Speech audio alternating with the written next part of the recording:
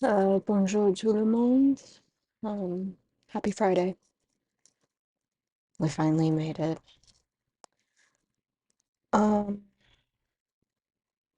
I just figured today we could try doing a little bit of drawing. Um, I've been trying, I've been dealing with bad art block recently, and so I figured we could try doing some Cookie Run inspired drawings because I'm getting more comfortable in that style. But also I've realized that like my Cookie Run drawing style, and if you've never played Cookie Run Kingdom, what I'm about to say probably won't make any sense to you. But my drawing style is very gingerbread cookie style, like very much gingerbread. But most of the cookies don't follow gingerbread's body shape. So I'm gonna try working on creating more cookies that look different because I'm really comfortable in this style and I kind of want to really start working on maybe drawing in it more and kind of finding my own art style in it. So yeah, um, I'm gonna have to pull up photos soon, but yeah. Um, Good morning, everyone. I know it's early in the morning. Well, it is for me. It's 8:40 right now. For some people I know it's probably like 1, but my only class got canceled today, so that's why we're streaming a little earlier. Um, yeah, let's hopefully this stayed. Yay! Look what I've figured out how to do. That's my foot. You guys don't get that for free. Okay, so apologies, it's going to be sideways because I really can't. I'm on my bed right now, and unless I completely rearrange the way I'm set up right now, um, which I could, but in order for you guys to be looking straight down on it, um, I would have to rearrange, and I'm a little lazy right now. So, but for those of you who are not familiar with the cookie run style, let me see if I can. There we go. Here, let me. This is just attached to a phone stand I have.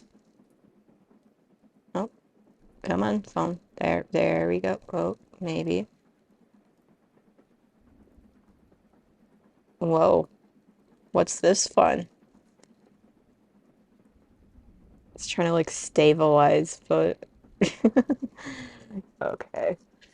You can go back up there, I guess. But yeah, you guys saw it. Come on, focus. There we go. That's kind of the cookie run style. So, and then if I get bored, I also have these guys. And I figured we could draw another one of these. I have a card right here. So yeah.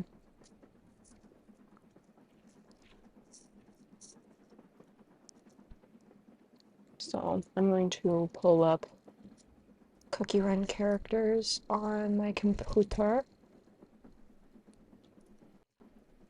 Just so that way I can see. Ooh, I don't think it likes many tabs being open.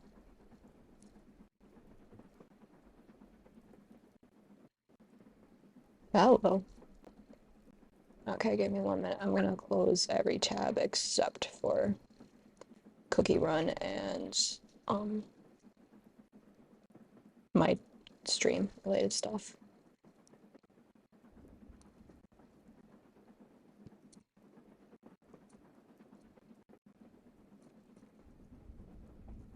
There we go. And then pull up Pinterest as well because I have a Cookie Run board made.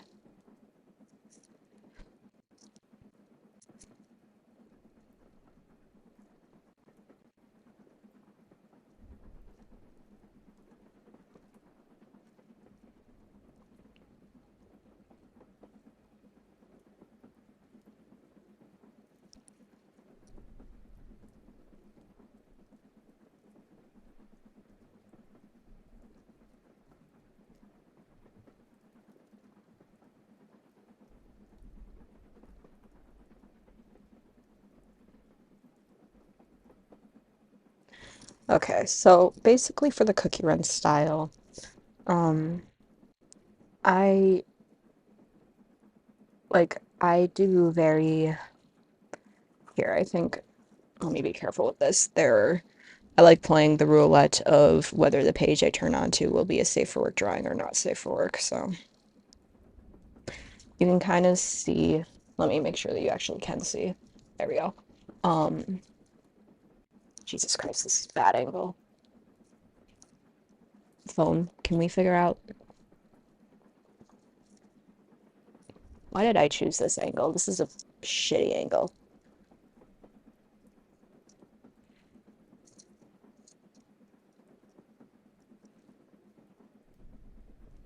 See, you can see kind of the remnants of a cookie run drawing that I was doing. Whoops, there.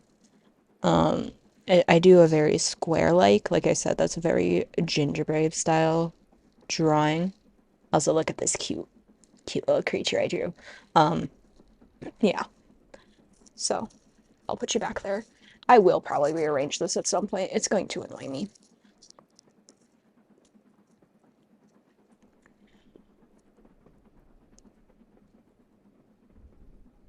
There we go. Right sketchbook. This is a like a homemade, uh, not homemade, handmade sketchbook where they have like a lot of these little inserts into it. So I kind of have like dedicated sketchbooks, and this is my cookie run sketchbook.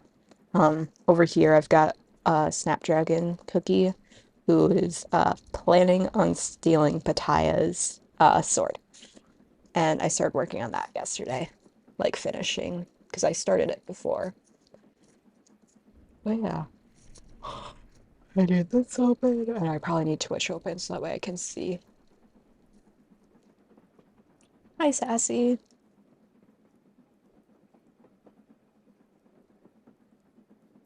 Whoa, there's a big delay.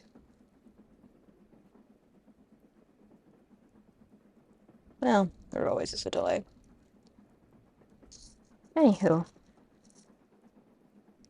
I did yesterday, Sassy, I created a lurk command.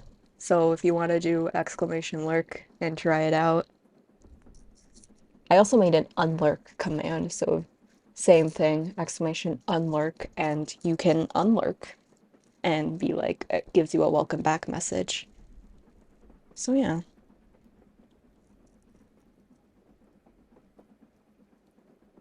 Sorry, zoned out. Okay. So the cookie run style. Um, for when I do drawings of this, this is a dotted journal. I think it was meant to be like a bullet journal, but you know, I don't use it for that. I use it as kind of my everything sketchbook. I have some anatomy, quote unquote, in here. I mean, some of it is anatomy, but some of it is flat out not safe for work drawings.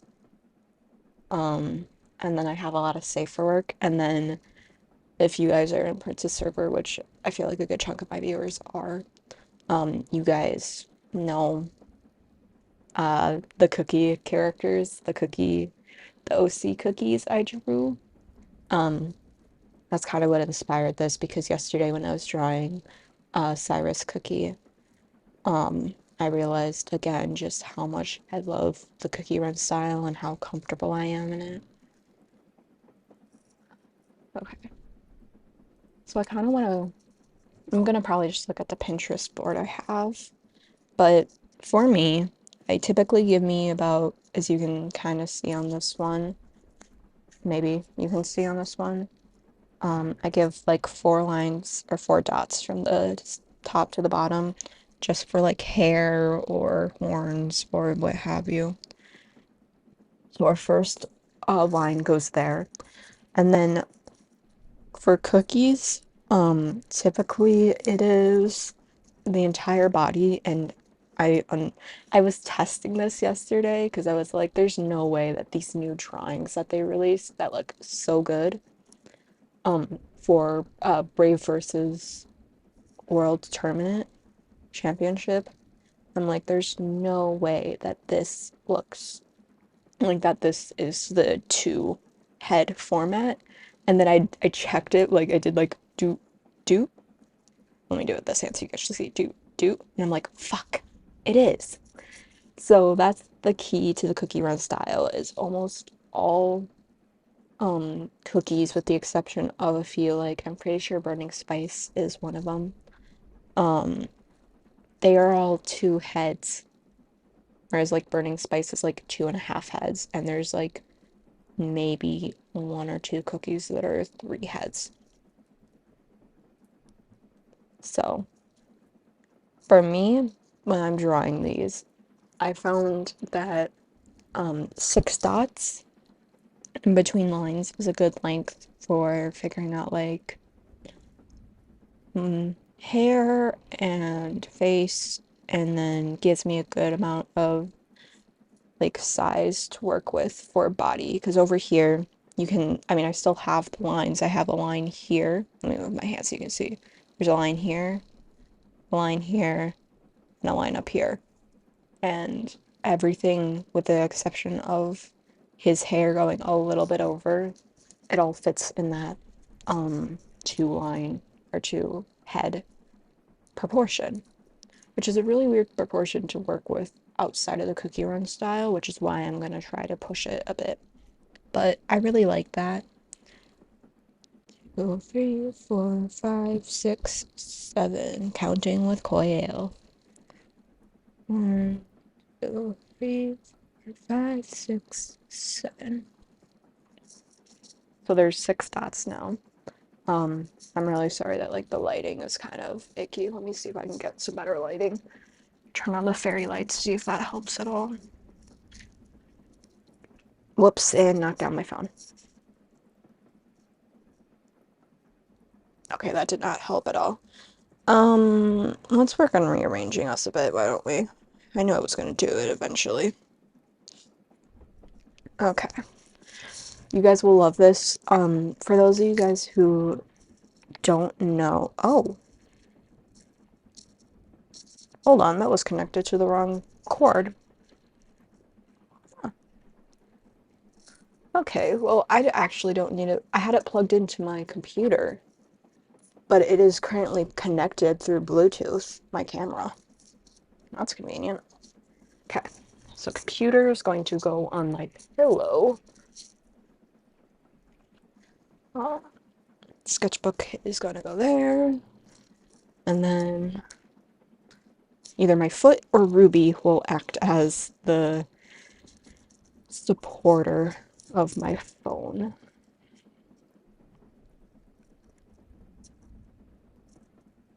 There we go. Now you guys can see better.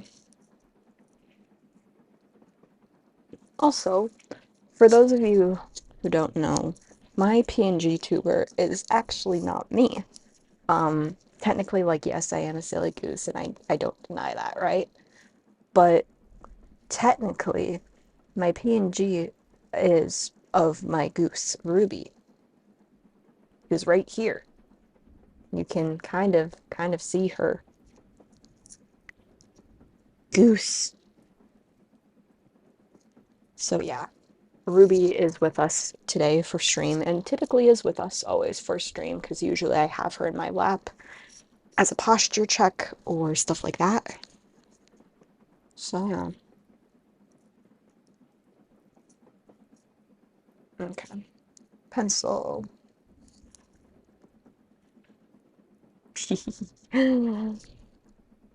Honestly, that might be who we draw first.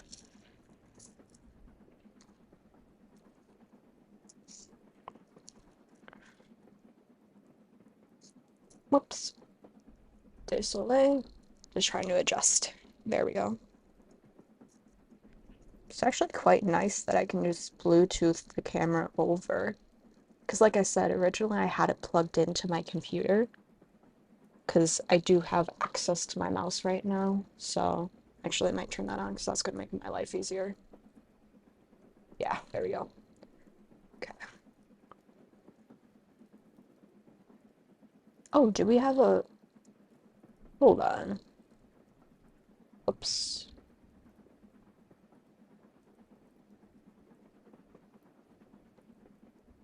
I'm gonna stick that above real quick. We should probably set us on the way of getting some spirits, shouldn't we? Because I have it on in the background for background noise. Um, Look at this cute little guy I got. Look at the cutie. So I'm currently in the train because I bought the DLC. Um, is this it? No, this is it. It's a boo sheet, and it's I got it by sleeping on the train. And oh my god, it is so cute. Why aren't you moving? Babes, let's scroll down, please. There we go. But yeah, it is so freaking cute. I don't have any in the kitchen. I do have all of them in the regular. Okay, so since we're in the train, reading, let's read outside. Yeah, I think that's what that one is. So we need evening, and we need exterior reading. Maybe?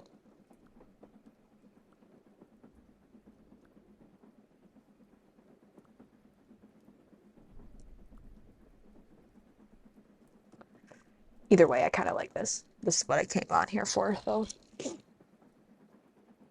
And once again, I'll be monitoring my chat, so if you notice that this has frozen up on me, just let me know. In fact, I'll make it easier on you guys. We do not. Oh, I did that. Heh. um, Drawing.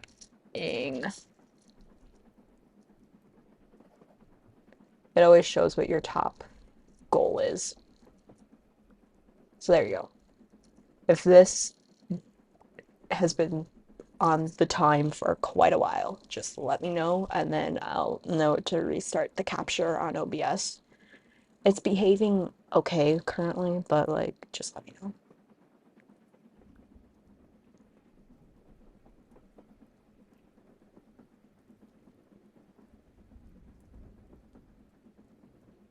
Okay, maybe it was I had to do it inside, or maybe I need the rain to stop.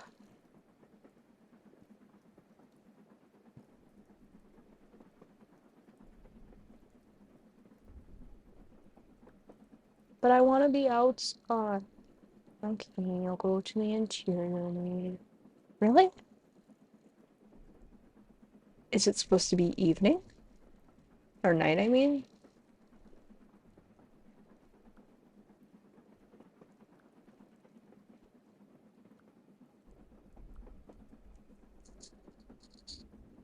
Huh.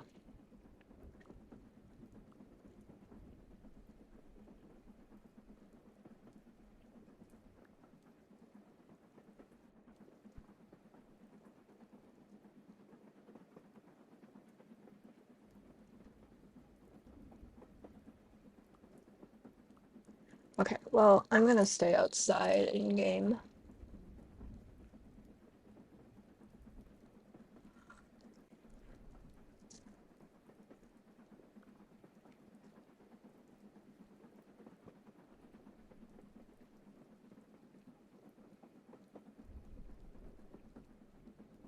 Oh.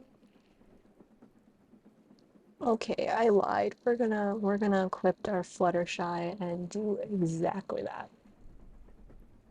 Uh, you're you're the Flutterbug? No, you're not.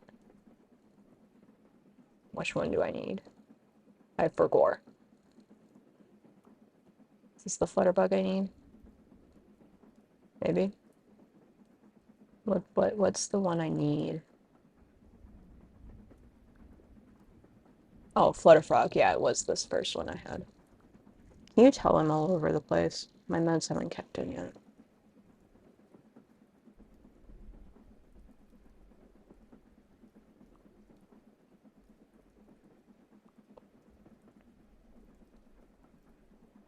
We'll do the Monarch. Okay.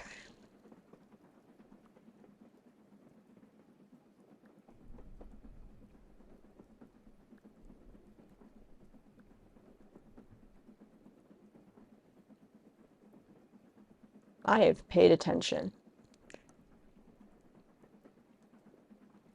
In the middle of the night, trying to swim in its sleep. Okay, so maybe it's an activity that I'm awake for, but it's sleeping.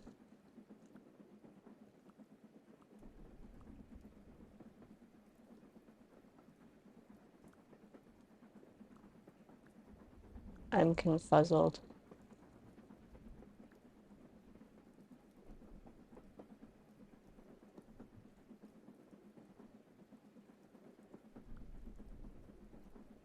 Nothing?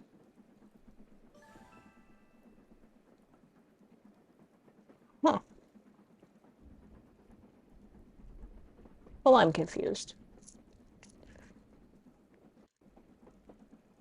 Me. We're gonna draw. Also me. How's it drawn at?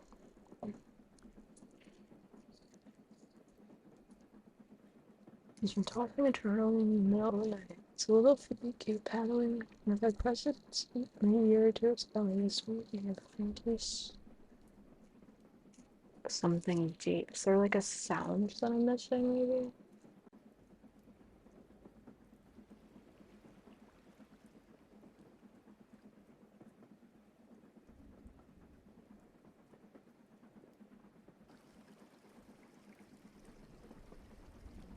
Oh, no.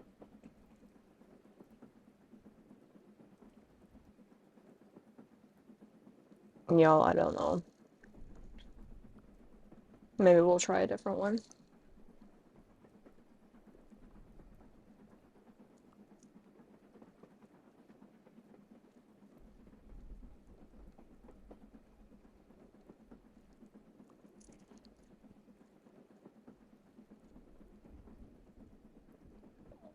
That's adorable.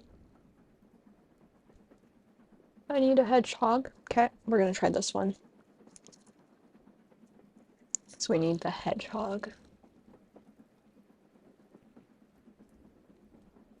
This one.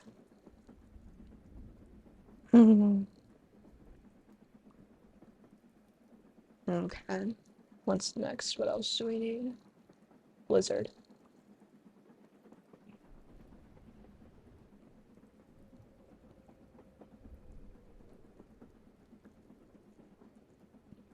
Okay.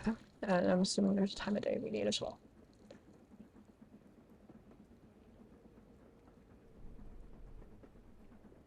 Winter forest. Maybe we need to put on night forest as well.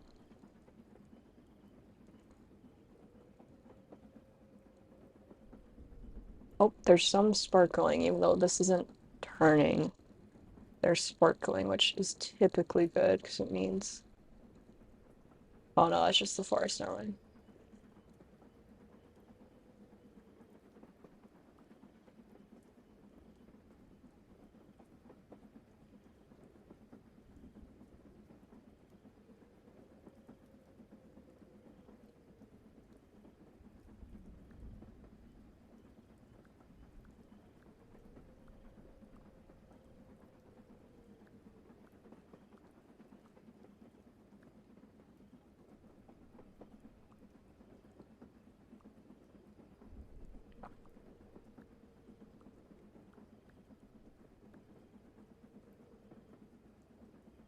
Okay, I'm confused.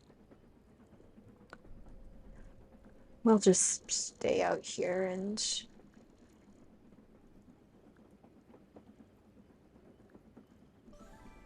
do that. Okay.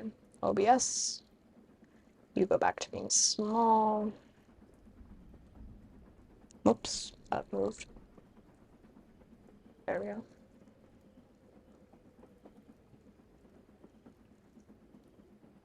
Boom. Okay, back to drawing. Wrong tab. No, not Steam. Get out of here, Steam. Fuck you. OBS is what I need. There we go. Discord can go bye-bye as well. There we go. Okay. Sorry. There we go. So for these, I usually just start,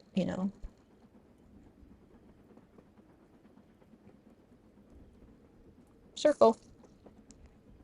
It's actually a pretty good circle first time. I might switch things around a bit and I'm gonna make a smaller circle, actually.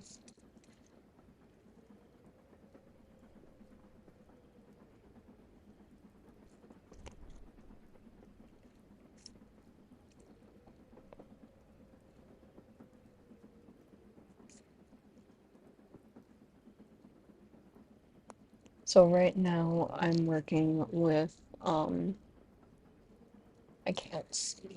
You guys can see. Oh well, maybe you can. I'm working with this on Pinterest. So let me get you back in place. There we go.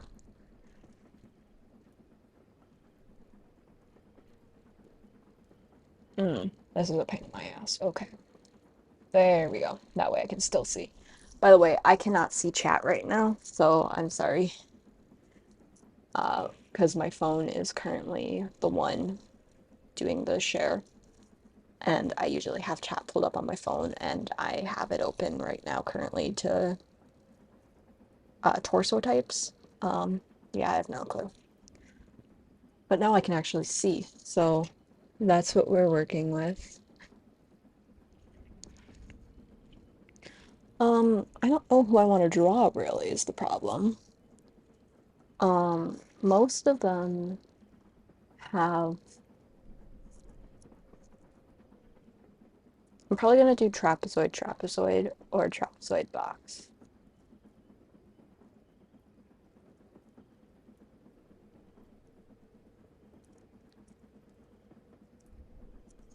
I think we'll do trapezoid box.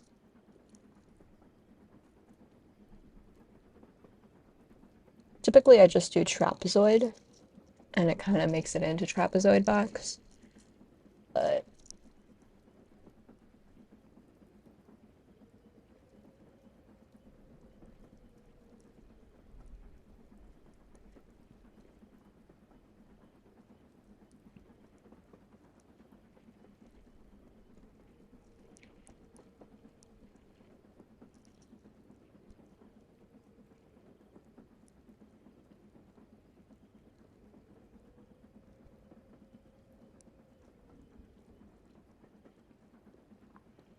oh, someone just tried to call me.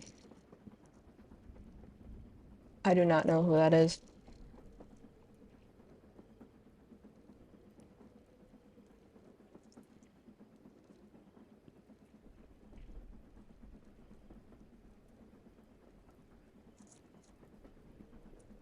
Look at that.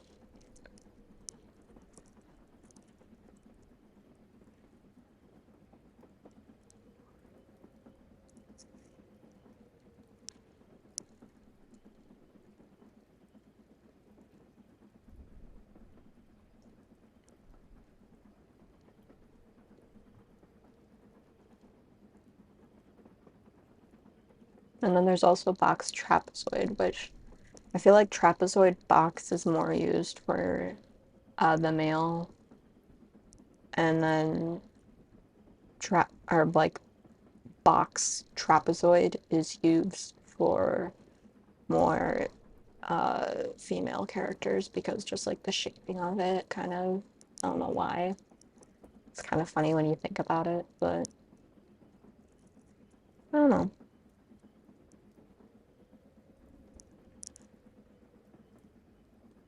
Let me check in on chat, see if anyone's. Hello, Brooke.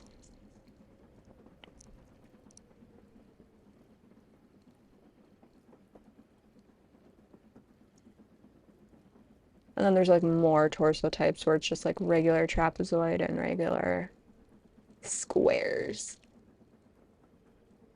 But typically those are used for your basics.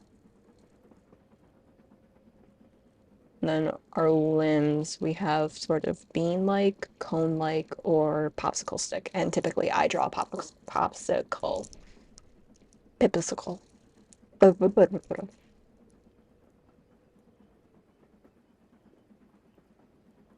I have no clue who we're even drawing. I'm just drawing.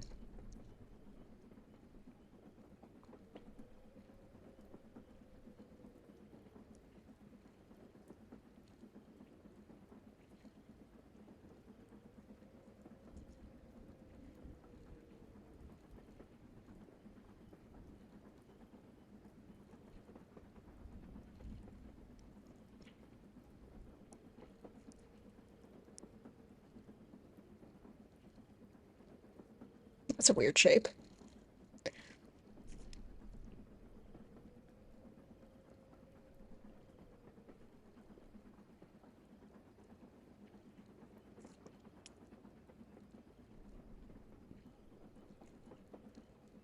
Oh, fuck.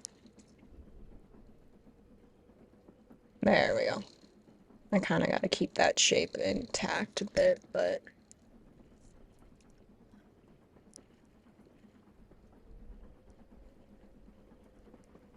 You know what? I'm gonna steal the drawing I'm looking at. I'm gonna steal their positioning. So we've got one arm just kind of out like this. There we go. That looks more cookie run.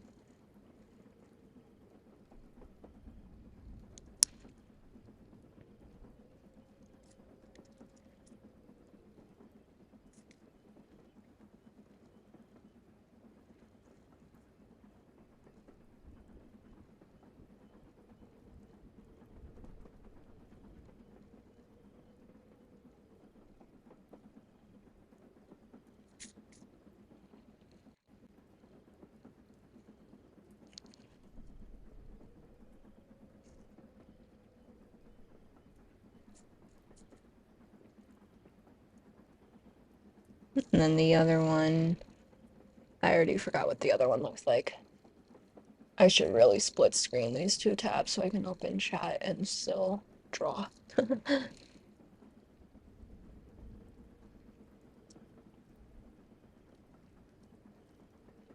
Oh, it was a... Oh.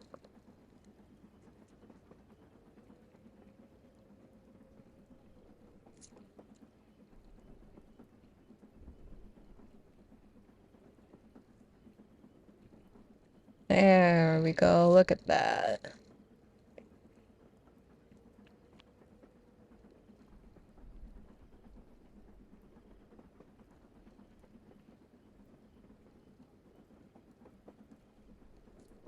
Nice.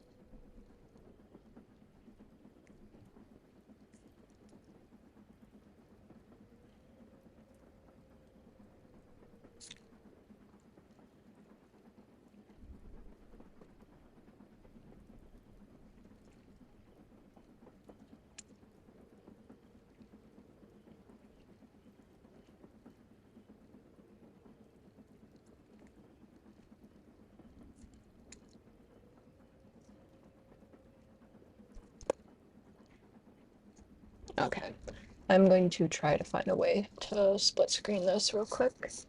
Just so that way I can still view both. Oh, look, it did it for me. That's nice. I made my chat really, really small though. And my stream really small. Okay. We're going to create a new stream layout real quick.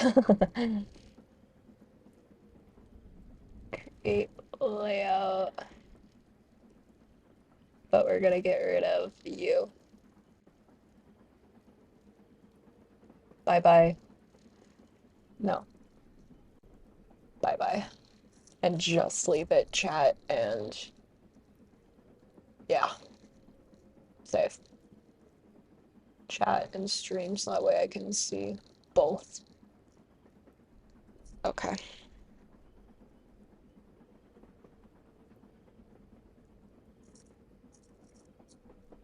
Come on, stream. There we go.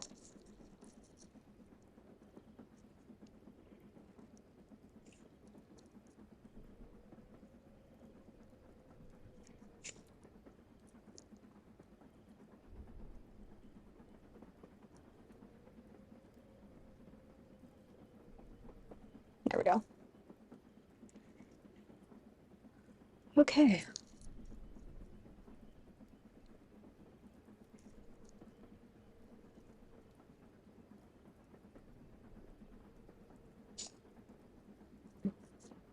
Hope everyone's doing good this Friday morning.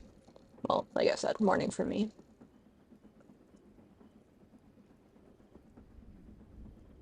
Hmm. What should we do next?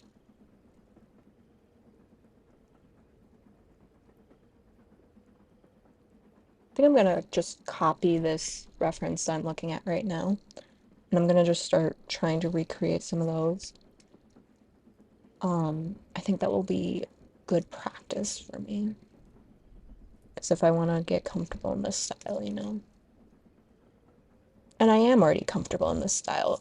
I'm just trying to take it now from more my cookie run style to just more cookie run in general. Because I got really comfortable, like I said, in the gingerbread drawing style, but now I want to just really get those last few things that kind of make my art not fully cookie run-esque and just work on it a bit.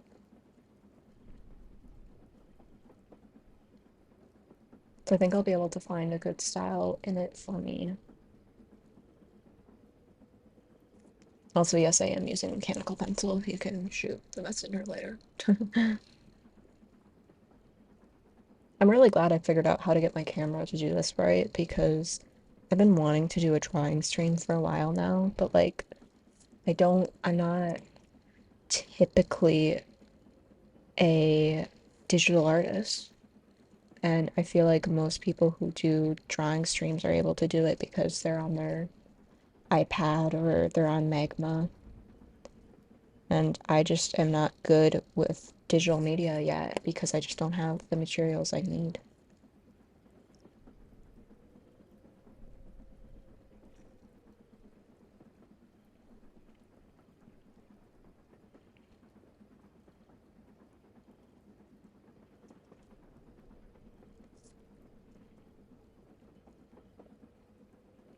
Yeah. We'll see if I'll do some stardew later on in stream. But,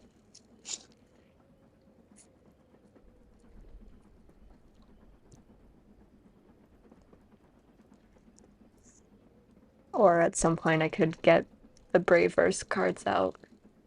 So for those of you who aren't familiar with Cookie Run Kingdom or Cookie Run Braveverse, Braveverse is the trading card game.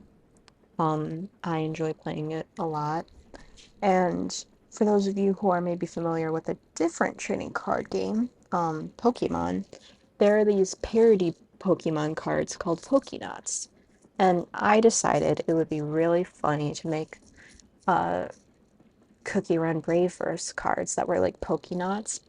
So I started making these, what I'm jokingly calling Biscuit Jog. Whoopsie. I accidentally moved the camera, sorry. There's such a delay right now that I just keep moving because I can't see it if I'm moving it right. There we go. That's better. It says that my bit rate's unstable, but I can't see the stream health right now due to my layout. Oh well. But anywho, so here are the biscuit jog cards that I made. Um,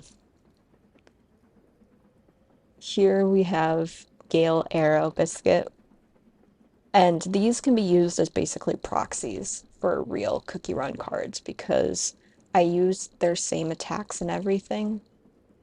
Um, Over here you can see that we've got my little signature maker's mark. Um, oh, I never did that on dark cacaos. Where's my pen? It's here somewhere. Here's my pen.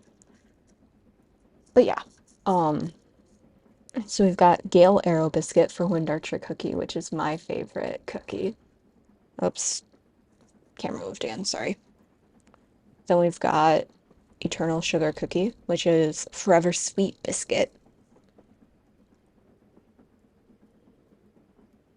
And then we've got dark cacao cookie, which I made bitter cocoa cookie or biscuit. And like I said, I forgot to add my signature on this one.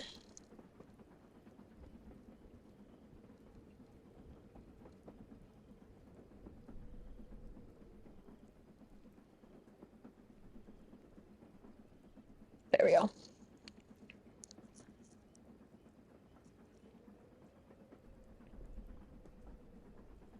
But yeah, and we've got bitter cocoa biscuit. Not cacao, cocoa. Anywho, side tangent. Side tangent over. Let's get back to drawing.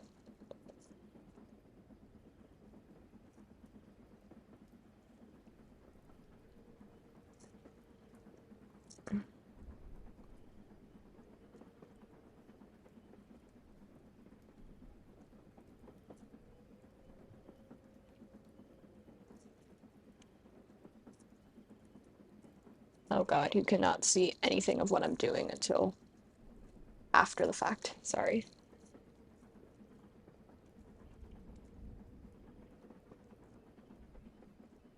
Okay, so this does cover most of it.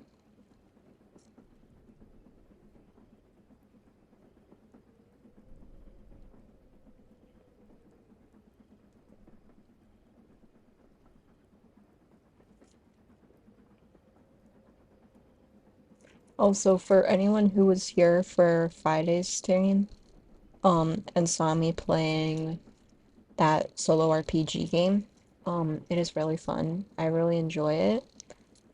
Um, I've been playing it quite consistently now.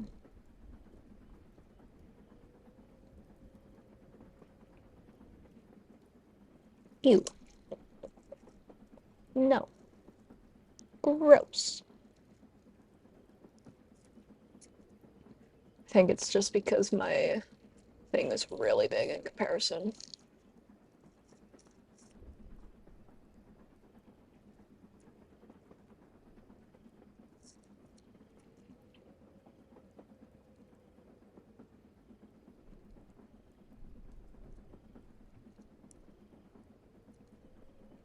This torso is really long.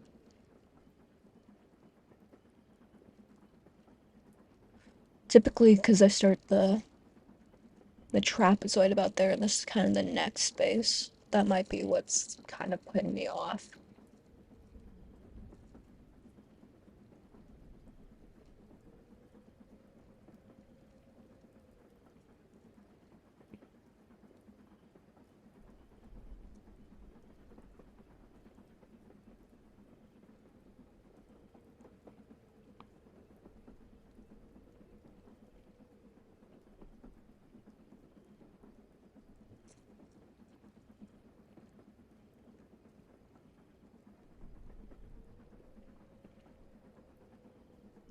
Just it's weird. Something's not right about this, and I can't quite figure it out yet.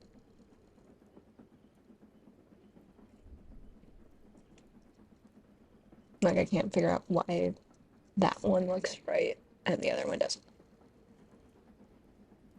It's probably just the angle. Oh my god, my foot's falling asleep. Ah.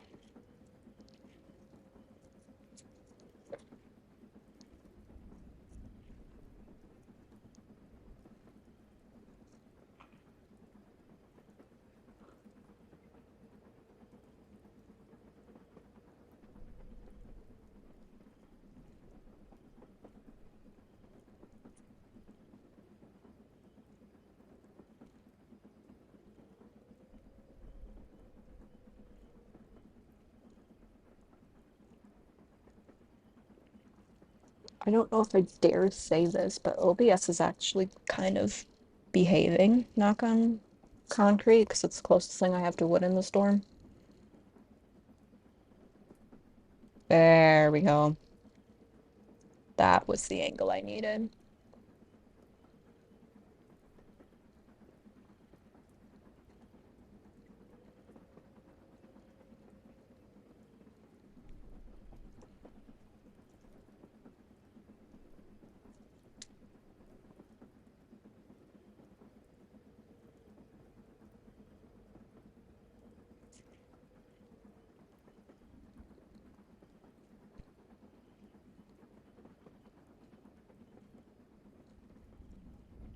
There we go. That's more like it.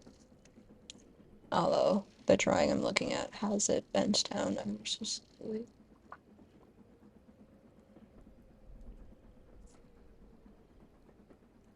No, close enough.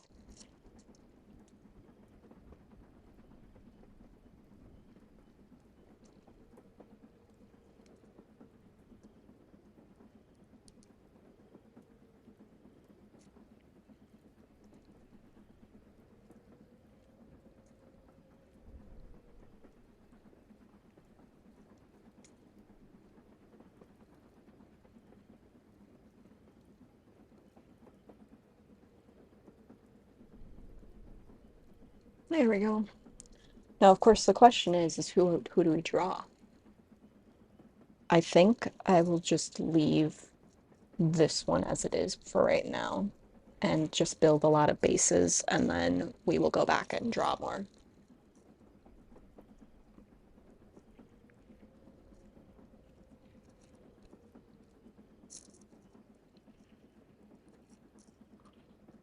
Yeah. Nom nom nom.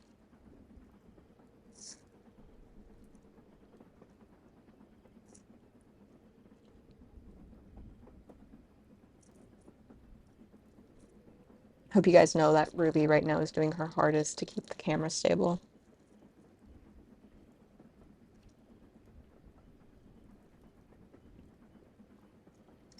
Okay. Um,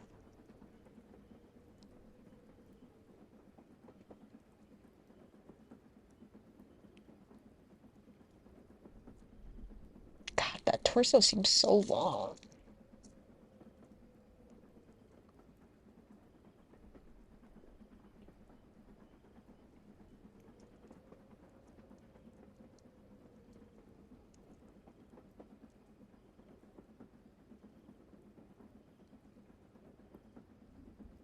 Fuck. Did I? Something's not right.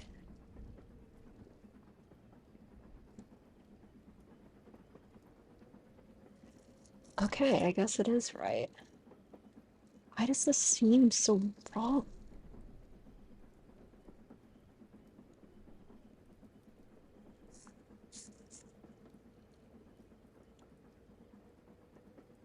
It's probably just because I'm not used to drawing like this, frankly.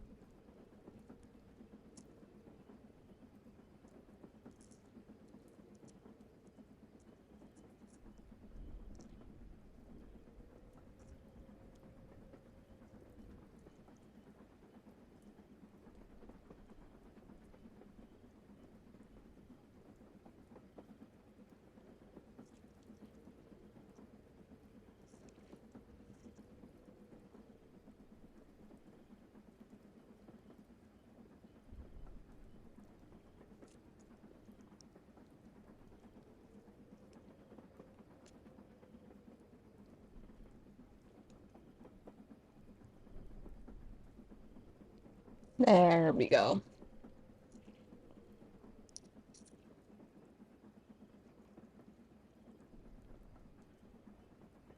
Okay. I kind of want to do box trapezoid next because um that one is very much like it gives us our muscular women. Yeah. We've got our trapezoid, which are slutty waists, our trapezoid box, which are strong, and then we've got our box trapezoid, which is a strong. I think I'm gonna do small box though. Well, I could start drawing a face. I feel like the circle's too big.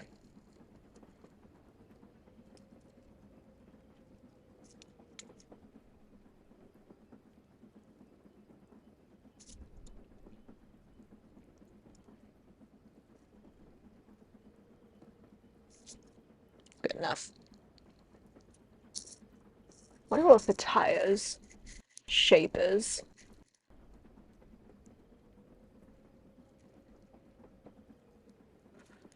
Looks like it's just box.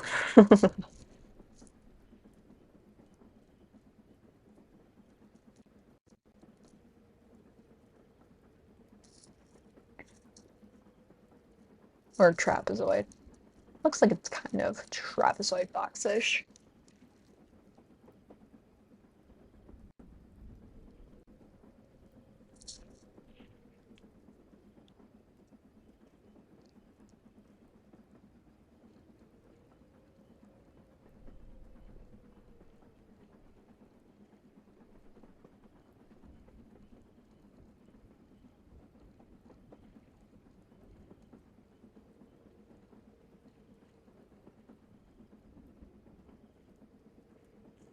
Foot, can we not fall asleep, please? Thank you. Okay, so I can usually comfortably fit about 4 cookies onto this page. In fact, I have fit 4 cookies comfortably onto these pages before. Typically don't color them in, even though I've been wanting to. I don't know how um it will handle pen, how this paper will handle pen.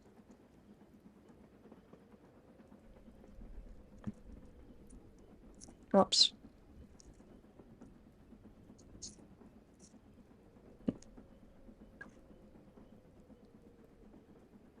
There we go. There's such a delay. Holy shit.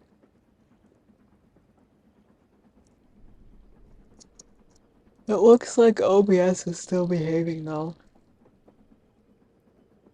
So,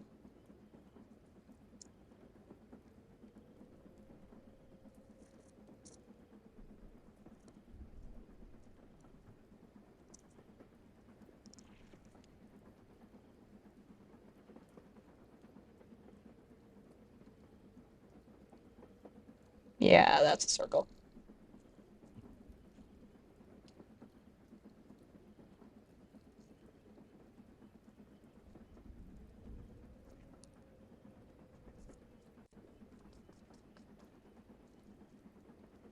When I typically do these, I do typically have them in trapezoid style. So it's not like I'm completely foreign to this concept because some are just square, like Gingerbrave, and some are more trapezoid, like Pitaya looks like, from when I looked them up. But to get the more dynamic cookie looks, I gotta move more into these shapes.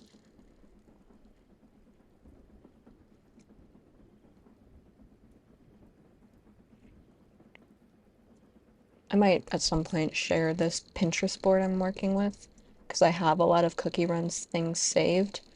Um, I would just have to first get rid of some things because I saved a lot of like references for drawings in there because I was drawing a lot of cookies, but wanted to work on drawing cookies that weren't um uh entirely in the Cookie Run shape. So,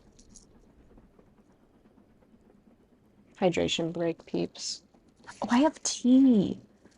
I forgot about the tea.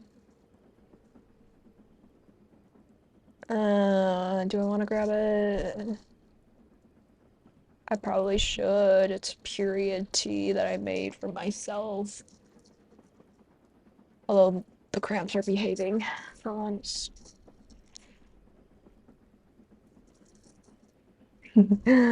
Morning, Alexia. Alexia. I always say Alexia. I know it's probably not how to say it, but it's a pretty name.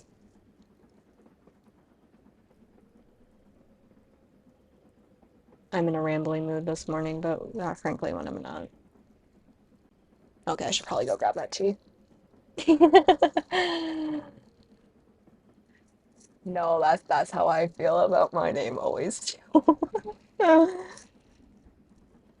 My brain does that all the time with everyone where I'm like, I come up with a set name for it, and then I'm like, that's the name. And then my brain's like, no, I know that this is how you say it. And then my brain's like, how about no?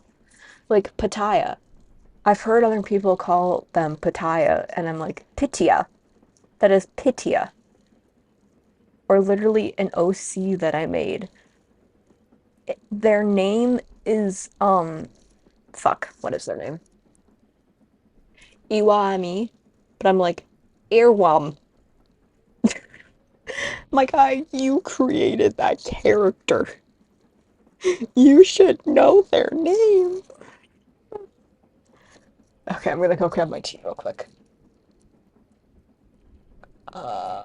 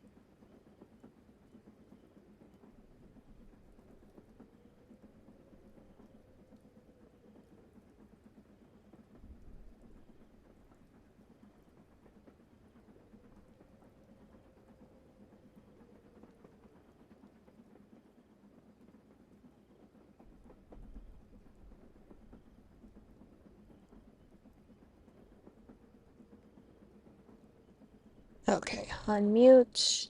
There we go. Ah, there we go. Oh my god, the stream delay is so bad. Holy shit.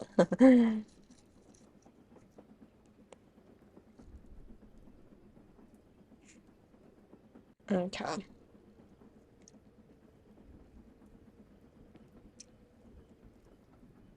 Right, trapezoid box. That was what I was doing. Yeah. You'll find this funny. Um, uh, so my mom and I both like tracking severe weather, and today is my mom's birthday. And yesterday, the severe weather outlook came for, like, was released for today. And apparently, the rain that we're supposed to get here is supposedly going to be have the potential for being severe. So I'm like, hey, mom, look, happy birthday. But it's just like, hopefully it doesn't turn severe. It was looking like it would be more uh Illinois, Iowa area and like lower plains, like or the plains area. But yeah, hopefully there's birthday rain on my birthday. If there is any precipitation on my birthday, hopefully it's rain because my birthday's end of March and like that'd be great. It's definitely like something where it's like definitely an inside joke between the two of us where I'm like, hey mom, look. Okay, back to drawing. True, true.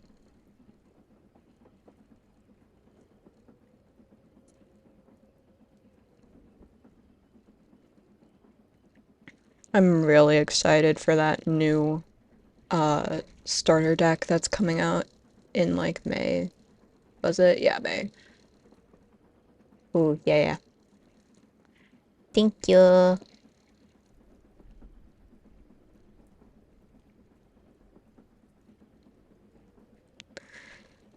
I'm hoping to eventually be able to, because like my roommate and I have just been not been able to play with each other for a while, so I've been hoping that maybe tonight or tomorrow I'll be able to teach him more how to play.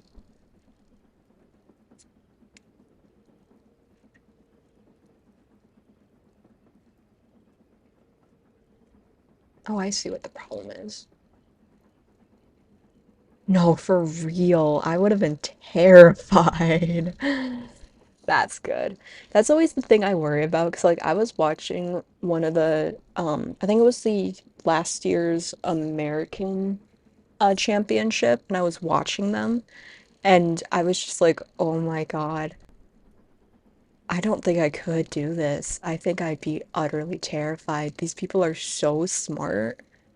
Holy crap.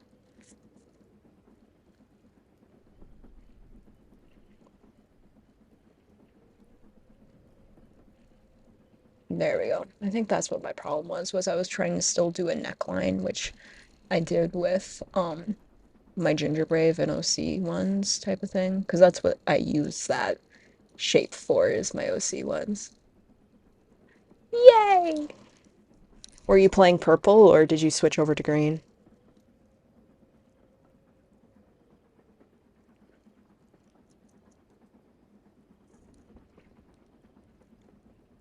Purple, yeah. I'm currently playing green against my roommate and he's playing red. Um, and like I'm being really, really nice. Like the first time we both put cookies out that had like 1 HP for the first round. And I'm like, okay, well, I'm going first. Oh yeah, yeah. I'm gonna go first. Just that way you can kind of get an idea of what we're doing here. And he was like, okay. So I go first, and obviously 1 HP, we both and both of those cards had about hit points of or like damage points of 1 also. So I'm like, okay, um, do you have a trap card? And he's like, is this a trap? And I'm like, yes, that is a trap. Okay, so what you can do is since you put one of those into your support, you're gonna just turn it this way real quick. Um, and whoops, just dropped my camera, sorry. Um,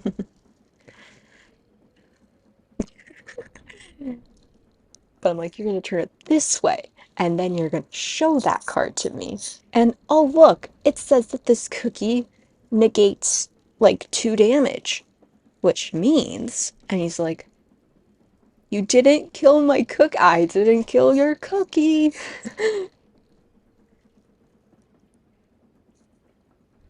Because like I really want him to want to play this with me because I do enjoy it. It's a really fun game to play, so he's currently wanting to get like the grips of it with red because when you think about it, red's kind of like the most just base level. Like it's just do you do it.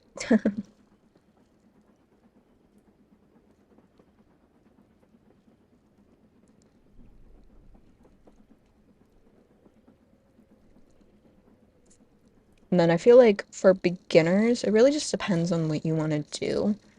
Because I feel like green is also a really good beginner deck because you can get really good at support with it.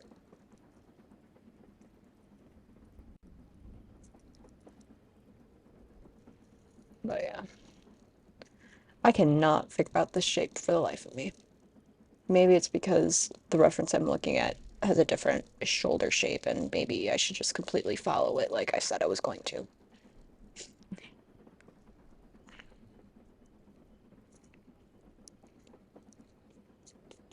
You know who has this type of shape? Um, oh, what's her name? Is it Green Moose or is it Matcha Moose? The yeah, she's one of the ones with this shape.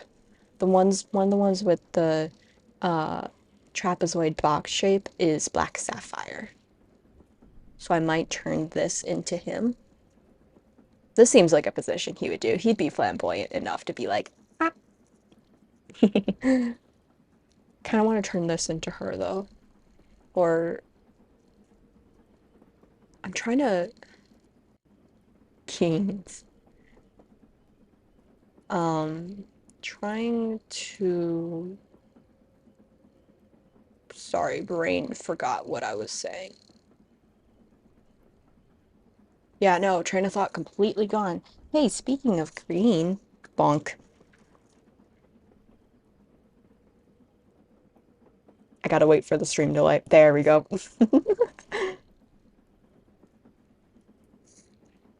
I also have these guys here just in case I wanted to um I have one card, so yeah, I love him dearly. I love him so, so dearly. But yeah, I'm thinking, I'll probably do, I want to do like a yellow or a blue because I don't have one from those two decks yet. So I'm feeling I might do a pure vanilla. Just because, with the exception of obviously Wind Archer, the other two I've done are Beast and Ancient. So I'm thinking I might do Beast Ancient pair and then do Legendaries, which is the other reason why I wanted to start drawing this because I also want to start working on more.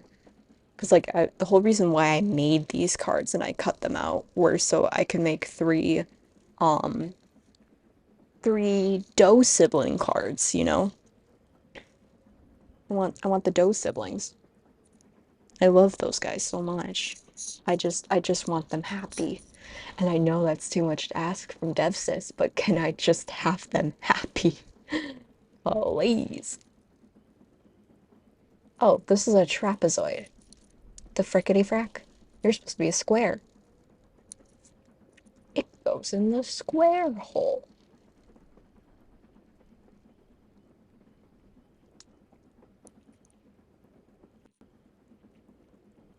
But yeah, my only class got canceled today, so I'm a little hyper because I'm just like, yesterday was technically my Friday, and while I have an assignment that I have to do today, and a few assignments I have to do today, the fact that, like, alright, I'm gonna be so for real. If you guys saw me, like, if you saw me complaining about being sick on Wednesday, I was food poisoned most likely. So I was dealing with pretty bad symptoms, which for not wanting to go TMI, I won't go in depth of, but I was like in the bathroom for like 20 minutes at a time always. And it was a pain. So it was just like the fact that I went through that and then my only class today got canceled and the assignment that I was going to have to probably panic do last night got moved to midnight tonight. I was just like, oh my God, I can finally breathe. Holy shit. So I wanted to take today a little easier. And even though I know I typically start streaming around 10-ish because that's when I get back up to the dorm normally. So I knew that early stream was going to be pretty dead because most people are still sleeping or whatever, you know. I'm still like, I'm just going to stream because I want to.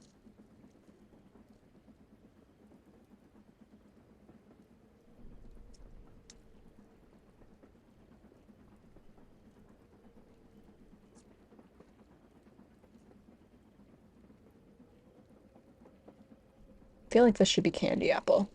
This shape is giving very candy apple.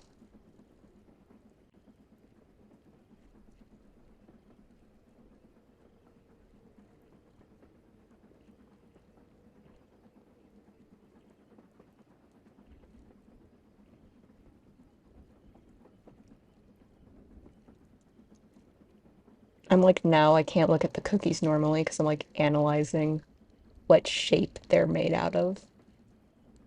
And like that's always been it because I've always been trying to figure out how to make my cookies look more like Cookie Run cookies. Oh, that's why this looks off.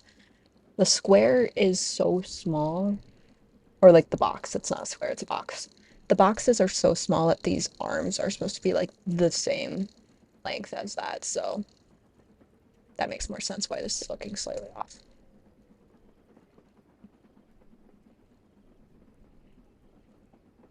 But yeah, the brain trolls are less mean when I do cookie run style drawings. So that's where I was like, I kind of want to, I just did that wrong again. Why I kind of want to get more comfy with these again. True. Um, I do that hilariously. I do that for these. I have a screenshot of the Shadow Milk art that I trace over. to get the base shape of. And then after I get that base shape, I draw everything else from there. But no, all my OC cookies were actually, I taught myself how to do that, which I think is why I've gotten so comfortable in this style because I've forced myself to BS my way through it. And through, I think we've got 22 OC cookies that I've done now, and 21 OC cookies and Prince, because I drew Prince as a cookie. That was the first one I did. And before I did that, I did like 2 wind archers. So, here, me.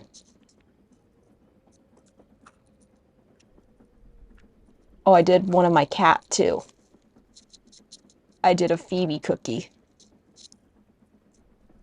That was the first one I did. I was saying earlier in stream, I have to be very careful about what I show in this notebook because some pages are safe for work and other ones are not, so it's like playing Russian roulette. Um, let's see. Then we got me over here. Gotta wait for the delay. There we go. So me over here, the first two designs of me. The original lavender cookie art I did. And these were the first two after that wind archer that I did. So this is definitely what I was figuring out. And then, like I said, we've got this wind archer up here. And then we start the OC cookies, which you can see over here. Okay. And then we also have this artwork that I'm currently working on as well. Oh, I forgot to show Kitty. Hold on. I'm gonna pause this so that way.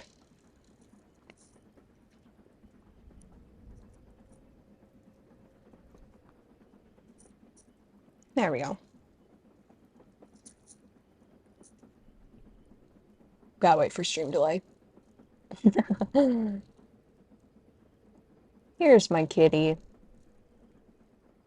This is Phoebe Cookie. I gotta add art or like color to this at some point because she is a very cute girl. But anywho, there we go.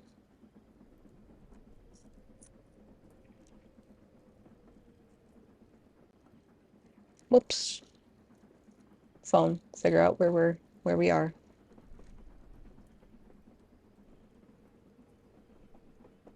There we go. Nope. I'm using a phone stand right now, but it's quite literally propped up against my foot, so I'm like, and with how bad the stream delay is, like it is probably like a 5 second, if not longer, stream delay. Here, let's do this. 1, 2, 3, 4, 5, 6, 7, roughly about 6, 7 seconds of delay.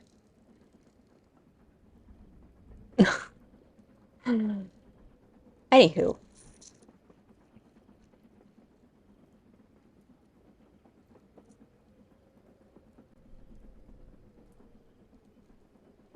but yeah, I called my mom today. I was really funny about it. Um, my mom and I are, we have our moments with each other where we don't get along, but like, I think that the fact that we're not with each other 24/7, um, ah, have good lurk. Um, we were definitely better with each other, so I called her well, first I'm like, why, dear mother, are you awake? And she's like, yes. And I go, lovely. And I immediately FaceTime her after sending the lovely text. And we talked for like a good 30 minutes. So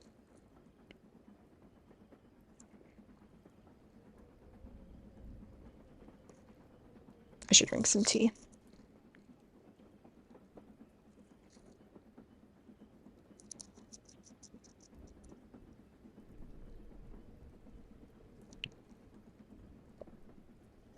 By the way, guys, fun fact. March 6th is our also Oreo Cookie's birthday. So I guess it's kind of appropriate I'm drawing cookies today. But like that's something that my mom always shares. Oh, it's also my French teacher's old birthday, or my old French teacher's birthday, because she and my mom shared a birthday, and that was something like I would always bring her Oreo cookie or birthday Oreos for her to school because they would be from my mom as a hey, happy birthday.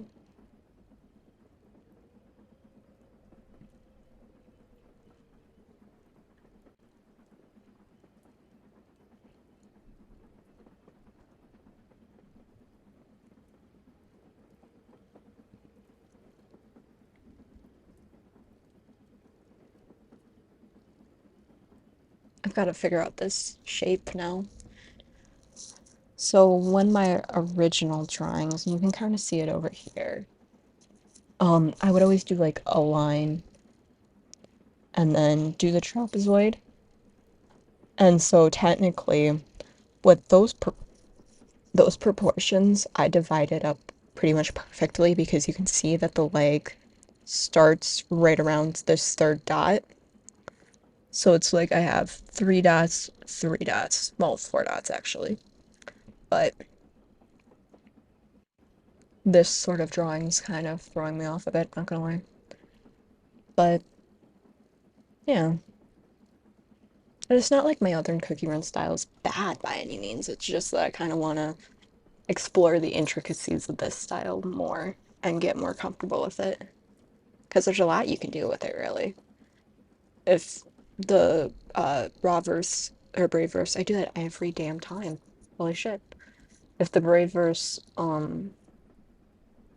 promotional art uh shows us anything, there's really a lot you can do with that two head limit, which is really crazy when you think about it.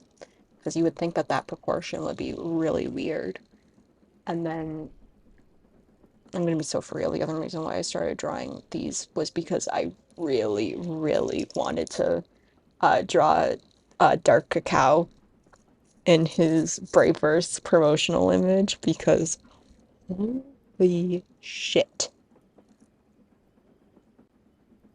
I was having some thoughts. Some safe for work, some not. Just because it was just like he just looks so good and all of the ancients look so good with wings and so good with long hair because that's the other thing is all three of the ancients that they've released, their hair is so long. It looks like a cape on all of them, but then you realize it's their hair. So it's just like, it's beautiful. Okay.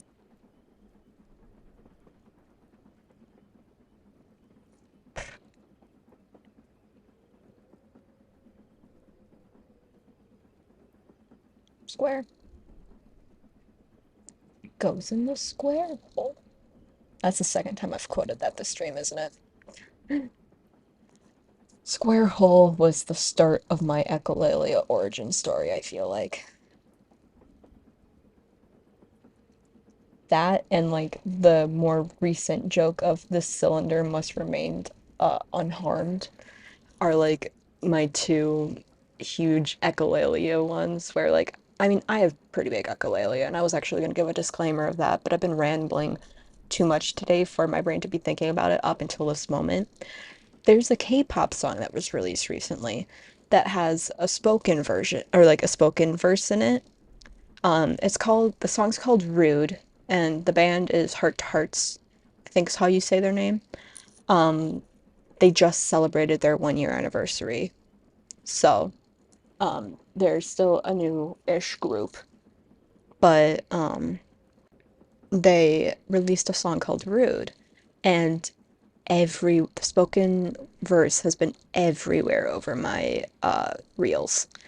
And so that's been like the huge echolalia stim for me recently is just like hold on, my brain forgot how it goes.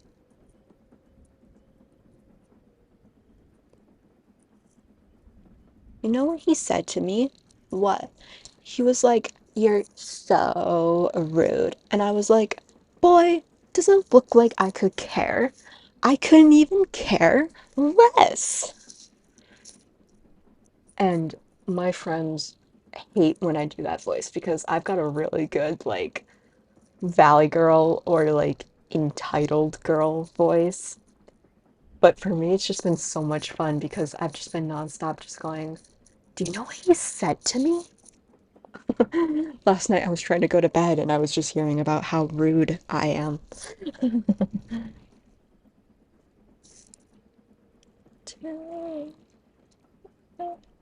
know what he said to me? What? He was like, you're so rude. And I was like, boy, doesn't look like I can care. I can even care less. The thing that I find so funny about that though was how many jokes I've seen about it where it's like, um, I cannot get this shape right. Holy shit. And like the torso types are working out. Sorry. Brain moving. Um, what was I saying? I forgot. It was something about the song, but I forgot what about the song I was saying.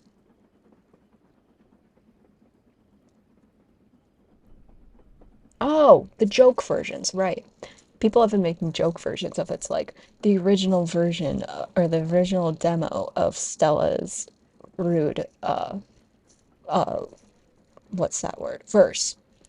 And it was like, you know what he said to me? What? He was like, girl, you're so fucking rude. And I was like, boy, do you think I give a fucking shit? I couldn't even give a fuck or something like that. And it was just, that's how I was introduced to the verse was through the jokes. But now that I know the original version, my brain just goes, boy, do you think I could care? I couldn't even care less. Okay, I'll stop yapping about it now.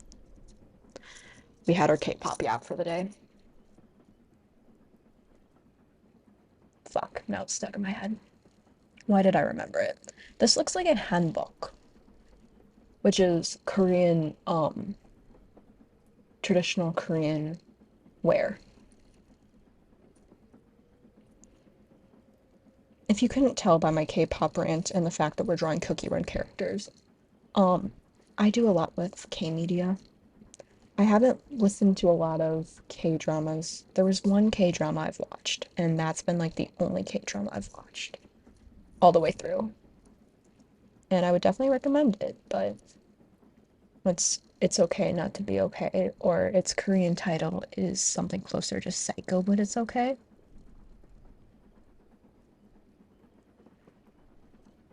Oh. Okay, why can't I get this image? Like, I can tell the proportions are right.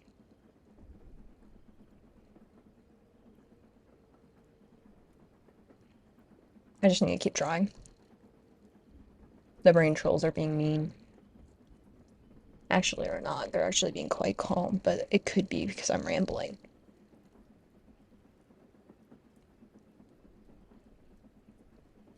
But yeah, the cookie run style, for whatever reason, my brain's nicer to me anytime I draw it. Like, it actually quite likes doing it.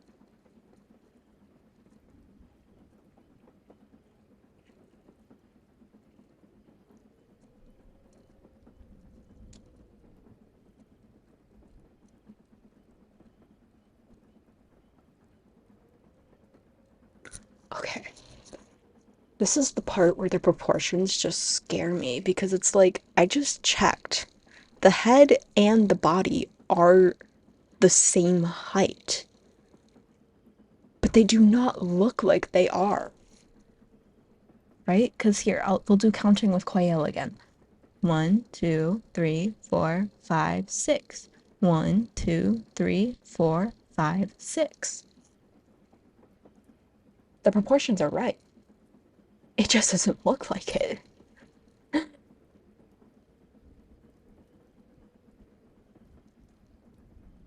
We'll just make the thighs thicker.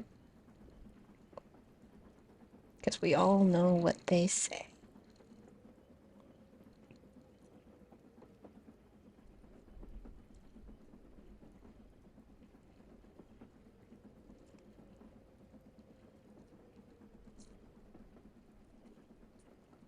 There we go. That's actually quite cute. I think I'm going to make this other arm a little bit bigger, and then it should kind of negate the fact that the head's off center. Shh.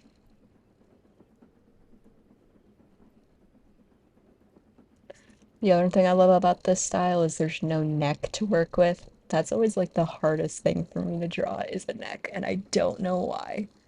Like there is very little neck, and that's something else for all the people who play Cookie Run.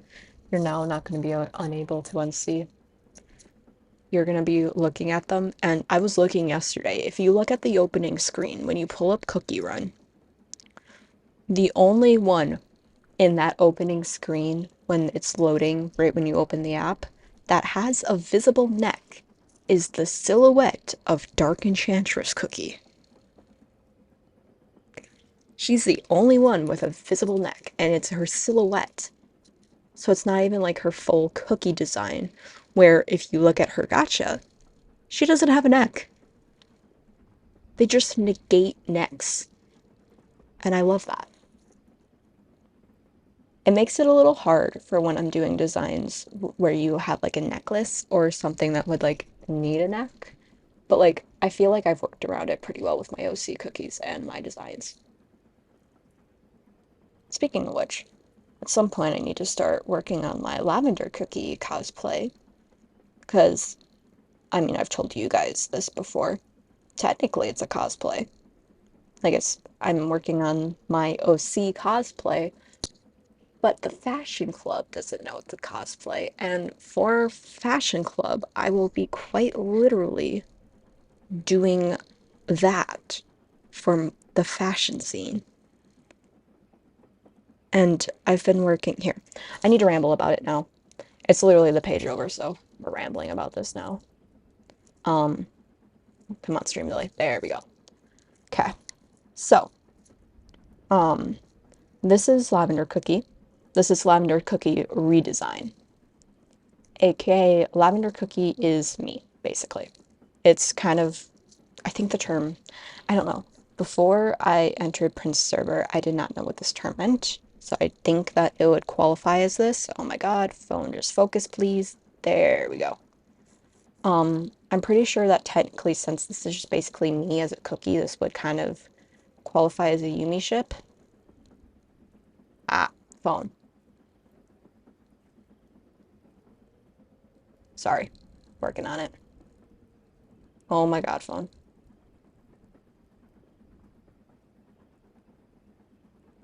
It's so touchy. I'm sorry that it's shaking so much. I'm currently holding it and I have shaky hands. But yeah, so this is Lavender Cookie.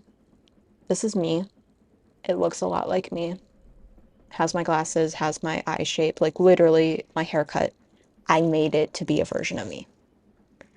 And also, um, lavender is, it's gonna sound really weird, but lavender is like heavily associated with me in my friend group. Um, and has been for a few years, even outside of this friend group. I think I've told this story a few times, but I'll say it again. Because every time I mention that like I associate lavender very heavily with me, I always feel the need to explain it. Um, my ex had synesthesia, and there's synesthesia instead of like the typical seeing words or music as colors. Um, they had synesthesia related to smell. So everyone and everything kind of had a smell. And my smell, and this was before I was wearing, like right now, my shampoo and conditioner is lavender scented. Usually my deodorant's lavender scented because like lavender is a very calming scent for me too, and I love lavender. But back when I had no lavender that I would actively wear, that was just lavender. I had anxiety oil that had lavender in it, but it was like you can't smell the lavender in it. Um, that like my partner said, or my ex, not my partner, my ex said that I smelled like lavender and that my clothes that I would lend them smelled like lavender and did for quite a while. And then eventually they would give it back to me because it no longer smelled like lavender and I would spend like a day with me and now they could smell lavender on it again. So it kind of became that association for me. And the whole concept behind this thing is like lavender, I feel like, is perceived very femininely as a feminine herb, which this comes from the more spiritual side of things. And sometimes herbalism too, because sometimes when you do herbalism, you'll use these kind of terms to describe it. But I feel like it's seen as a very calming herb, so it's kind of got that more feminine association. Um, but its actual herbal gender is masculine, meaning that it is a dominant herb. And because like, basically the easiest way to describe it is active versus passive. Um, and when you work with herbalism and stuff like that, active herbs are going to be your ones that are going to hit more heavily. And then from a spiritual standpoint, from a witchcraft standpoint, your active herbs are going to be the ones that are going to get it done quickly, whereas your passive herbs are going to be the ones that are going to be the supports to the spell or be kind of in the background, just doing the work in the background type of thing. So lavender is actually a masculine herb, which I think is very fitting when we also consider its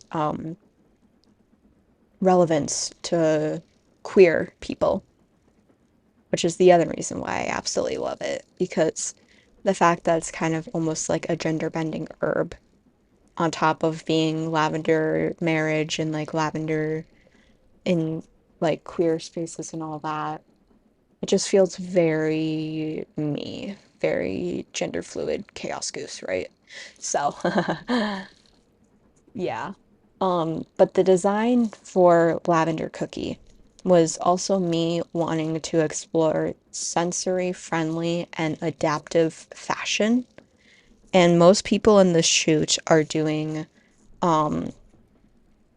like they're just doing editorial or find an outfit thrifting or in their closet and doing photos around the town, around campus, and around our town, which I love that.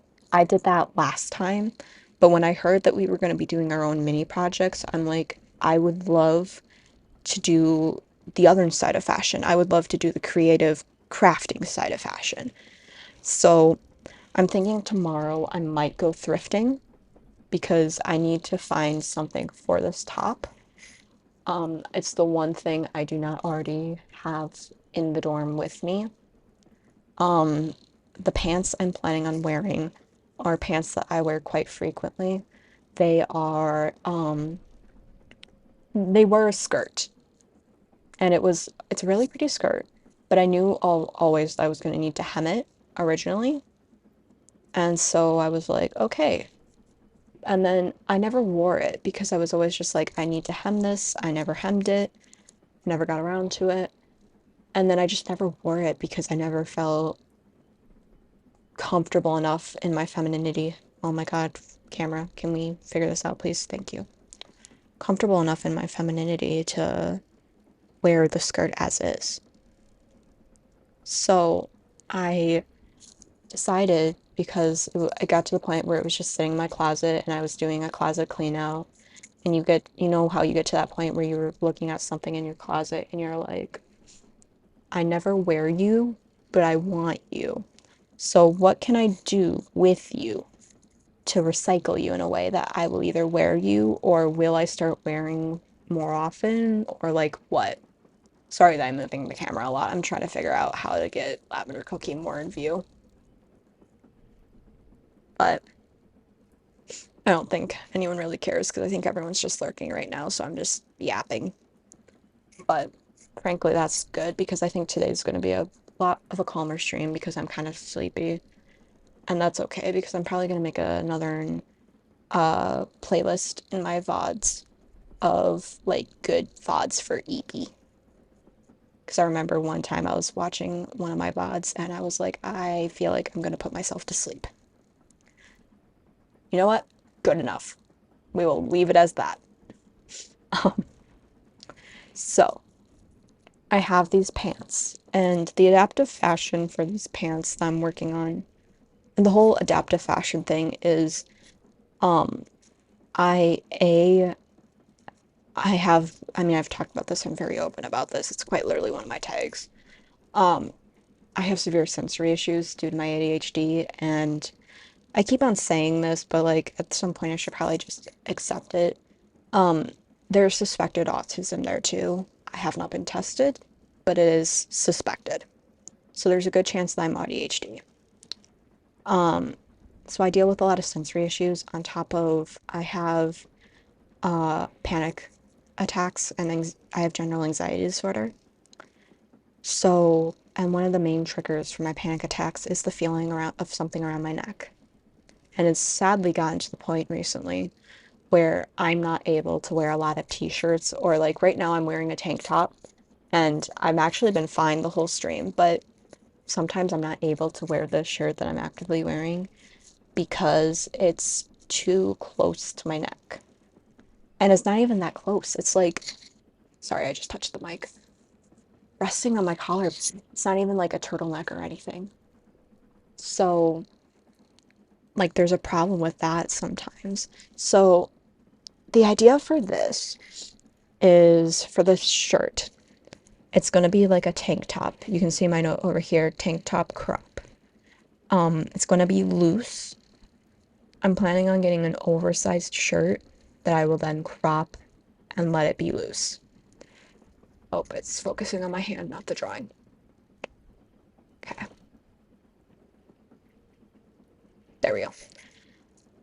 And then I'm going to probably cut either this V-neck like I have in the design, or I'm going to make it a wider neck.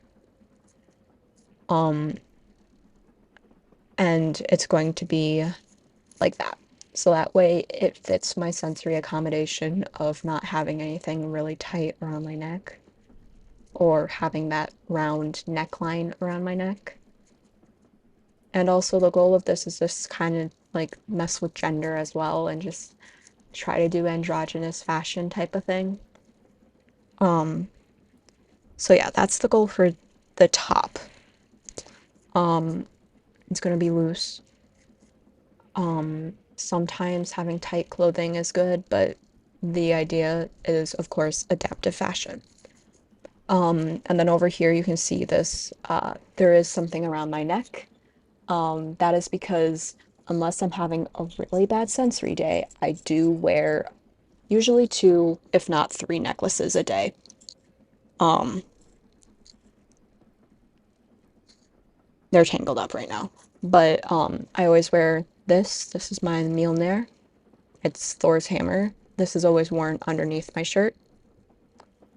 It's I've had it for a few years now. It's got a little bit of wear and tear, but I kind of like the tarnish on it. It just shows that it's well loved. Then I have this D20 necklace that I'll wear.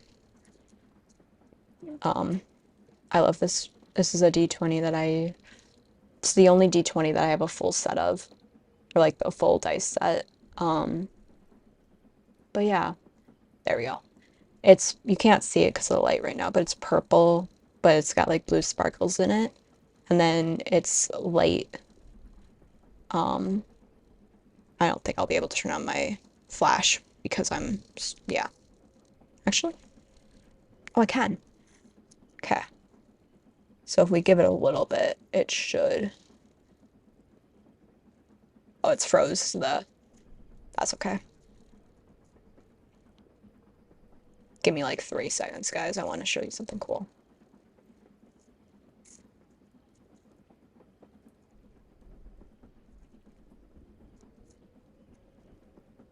There we go. Okay. So I'm gonna try to make sure you guys can see this. Just gotta wait for the stream to catch up. There we go.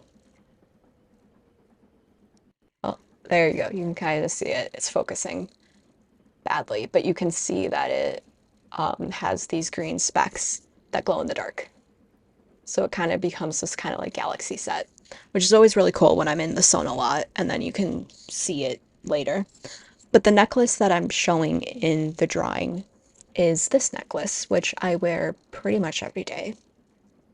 I'm not wearing my necklaces right now, but it is, as you can see, a pansexual pride, but it's a fidget necklace. And I've had this since I think my, whoops, I just dropped the phone. Um, it was either my freshman or sophomore year of high school, and I am a freshman in college now. So I've had it for like 3 or 4 years now. And like I said, I wear it pretty much daily unless I'm having a bad sensory day. So I figured since I wear that and it's technically also adaptive fashion because all of these are on adjustable strings. I made them that way when I put them on the string. It's square knot, so it can be adjusted, tightened up, or loosened. Um, yeah.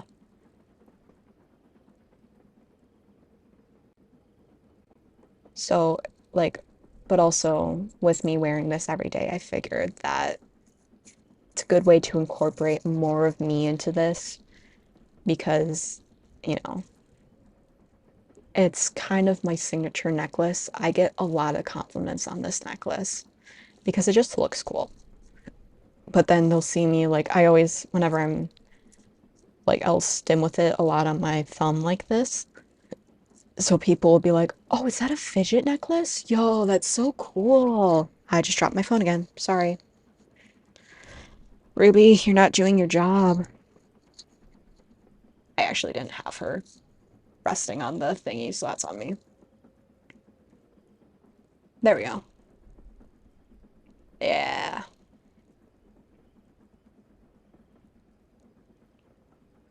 There we go. But yeah, so that's that. The next thing, I forgot, I got rambling. Back to the pants. So the original design had these loops here, which would allow, hey, Jax. I'm info dumping on my fashion uh, club project right now because I drew the design in the style that I am currently drawing in. Anywho, um, so the original design had these loops here. Um, Let me try to get that back into camera more. The stream delay is so bad right now, so it's just like I have to like wait for like 5 seconds to make sure that what I'm doing actually helps. But yeah, you can kind of see it a little bit better now. But I had these loops here, so I could bring these pants upward and kind of like just have them up so that way I could have them in like kind of shorts mode instead of pants mode. So that's part of the adaptive fashion of this. What I'm planning on probably doing with the pants I currently have is I didn't cut. Though the pants originally were kind of weird. They were kind of in like one of these shapes. Or the skirt originally was kind of in almost like a little vampire shape, you know? Because it was basically a square, but when it would fall, like when I would wear it, it would fall into like one of these. So in order to crop that properly, I basically folded it in and I sewed it in. So I still have all that original material. So basically, what I did, reverse cat ears for real. What I did was just folded it up. And so I have all this area where I can either sew, I might sew it so that way, because I'm always having to do repair on these pants. Um, but, you know, it's not like I don't like doing that. Um, I'll probably like just stick a string through the bottom of it and make it so I can pleat it and then have it so I can like roll it up and tie it. So that way I can then have it be in its shorts mode like that. And then I don't have to do any more modifications on this pair of pants right now. Because they also have pockets and there's a drawstring on them, so they're quite comfy. Um, I love wearing them. I wear them like once a week. Uh, but yeah. So that's the pants. I've explained the tank top. I've explained the necklace. Now for the last thing, and then we go back to drawing, I promise. Over here, you can't probably see it too well. Do I dare try to move the camera? Maybe I'll just move the art.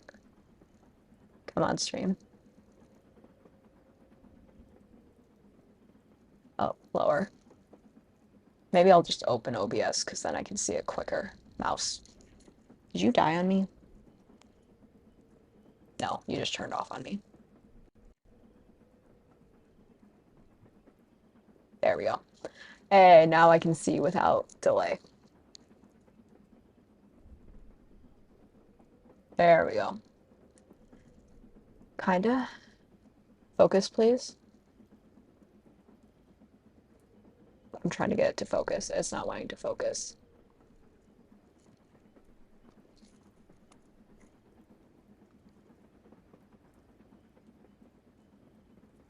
Again, sorry that's shaky. I'm holding it.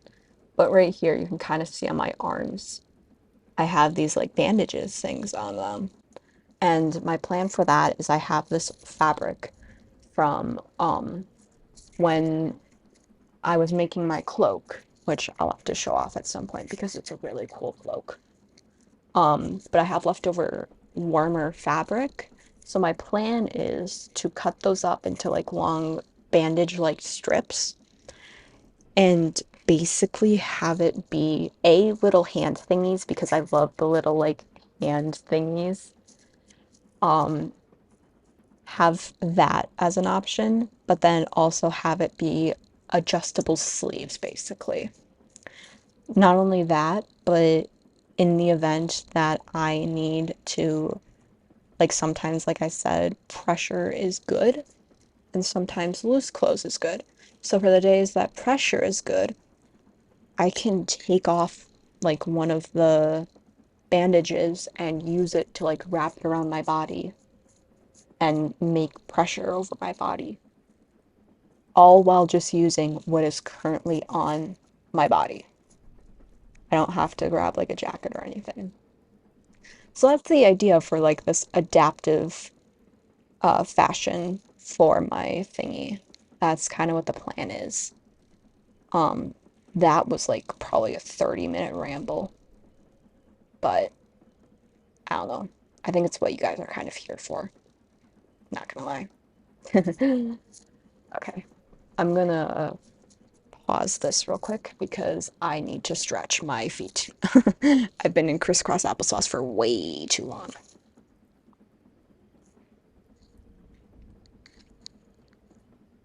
Oofda. Mm-hmm. And drink tea.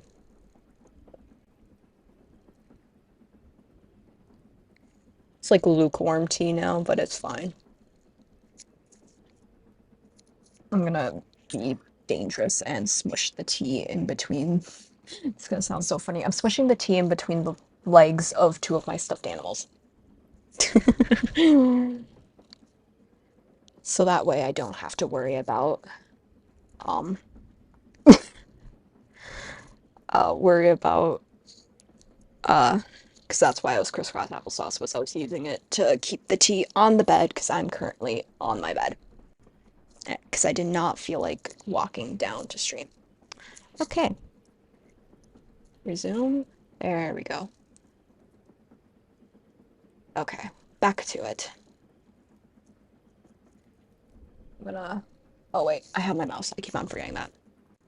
It's almost like I grabbed my mouse to. Yeah, I grabbed my mouse to make my life easier, and I keep on forgetting I have it. I don't know. It's kind of smushed in there, kind of good. Although it's okay. I just have to show you guys this. Um, Let me open OBS so I can actually see OBS. Um,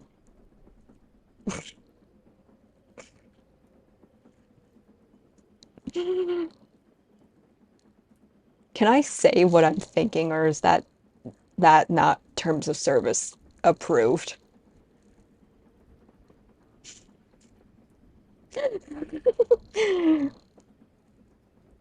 Um, so yeah, my tea's kind of secure. My two stuffed animals are actively scissoring it. Um, where'd I put my pencil? There it is.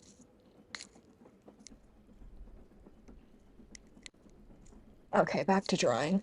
So we've kind of got that. Yeah.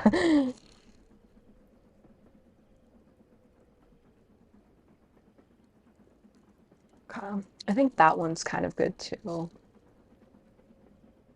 That really leaves us like with one more non-base shape to work with. And that is the trapezoid. And then once we're done with that, we can start actually drawing these into cookies probably. I'm probably gonna find a cookie that represents that same shape and then draw it. I think that this one will be black sapphire though, just because he's in that shape. So this one, there's a lot of cookies that could be, but we could do Hollyberry because she's also in that shape. So,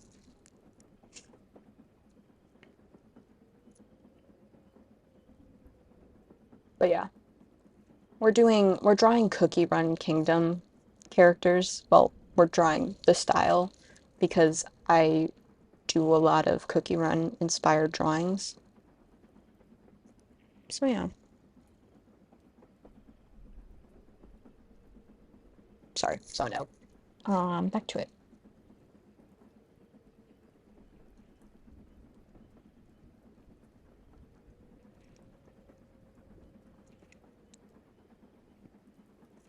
Oh shit, I'm gonna have to move this. Okay, there we go.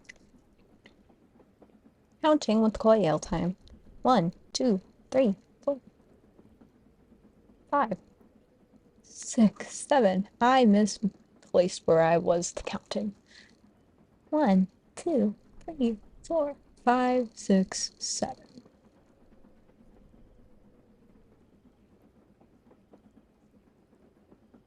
6, 6. Okay.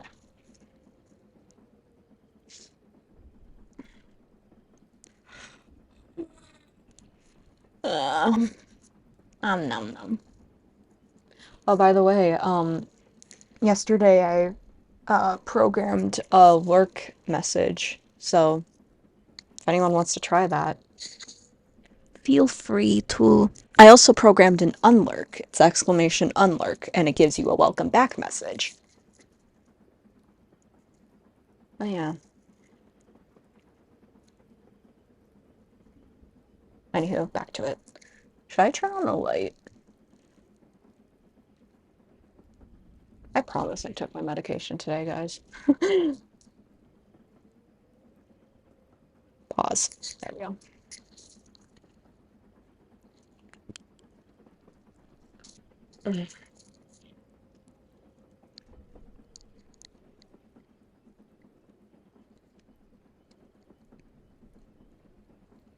Okay, let's figure this out. There's literally like a 5 second stream delay on this shit. It's bad. And I can't really have OBS open unless I don't want to see my chat.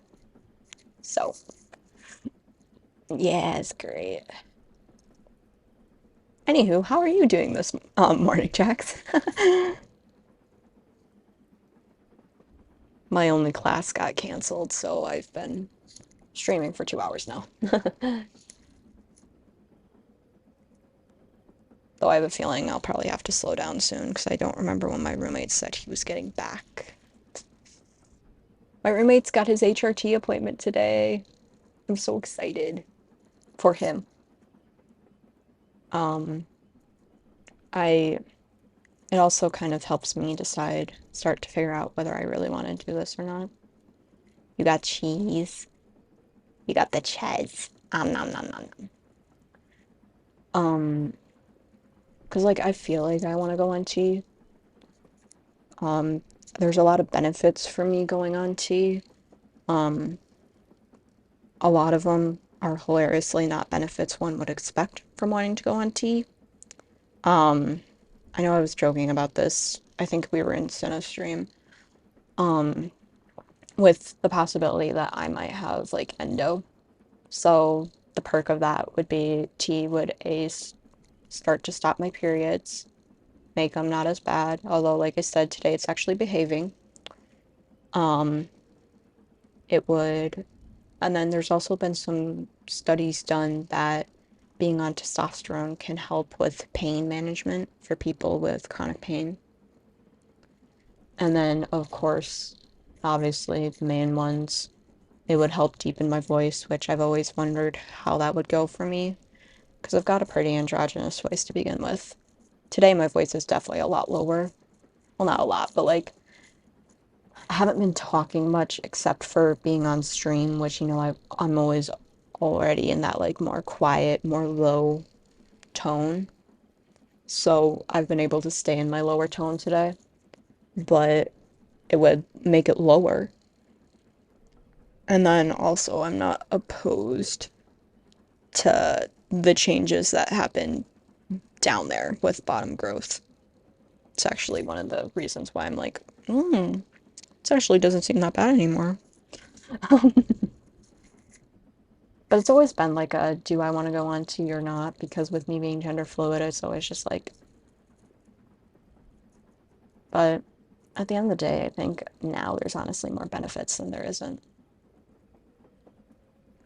It's just figuring out a money wise. The other benefit is that it is going to be like the cheapest it will ever be for me because our student health services, I get to go through the university for my HRT. So they it's like the cheapest it will ever be for me. Um, that being said, I have a severe aversion to needles. And so it's just like, do I pay the extra for gel or do I quickly get better at needles? So,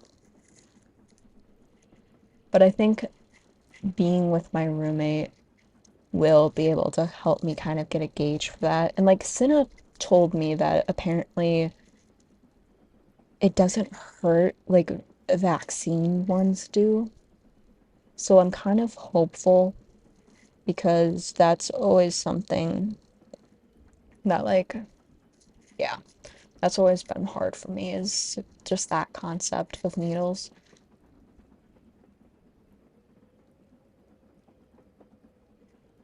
But yeah, the other thing is it's just like if I start tea, I should probably let my parents know. And I'm not sure that's a conversation I want to have.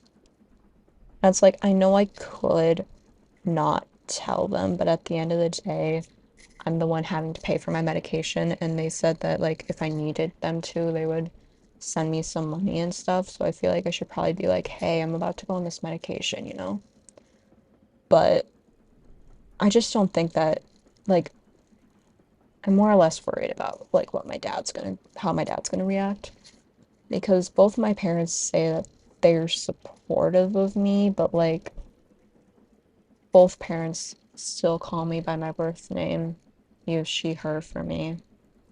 Um, and it's just like there's some guilt there because my dad always wanted a daughter, and I'm the only child because of some reproductive issues. So, which honestly is another reason for me to go on T because I had that realization of there have been reproductive issues in like two generations of my family. Yeah, my parents, I've been out for like 5 years now, luckily. Um, I started figuring that out during COVID. So, but at the same time, I definitely feel like, I mean, they know that I'm gender fluid, but they definitely, my mom at least sees me more as non-binary, which, slight distinction. But I feel like me being like, hey, I want to go on HRT will be like, oh, so you're a guy now? I'm like, well, sometimes. Once in a while. But like I said, I think my mom will handle it well, but my dad might be like just a little bit more hesitant because it's like he's always been a little bit more hesitant about these things. But yeah, at the end of the day, I can always just pull the, well, I think this will make me happy, and you want me happy, right? Um,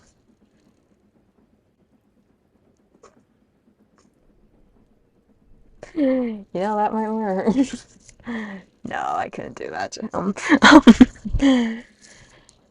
See, the thing is my birth name actually, like, my, like, Koyel actually contains, blah, blah, blah, contains a part of my birth name in it.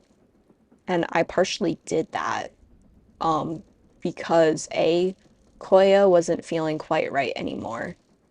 And even though, like, don't get me wrong, still 100% with everyone calling me Koya or Koi, like, there's no aversion to that, don't feel bad. Um, this was a few years ago. Koya didn't feel quite right, and so I was trying to figure out how to make my name feel more like me because I was debating switching my name, and I'm like, but nothing really feels more right than Koya, but Koya isn't feeling right now. So I figured out how to add part of my birth name to it, and that's how we ended up with Koyel. And it's like, yes, everyone has a very hard time with that name because it's such a weird name. And I'm probably the only person in the world with that name, because it's literally like it's combining the two together. And like I've explained it to people, like you say it like the fish and the drink, koi ale. But even then, I've been called wrong so many times that oftentimes it gets mixed into coil or like, yeah, like coil or coil, but like not ale. I've gotten good at saying my own name right, thankfully, but it just doesn't flow off the tongue easily, which I think most people get tripped up on, or they kind of second guess themselves to the point of not being able to say it right. But even if you do say quail and you pronounce it wrong, I'm not going to be an ass about it because for me, I know you're trying, and that's honestly all that matters to me at this point because I've had so many people in my life not try. So,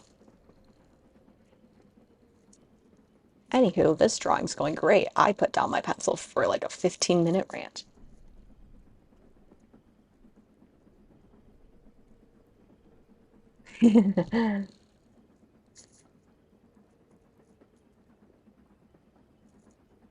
It's for real.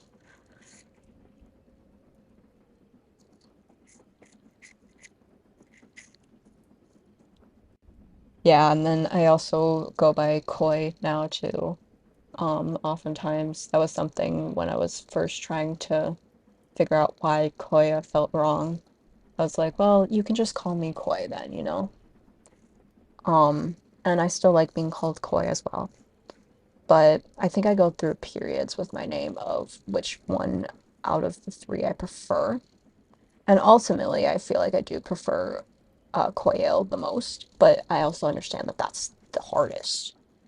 So it's like I don't get picky about it, and I never will. Because it's like, yes, I wish sometimes people would be able to say that name. I also understand that's a hard fucking name. Like, don't worry, I've mispronounced it too. But at the same time, I've also been faced in college with, yay!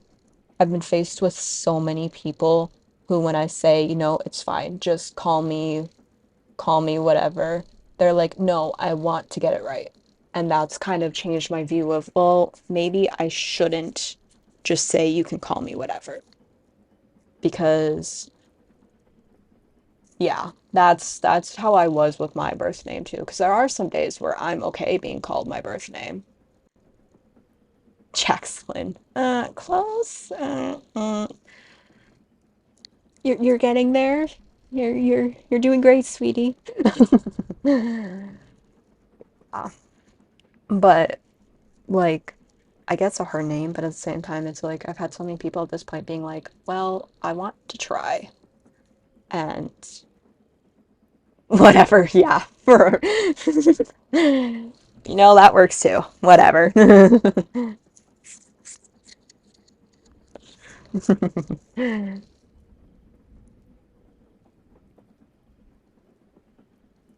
Alexa's back.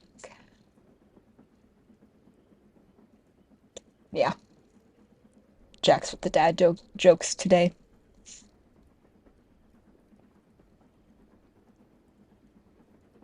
But yeah, it means a lot to me when people are like, no, I want to get it right. But at the same time, a lot of times I know that you're not going to get it right unless I explain to you the combination. Because whenever I tell people my birth name, it clicks in their brain. But then I've also gotten the validation of when I have told them my birth name for it to click. They're like, oh yeah, that name doesn't fit you. You do not seem like a blank, right? But most of the time, I'll just do the fish and drink method, and then people will be like, "Oh, true, true, true." The fuck was that? Okay, there was just a weird noise.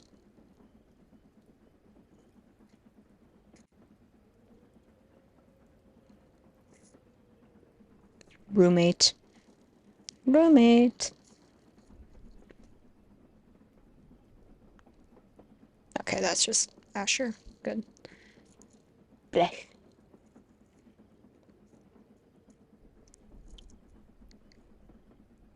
Okay, trapezoid, trapezoid. This is kind of the method I'm most comfortable with. But I'm not Blech.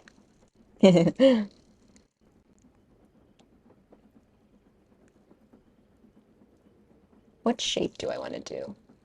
Or like, not shape. I know what shape I'm doing. What arms do I want to do is the question. Because that kind of determines what the sizing of these, oh God. Oh no, guys. That Wisconsin accent's coming out a bit.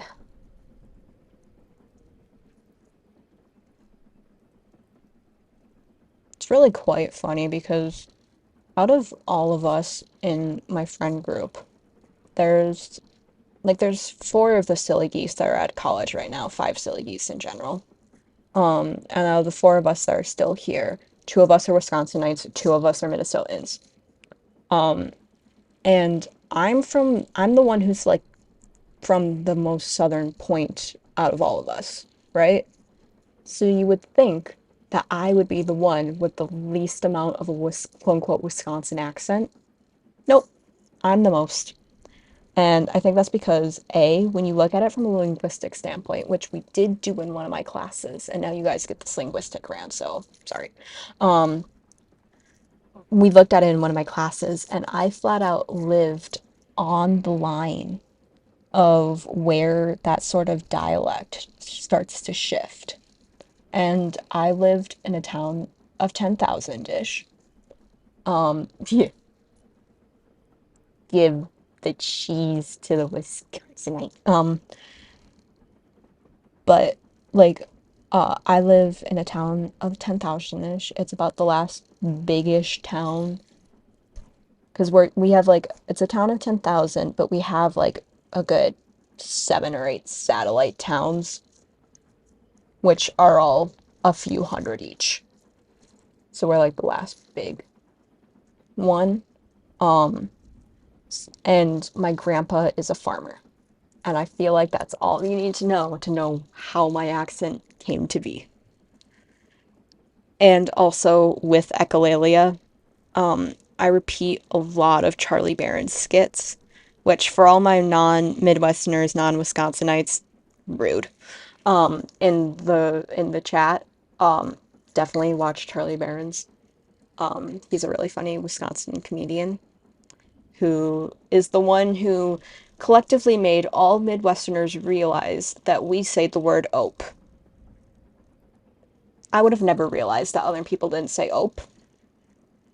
I would have never realized that people don't say jeet either. Yeah, for real. Because it's like, for me, I understand jeet, or more like did ya eat, but it gets really close to jeet. I understand that perfectly fine. I do say oop often now too. I think that's something I got from being chronically online. Hey, Sinna! But, yeah, I do say ope.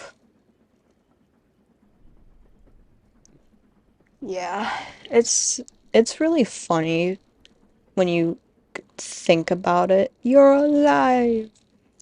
Um, because usually my Wisconsin accent stays pretty low key, and then the vowels, it comes out on the vowels. And I've always known that about me. So it would be like, of course, the biggest one my friends would teach me about, of course, was bag. I got my bag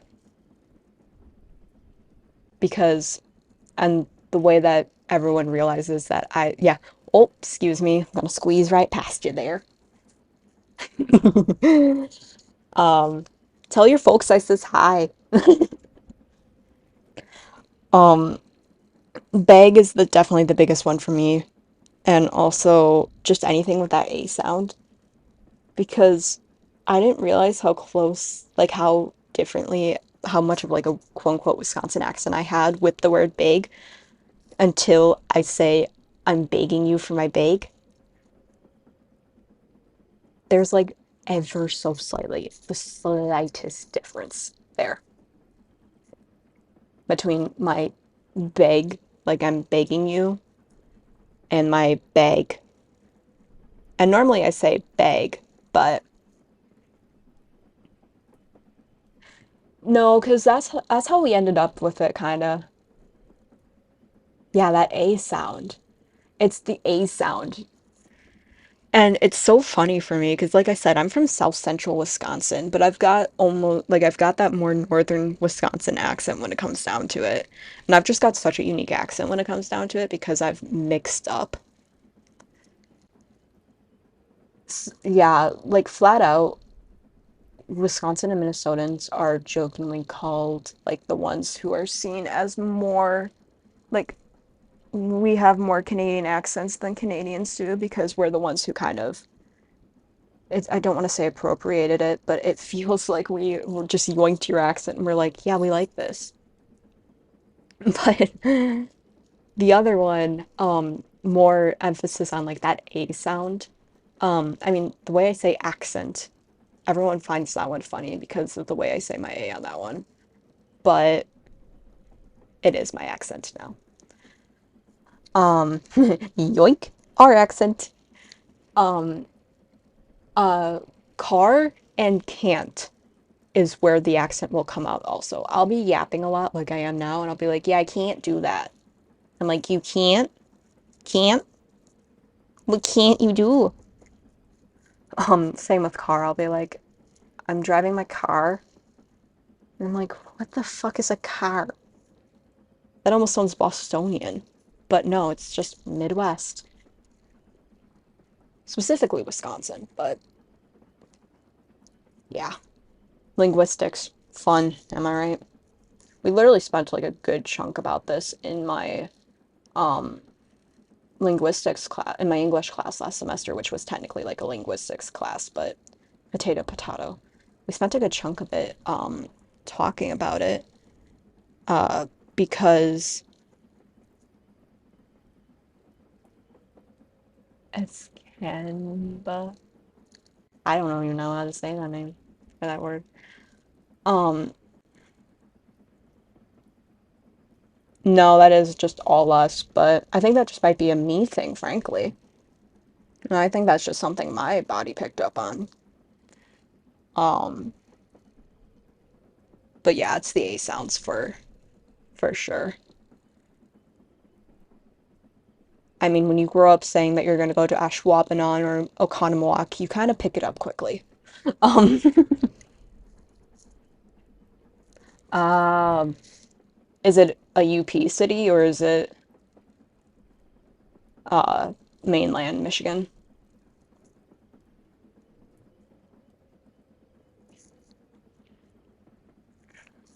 UP, figured. That seems like a town that could be like a Wisconsin town name, so I was like, I'm figuring that's a UP.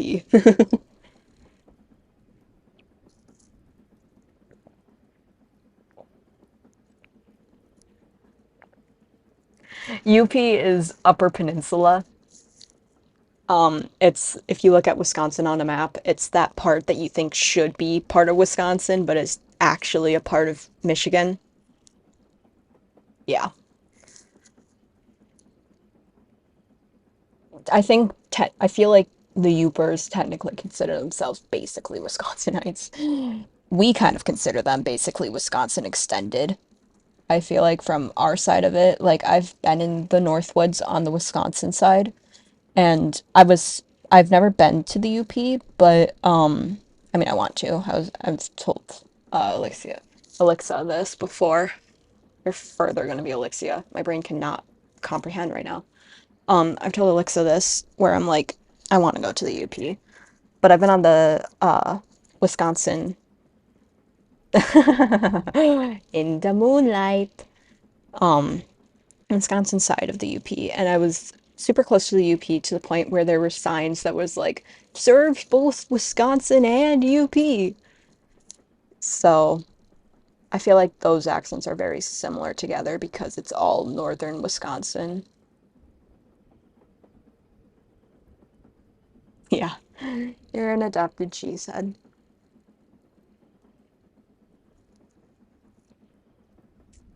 I'm a tried and true cheesehead. I'm in college in Wisconsin.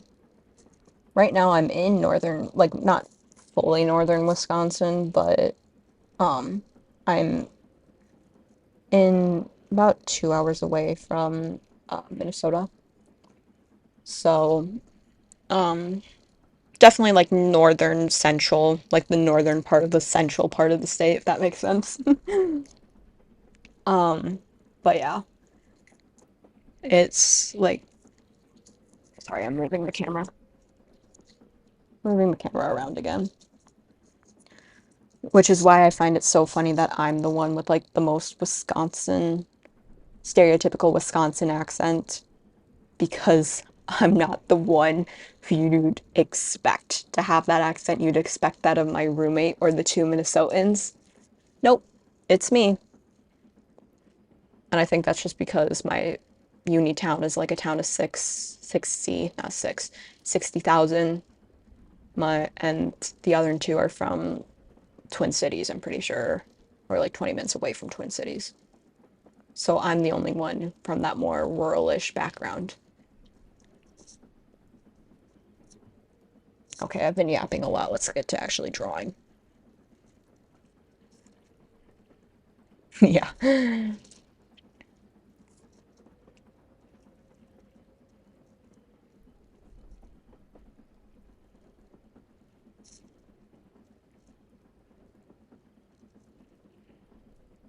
Yeah, I really want to do a UP trip and I want to do a lighthouse.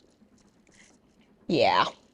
See, that's the thing I always say to people. I'm like, oh yeah, I'm from a small town, about 10,000. And I'm like, okay, I know what that sounds like. However, small town feel because you drive 15 minutes out of not even you drive the minute you drive out of town you are surrounded by rolling hills countryside, and like I said, we're the last like big town and we're surrounded by a lot of satellite towns. And we're like the most northern part of the county. So we're like the last big town until you cross county lines into the next county. So it's just like, I get it because you drive 15, 20 minutes to the neighbor town and it's a population of 300. And you go out to town to go get pizza at the place that there's really nice pizza out of town in one of the other ways, and that's a town of about 800 as well. Same with the other town on the other highway. It's just choose your highway, which county road are you leaving on, and you've got a town of about 300 to 800 up until you leave the county line.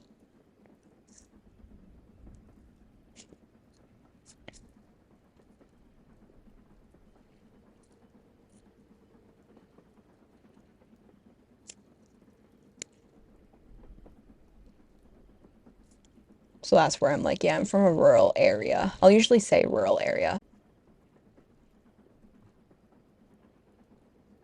Okay. My Wi-Fi just like booted in and out. Sorry about that, guys.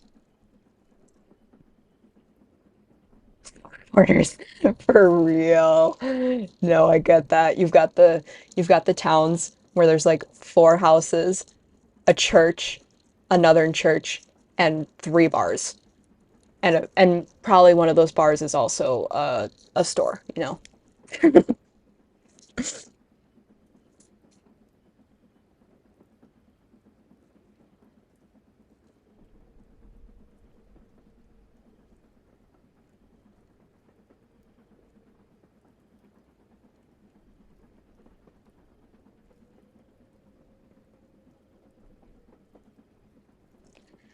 No, because flat out uni, my college is having an event coming up where it's alcohol safety because Alexa will know this. We are quite known for our drinking culture here in Wisconsin. Fancy, yeah. I'm guessing that the fire station was volunteer, though. I'm pretty sure both our EMT and our fire department are volunteers.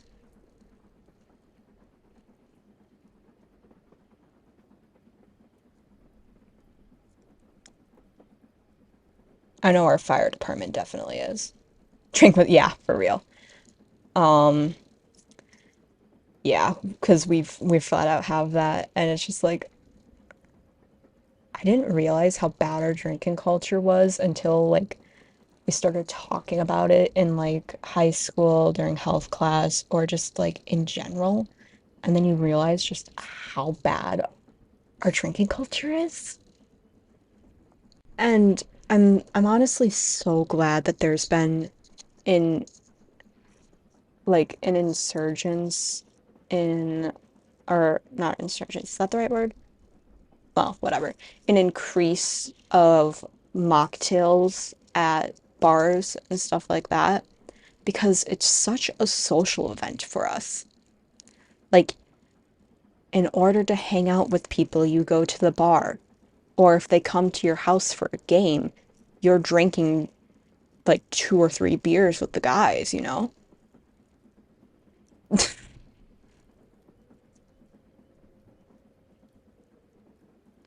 Penciling thingy, yes. Sorry, I'm a hand talker, so I get really invested into what I'm yapping about, and the pencil goes down.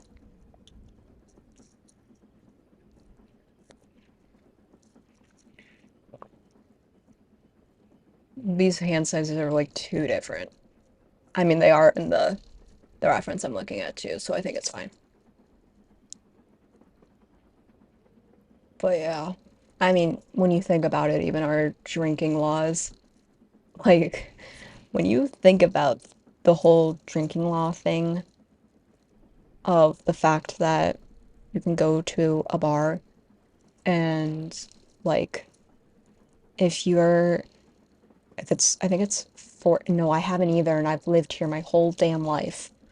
Um so because I'm assuming that the other two don't know what I'm yapping about. our drinking laws here in Wisconsin allow you to, if you're with your parents, you can go into a bar. Your parents can order you a drink. And if you're 14 through 18, you can drink that drink, alcoholic drink, in the restaurant or the bar.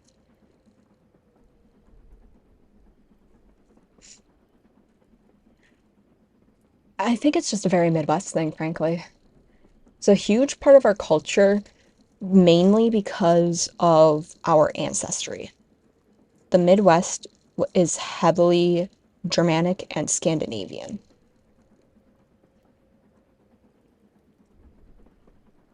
Basically, the bar is the social place. I mean, I grew up, this is gonna sound so bad. I grew up going to bars. Not bars in particular, they were always bar and grills. But growing up, there was this one place in my hometown where I would always go every Wednesday with my dad because Wednesday was the switch day between my dad and my mom for custody. And so we would always go out to eat at this place, and I would always sit at the bar.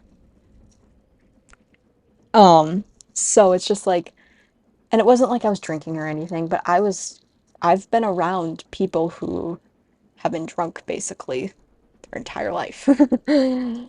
So it's just like I'm just used to dealing with people who are like that, and I think I've got better sort of street skills for it because of that, because like my roommate is always just like worried about stuff like that, and I'm here being like, just keep on walking, it's gonna be okay.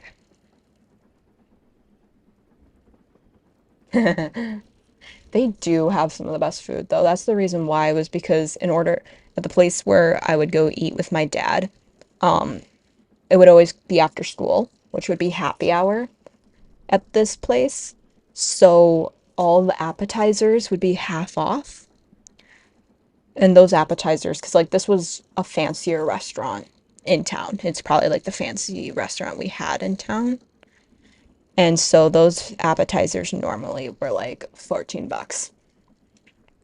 And so being able to just go and usually it'd be like cheese curds and potato skins would be what I would get. Cheese curds, obviously, it's Wisconsin. Gotta have our cheese. But yeah. Oh, that sounds so good. That's another place I haven't been. I like I've never been to Door County. It's a travesty. My parents have been to all of these places, and then they took me up to the Northwoods like twice. After telling me about the Northwoods so many times, they're like, "Oh, no, sweetie." Yes, yes, they are because so another bit of context. Wisconsin is known as America's dairyland because we produce most of the cheese that comes out of the States. You hoard them for the poutines, but we also have the poutine here because we nommed it from your culture. We also are heavy in maple syrup production, and we are, this isn't something that would share with you, but Wisconsin is also huge for cranberries. So basically, the state is divided in half. The southern half is mainly dairy production, and the northern half is a lot of cranberry bogs. So, but yeah. Yeah, that's what it is with Door County. Like, and I feel like the Northwoods too, because like you can go to a you can go to a dinner club in the Northwoods and it's going to be expensive, but it's going to be good. Oh yeah, no, no, I can't. I could never. They're adorable, but I could never let those spooters climb all over me. 'Cause like they're flat out, they're partially venomous, venom, the poisonous. Like they can do damage. Englishin, nice. Whenever I get up to that, definitely like the Northwoods again, or the UP, or even Door County, I'm just gonna hit you up for like all the wrecks. Because like obviously I know Door County, I know to avoid it. Um, I know to avoid when it's cranberry or not cranberry, cherry season. Because when it's cherry harvest season, that place is gonna be a shit show. But Door County is known for cranberry cherry production, and also it's known for Peshtigo. So the history self, my history loving self, wants to do a Door County visit for A, visiting Peshtigo and visiting the lighthouses.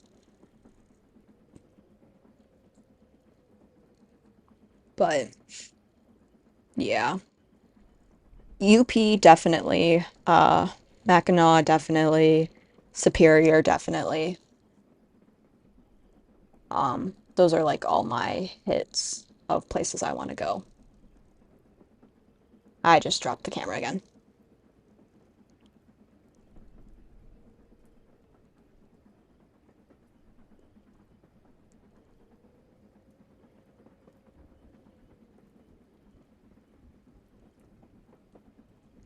Okay. Sorry, I dropped. And then my roommate let me know that he's on his way back up. So I'll probably have to mute myself every so often. Um, there might be a period. If I have to mute myself for a long period, I might switch over to Stardew, just so that way it's more entertaining. Because I know he's got an appointment a little bit later, but yeah. But we'll continue drawing for now. But yeah, I would love to do Peshtigo. I would love to do lighthouses, all that good stuff. Mhm.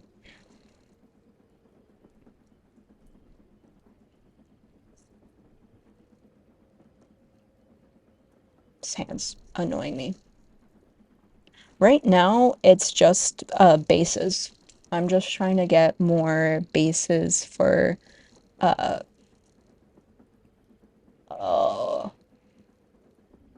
oh no.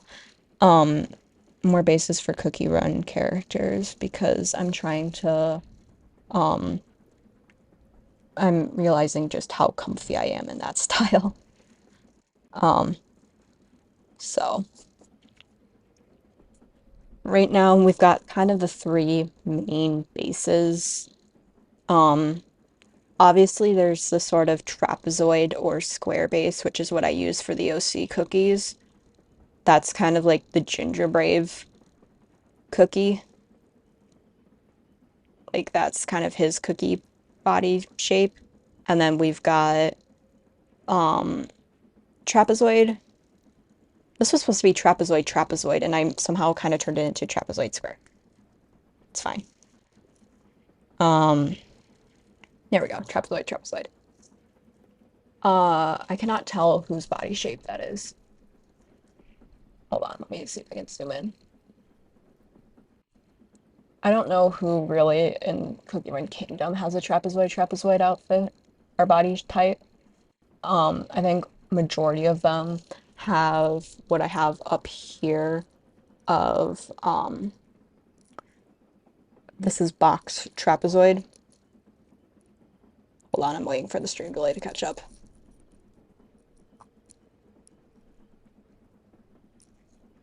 Yeah.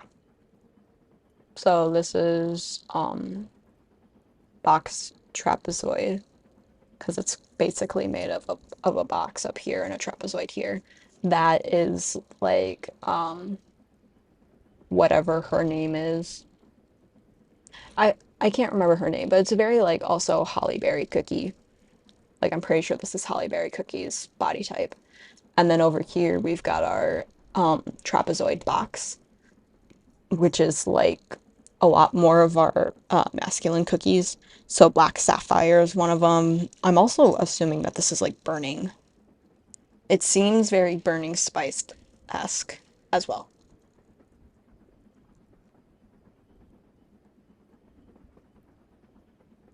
Oh, never mind. My roommate switched up the plans. Yay. But yeah. So right now I just got the um three body types because I'm trying to learn how to do the style, or not so much learn. I'm comfy with the style. It's just pushing the boundaries of the style more, seeing what we can do with it. So I don't know what I want to do now. I can probably start working on actually turning these into cookies, probably. Um, yeah, we'll do that. And then there's also just like the basic trapezoid, either trapezoid, what am I doing? My mouse is over here. Keep on forgetting that. Um, Either upright trapezoid or inverted trapezoid. And then there's the square, which is uh chemises. It's ches for me.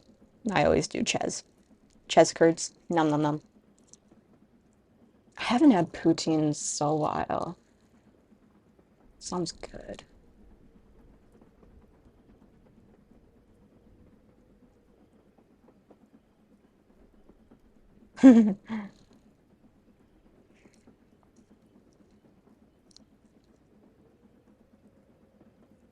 Yeah. There's a lot of there's our like Wisconsin as a state has a lot of German ancestry and a lot of French ancestry. So there's like a lot of towns that are named. Oof. Yeah, it's supposed to be raining. I think it might have started. Um, I had the window open when I first started stream. Like right when I started stream, my mic wasn't even on, but there was like a lot of noises going on outside, and I was like, No, you. No, because my body always hurts too, which is why I'm hoping that this rain won't be too bad. But at the same time, I kind of want the rain because it means that like it's something different. I don't want the snow. I want rain. It's like 40 degrees out there right now. Okay, back to it. Okay. Uh, Hold on, let me pull up OBS so I can actually see what I'm doing. So, whoops. Yeah, now I can see what I'm doing, but you can't see. Uh, this is kind of what I was using as reference. Sorry, my hands are shaky.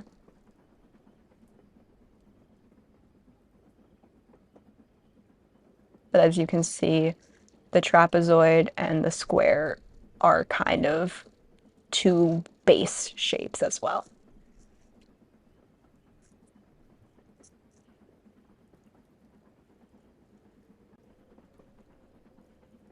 It's in another language. I don't know what that means. Mm -mm. Six of Cups for tarot is like, oh, that was something I was gonna do. Now that I've figured out camera, I can always pull out my tarot and oracle deck at some point. Um, Six of Cups is definitely, it's like one of the cards related to like giving and giving to your like kid, your child, your childhood self type of thing, your inner child. That's the brain out the brain. Holy shit, brain. Can we work? I'm okay. Okay. Mm.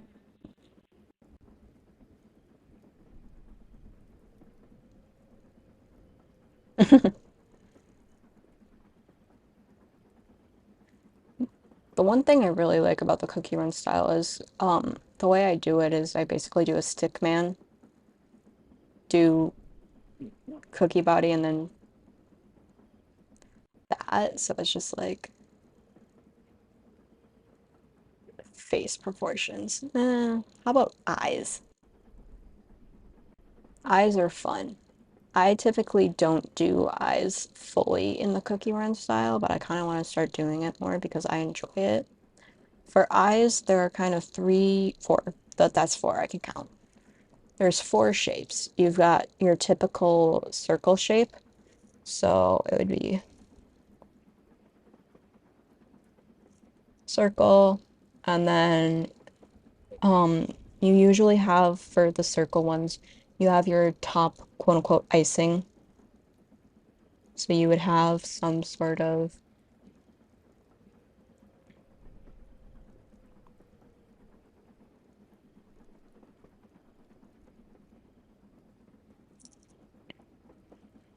that, and then some of them also will do like a little eyebrow or eyeline. Eyelid. I can speak English.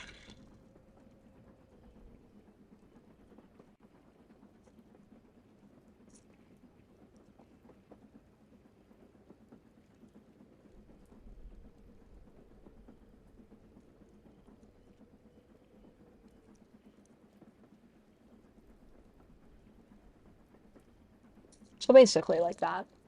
That's the circle eye design.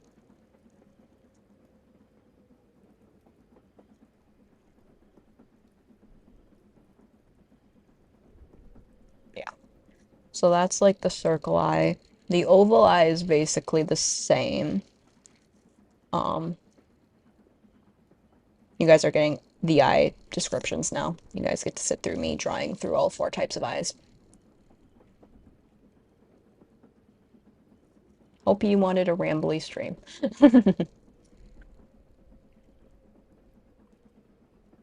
Like oval is my go-to.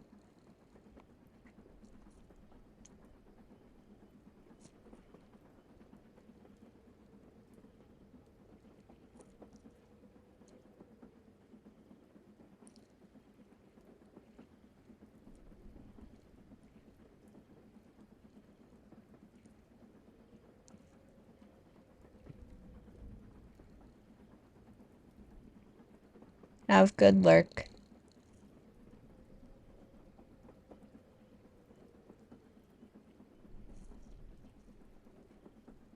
There we go.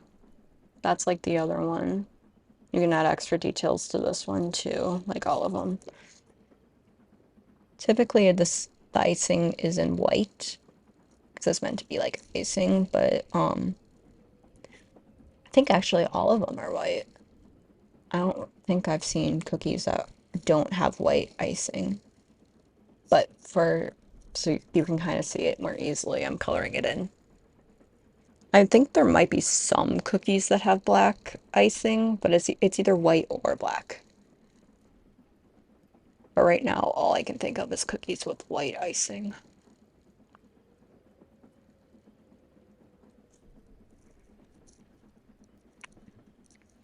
Oh.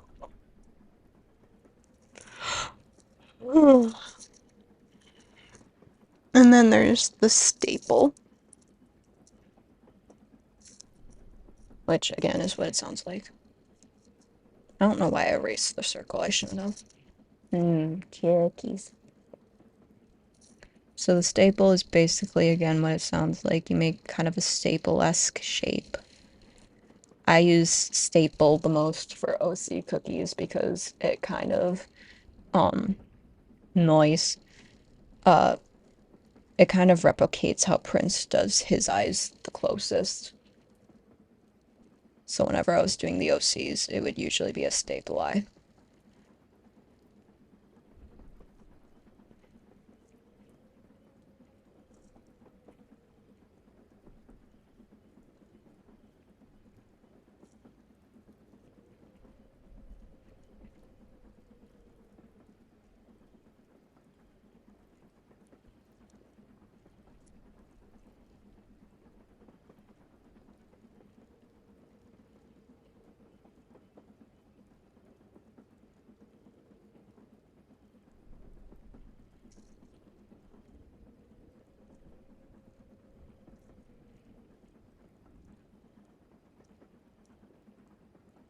There we go.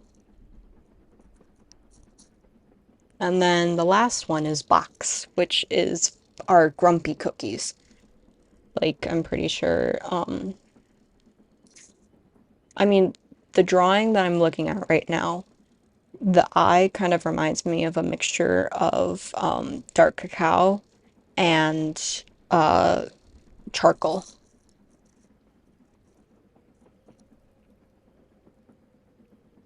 So it's our grumpy cookies. And then obviously there are some cookies that don't fit into this because of like helmets, cough, cough, silent salt, cough, um, or stuff like that. Um, but most of them fit this format.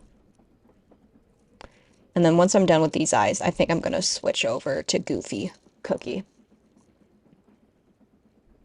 Pardon me, Biscuit. I just gotta figure out who I want to draw.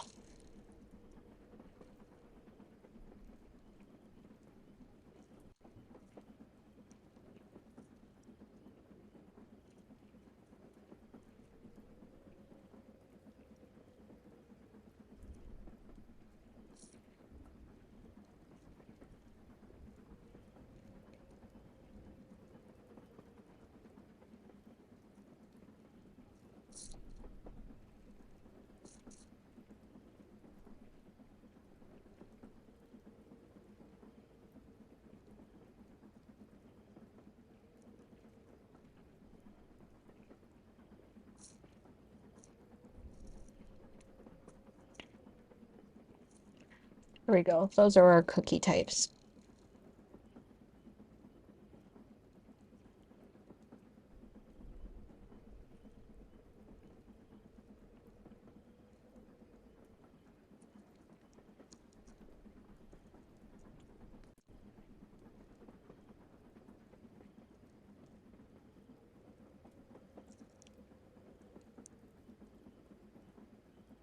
Nice. Those look good. Okay. I am going to... How do I want to do this? First of all, do we have any requests for silly cookies? I'm probably going to do one that is probably either from a blue or a yellow deck, but really I don't care. I'm kind of thinking of doing pure vanilla, but we will see. If I do pure vanilla, he's gonna have to be smaller than the rest of the cookies, otherwise I ain't fitting that hat in.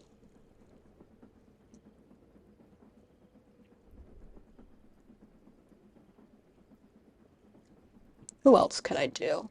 I mean, I could do literally any of them, but... Hmm. Either way, I'm gonna... Whoops. Just dropped the phone again. Okay. I'm going to close out of this split view. There we go. I can pull up uh, OBS now.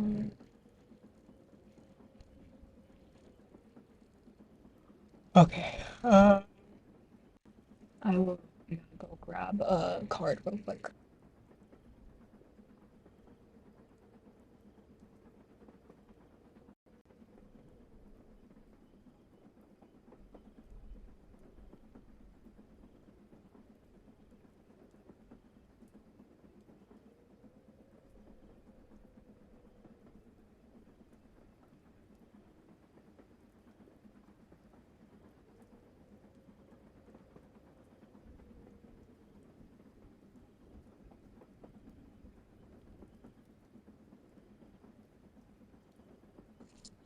Yeah, have good work. Thanks for popping in.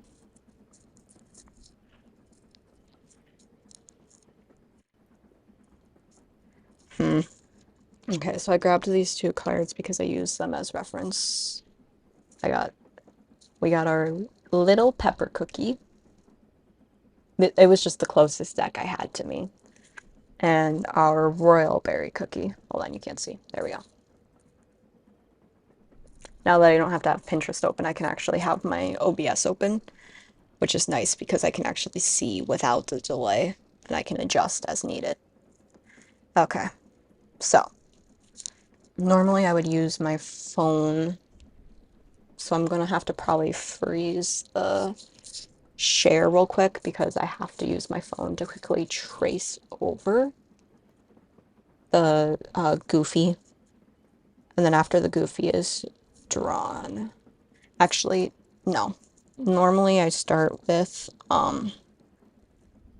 the like levels and stuff.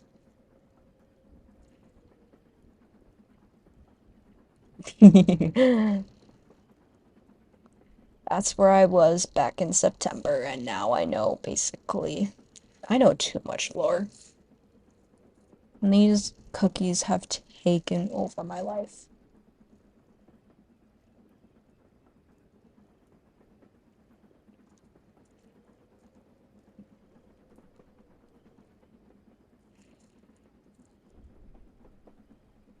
I'm pretty sure Little Pepper Cookie isn't a part of Cookie Run Kingdom, but Royal Berry Cookie is. He is the father of Princess Cookie, pretty sure, if I'm remembering correctly.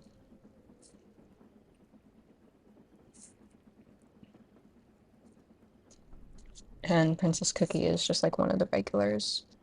Um, she's like epic, I think, is her classification, but she's pretty mid. But she's relevant to the storyline because she's the granddaughter of Hollyberry Cookie, which is obviously she's one of the ancients. So I'm gonna close this so that way I'm not smearing pencil. I just dropped the phone again. Sorry, guys. There are too many chords. There we go.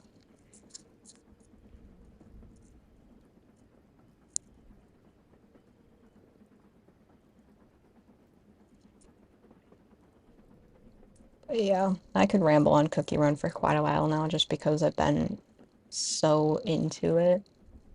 Um, yeah. My OC is pretty in like in detail of lore too when it comes down to it because of like so there's this cookie there well there's a few of these cookies actually but cookie that you need for understanding her name is matcha cookie and basically you may have seen me or Green or Prince even yapping about the dough trio, mold dough, venom dough, and pom pom dough cookies, um, who are Dark Enchantress cookies henchmen this update. And basically, they were made by Butterroll Cookie, is how I'm interpreting it, who was kidnapped by Dark Enchantress Cookie, but has access to a lab where he can basically mad scientist it and make cookies. Now, uh, Matcha Cookie somehow awoken without having all of her ingredients. And that was like a huge surprise to Butterroll because, you know, a cookie, the dough should have all ingredients before they awaken, right? But she was able to awaken without all of her ingredients. So we don't know what ingredient she's missing, but she's missing an ingredient. Um, and so that's the concept for my OC of Lavender Cookie, is that Lavender Cookie was being made by Butterroll, and he was given the lavender, and this is like a little, this is kind of a little horrific, but like he was awake during this whole process, like while it being made, the dough was sentient type of thing, but um, once he was given the lavender, he was given the motivation or like the ability to fully think, and the lavender basically gave him only one thought of just get the hell out of here. And so he ran, and he ran, and he ran, and he ran, and he ran, until he finds himself in a forest.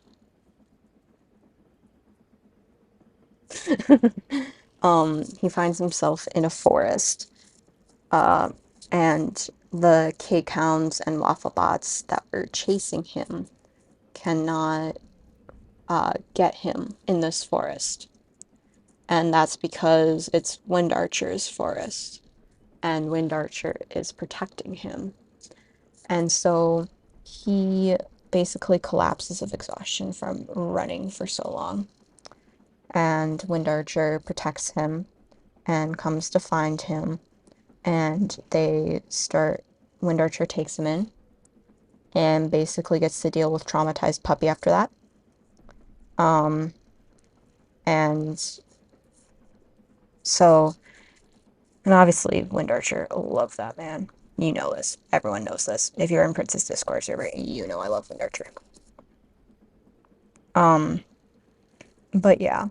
So Archie takes care of Lavender Cookie, and the idea I had was, since he's missing ingredients, I'm assuming that like the ingredients are what give them their powers, because each cookie has their support, or not their support, their attack or their positioning.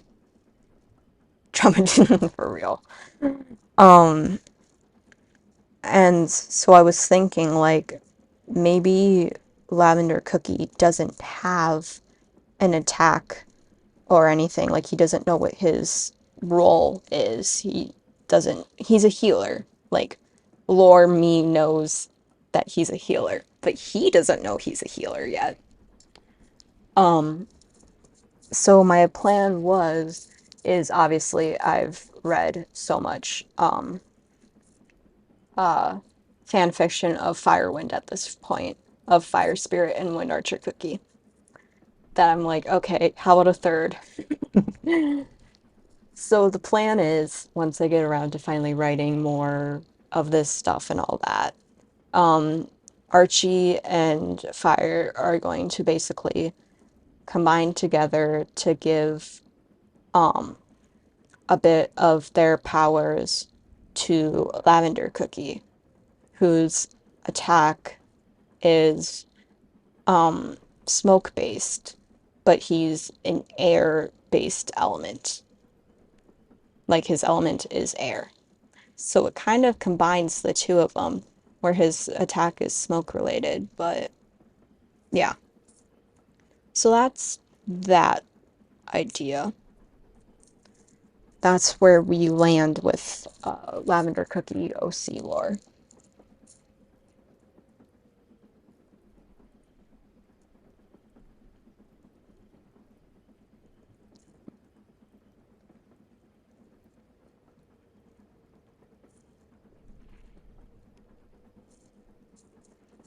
I think I will do Pure Vanilla Cookie for this one, which means we've got to figure out a new name for Pure Vanilla. I'm thinking we could do Total, but then Vanilla. Like, what's another word for vanilla? Vanilli? Maybe he's Total Vanilli cook or biscuit. Silly Vanilli.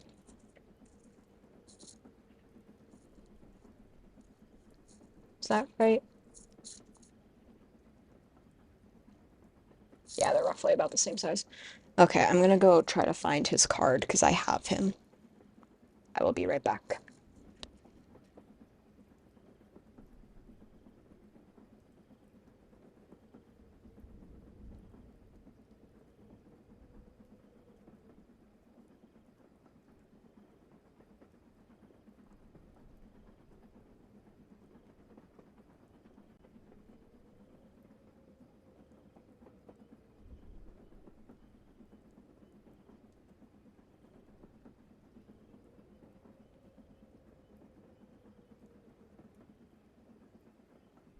Oh yeah, Nilla works too. He could be total Nilla cookie. Anywho, here he is. Look at the shiny boy. It's one less tab I have to have open, which is quite nice. Because usually I would have both their Braveverse card open on my computer and their where it's the gallery on the Cookie Run wiki for their costume. But for him, since I'm probably not going to get the entire cookie finished today, um, for him I'll probably just use the card in general. But yeah, I was so excited when I pulled him. I was freaking out because it was my last pack I had to open. And so all of a sudden, I'm like, and it was the last card I opened, and I just go, I literally stopped breathing for a while there. Anywho, we'll just stick him up there. And then I use their card as reference because I do it as a direct copy of it. So I will steal their, I will write, you can kind of see it on this one too. Um, you can see that there's a skill for him. It's Healing Radiance. Dark Cow also has a skill. I don't write all the text for lack of space, so I just write the name of it, like I did for this one. Uh, Dark Cow is Judgment of Resolution is the skill, and then his attack is called Solemn Judgment. For him, his is Healing Radiance, and his attack is I Will Not Falter, which is his attack catchphrase, actually. When he's in battle, he says, I will not falter.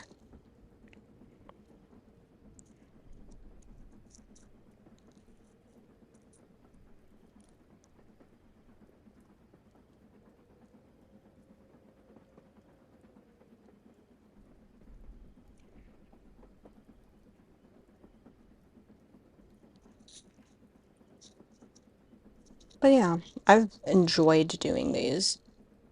I also want to get, that's the whole reason why I started working on knowing how to do the cookie run style more, because I want to start drawing more actually serious cookies again. Because I technically have, because I have a coding system, like the actual cards, because I'm making these look as close to the cards as I can, just with slight differences to be funny. So, here, you can see it's really small, but like the small differences over here, it says Dev Sisters Corp. And then up here I have Dev Sis Co. You can't really see it on this one because it's dark. There we go. Dev Sis Co. And then you have this one, it's from set, they all have this little A. I don't know why, but they have the A. And then they have this one down here is from set BS 3, and then its number and then what its rating is. So over here we have custom Koya 2, and then this is card number 1, and it's a custom ultra rare because there's quite literally only one physical copy in existence. So all of mine are custom ultra rares because they're all mine and I own the original copy. Whenever I get a good amount of these made, I'm planning on getting them for free download for Princess Server probably. I don't think I'm gonna share them with the Braveverse. I might, but I'm debating on that one whether I'll share it for free. But for you guys, I'll probably allow it for free download, and you guys can have them too. But yeah. Anywho, I'm just gonna keep Archie there for so we can look at him.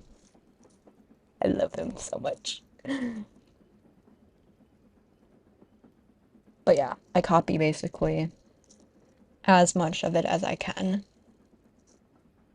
For these ones, it's a little different because I do a full border instead of trying to continue the drawing like this one would. Although he has some ones where it expands through, which I might try to do as well.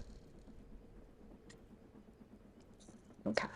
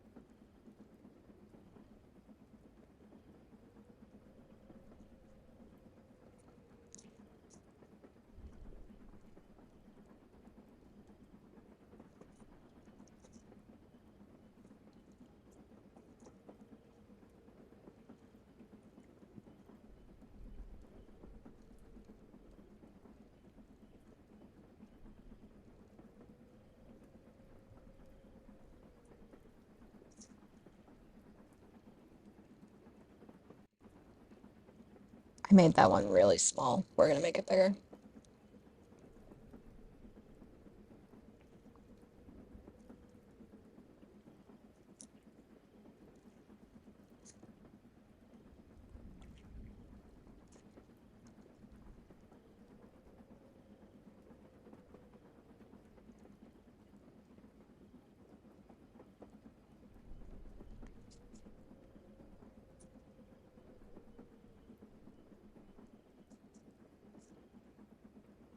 There we go. That way I have more space for writing.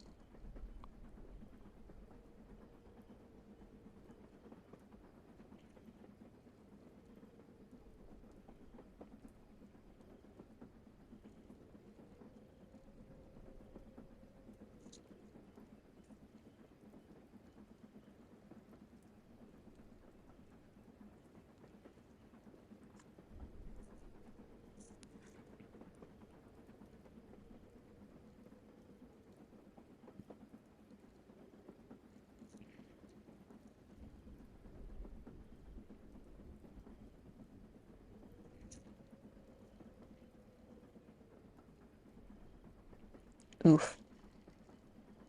I do not have enough space.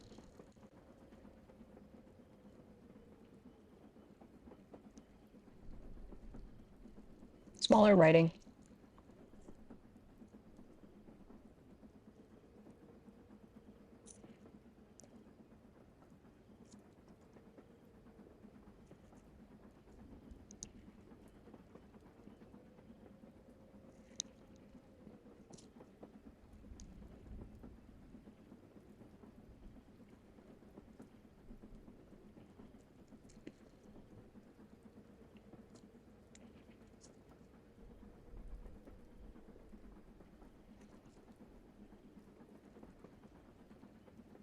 Damn.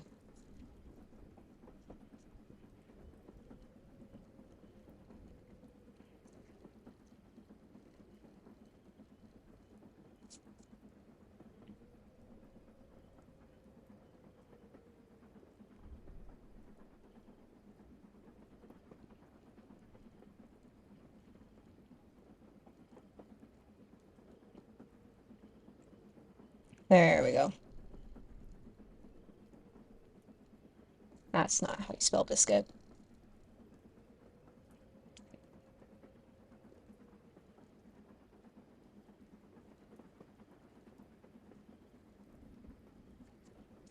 There we go.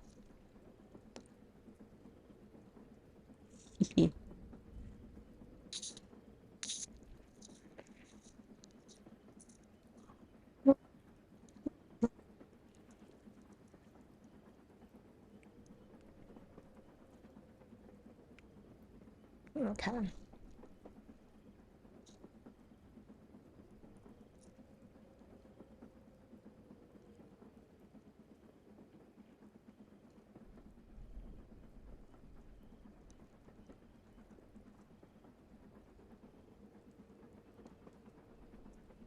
It's not big enough. That's what she said.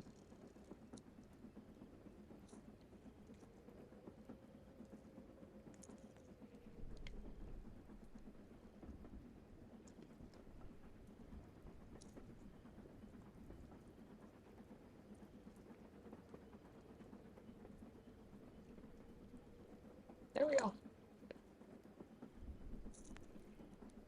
This part honestly is what takes me the most out of these cards I make. Like, yes, the actual drawing will take me a little bit longer if it's like he took me quite a while because there is a lot of detail on him. However, she did not take me as long. What took me longer was getting all her stuff written down, and then I draw everything out, and then I do it in pen, and then I color it. So, and every time I'm worried I'm gonna like fuck it up or something.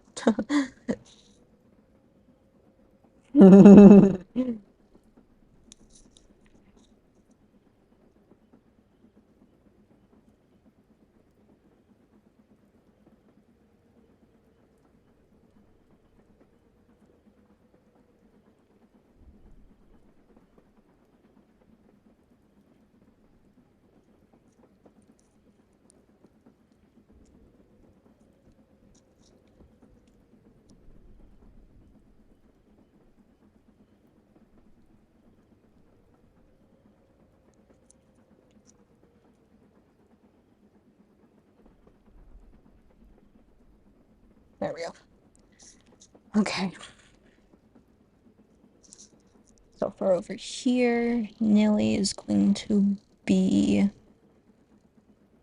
number 4 in this set.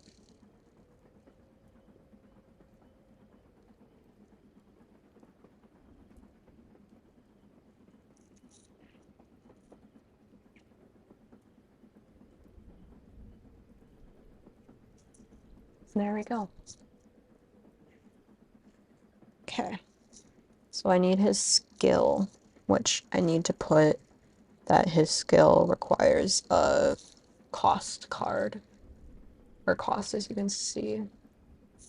But see, I really wish I knew how to play purple. This is blue.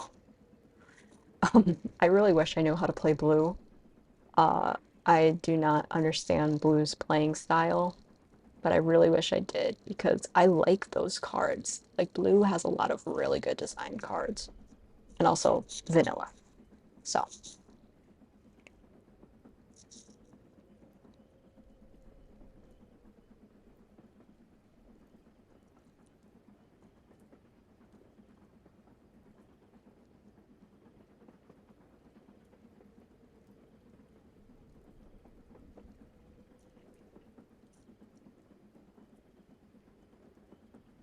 I will not falter.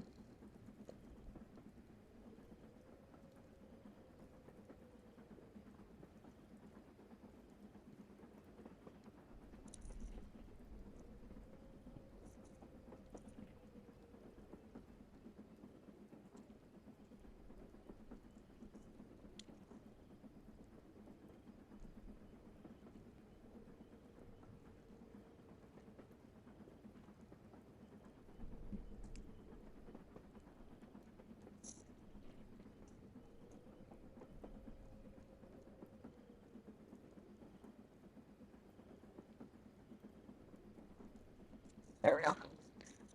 Okay. That's his regular attack. And now his skill attack.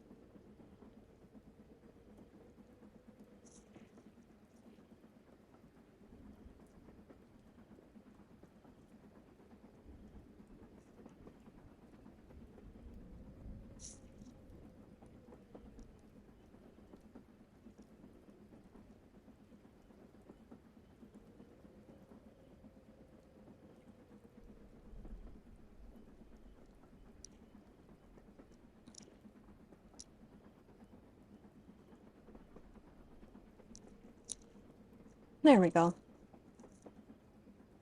It's off center, but it's okay. It will only annoy me a little bit. Fuck. Oh my god, can I stop knocking my camera? Thank you.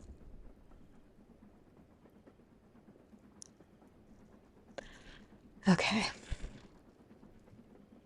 Speaking of which, I have to stop the camera view real quick because I gotta go take the photo and trace it real quick. So I'll try not to take too long on that.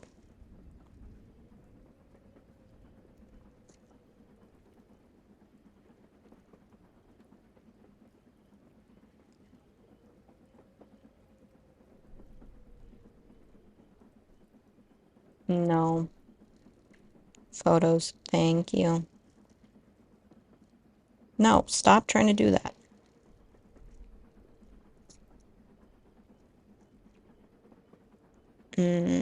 I cannot start guided access while this is on, so I'm gonna disconnect this real quick and then I'll just have to reshare it in a bit.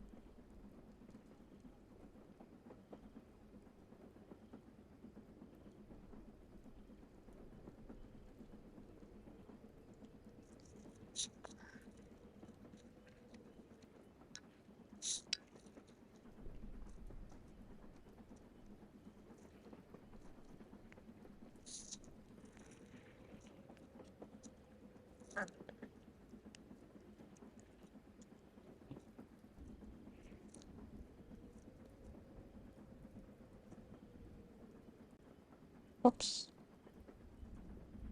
Stop it.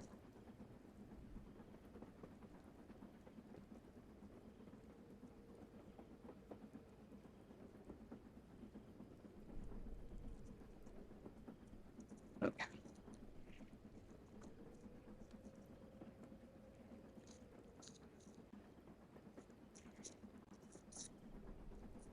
Hey, we back. Oh, I forgot to end the guided access. End. Okay.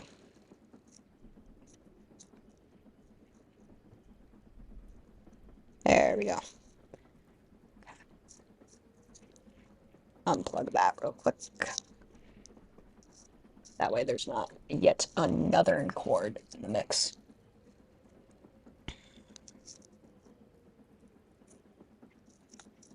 Okay.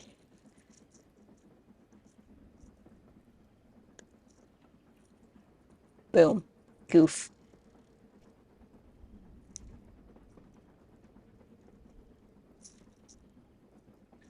Okay. I feel like I should have him as he is in his drawing.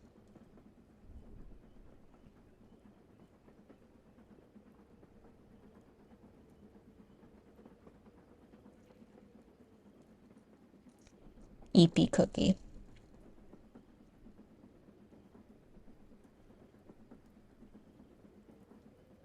I think I have his eyes too high. Although that is kind of the style, is they all look like they have a receding hairline.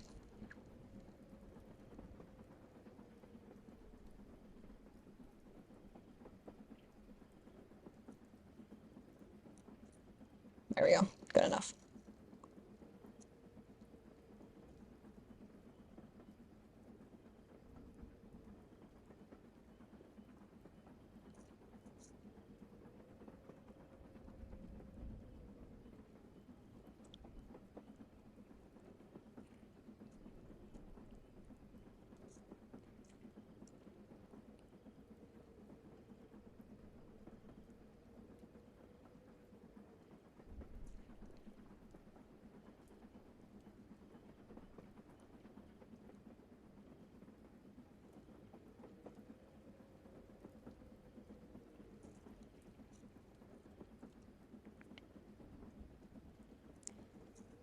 Oh, these are so goofy.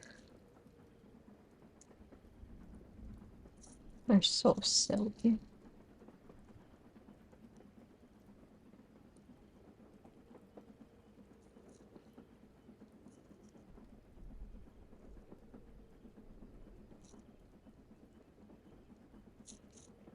Eh, eyes lower.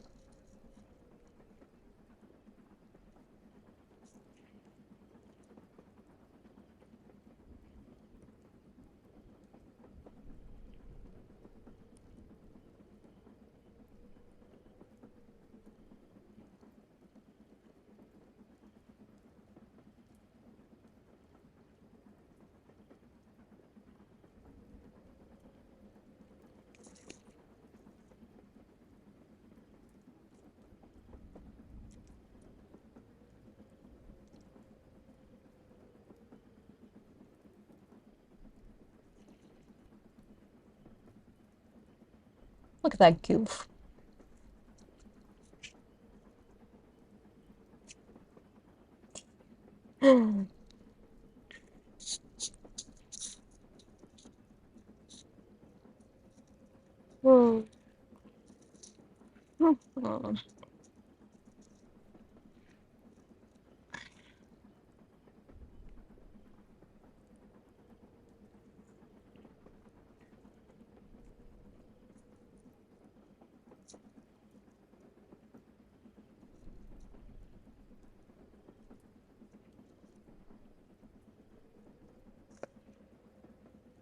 You know what? No. I want his eyes to be open because that way I can draw his pretty, pretty eyes.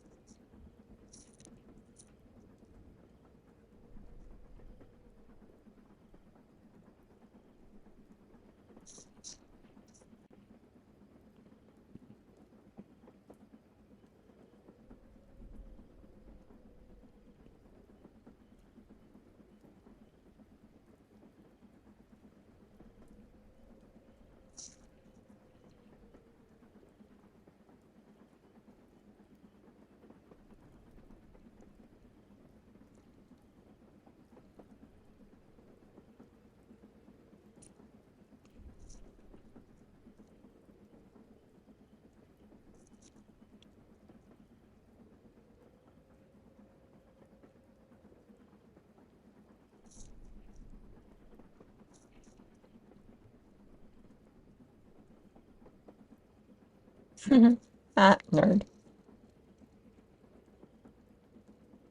For real.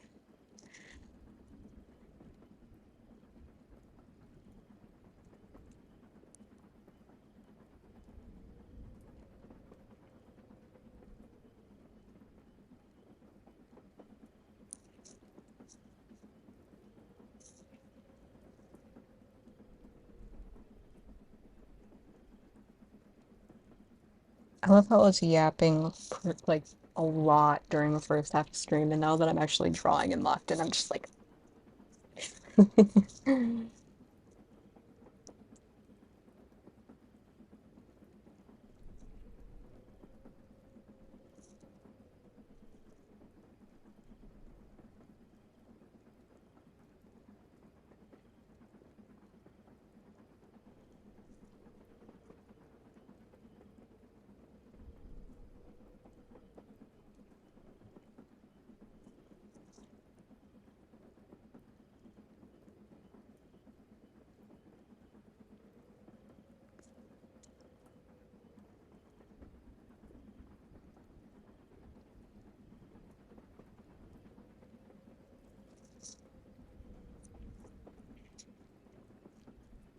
oh my god, he's such a goof. Well, that's good at least.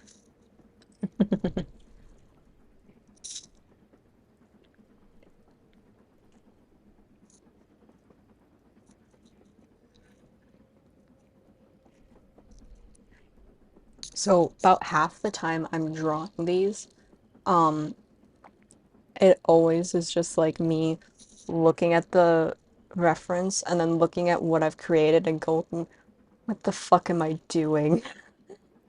This is so goofy. Why am I doing this? And the answer is because it's really, really funny. He has longer hair, but it's not showing in this drawing. So I'm just gonna do that to implicate longer hair.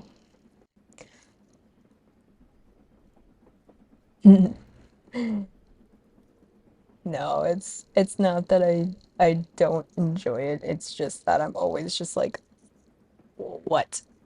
This is make This is so funny. What am I doing?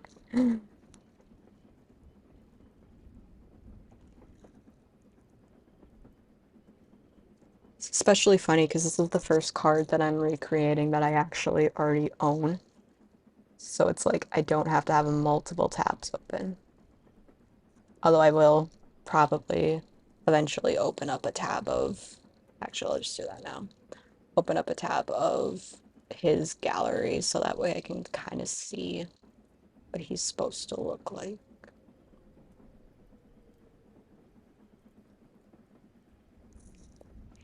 Your vanilla cookie. And I dropped my phone.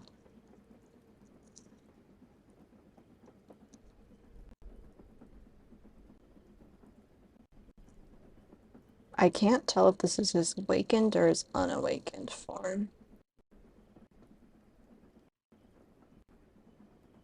This is his unawakened form. Okay.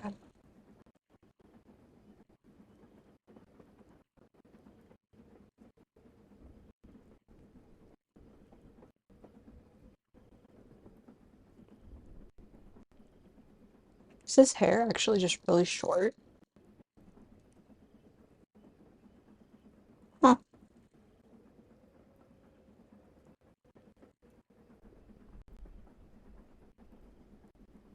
Spirit City's glitching on me.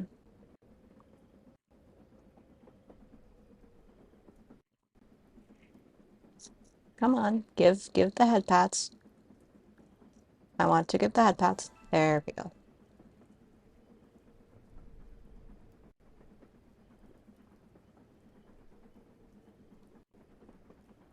Yeah, his hair is just shorter in his unawakened form. Maybe his awakened form is. Problem is his outfit's actually quite intricate for these. Like I thought dark cacao, I almost said dark vanilla. I thought dark cacao was bad. Let me look at his awakened form, see if it's any easier. I doubt it. Typically they get more intricate. Though I seem to remember him not having that much of a change.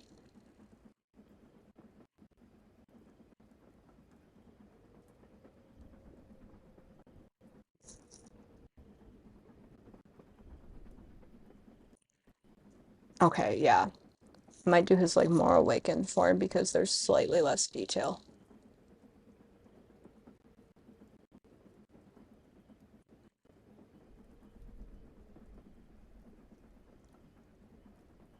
Okay.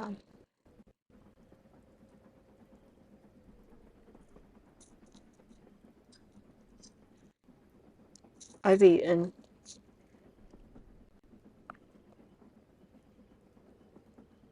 I had pizza for breakfast. Whenever I stop streaming, which will probably be soon. Like I'll stay on for a little longer, but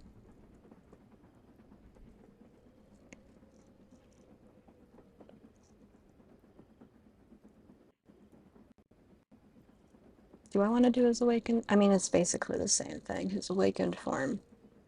It's just the design I'm stealing. And his hair's longer in his awakened form.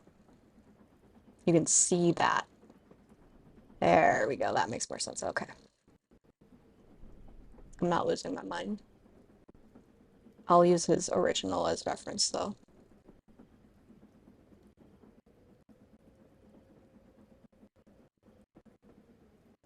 Oh my God, Spirit City is throwing a tantrum in my ear right now. It's annoying me.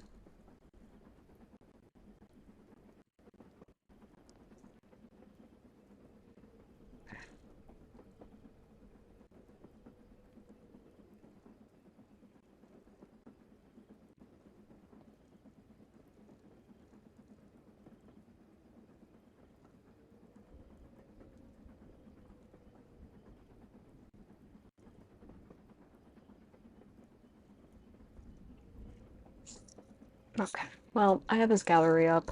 It's okay. It's basically this. Um, the thing we have to decide is where is his stick going? We'll probably do it in his left. technically his right, but our left. Um, because that's what it is in this one, his staff.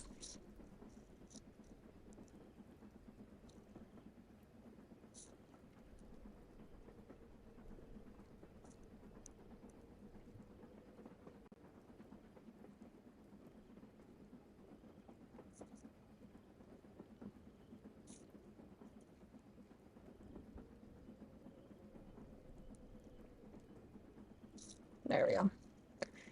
Drawing pure vanilla's staff.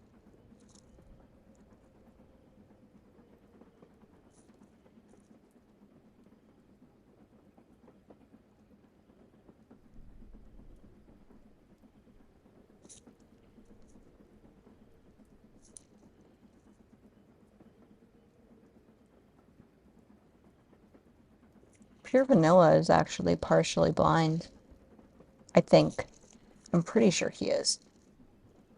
He was when he was in a different form. I think he still partially is blind. I can't remember though if that's something that's canon or I've just read so much fan fiction at this point that I've made it canon in my brain. But I'm about 90% sure he is actually blind partially. That is made clear by the fact that he needs his staff because whenever he closes his eye, his staff opens its eye up. And there's been implications, especially in this last update, that if his staff gets damaged, he cannot see.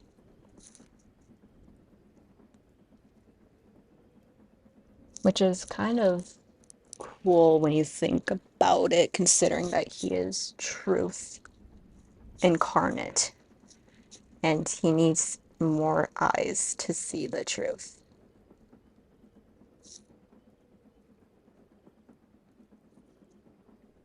Especially compared to Shadow Milk, who is all eyes.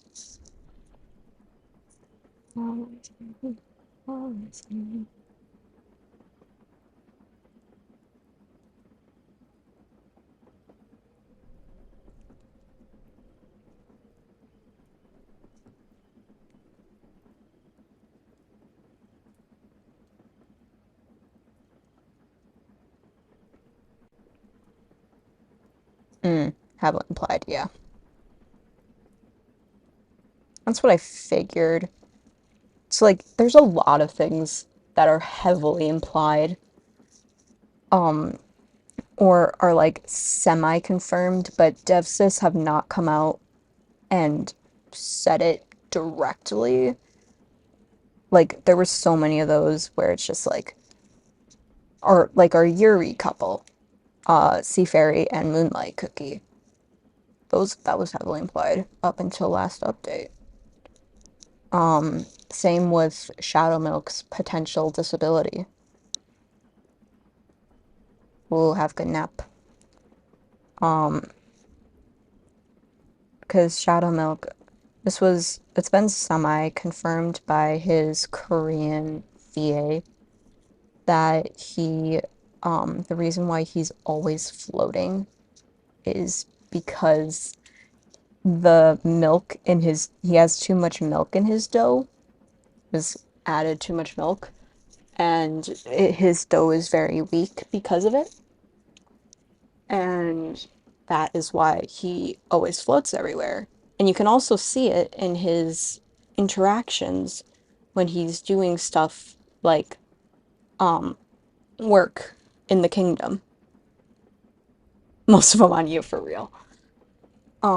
Like the work in the kingdom, if he's ever doing something like making axes or cutting wood or stuff like that, if he has to stand for it, his legs are like visibly shaking and he's visibly exhausted.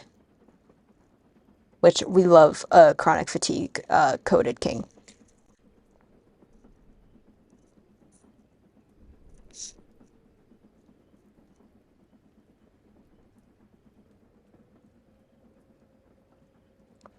And it also comes, I think the whole heavily implied thing also comes from um Pure Vanilla had a form an early storyline where he was Healer Cookie and he was hiding in that Healer Cookie form for quite a while.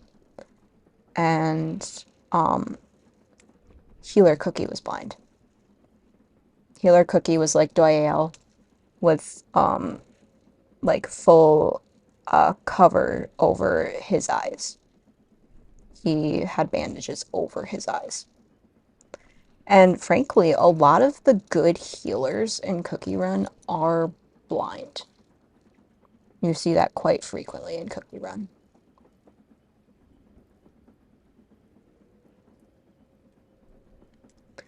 Can't believe that a game about cookies has taken over my life.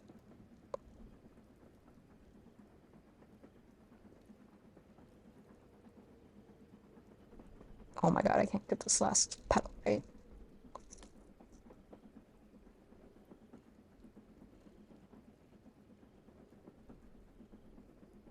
I've gotten so invested into the lore though of Cookie Run, which makes sense because I'm a lore person and I get really invested into lore of stuff. And Cookie Run provided a good provided a good outlet.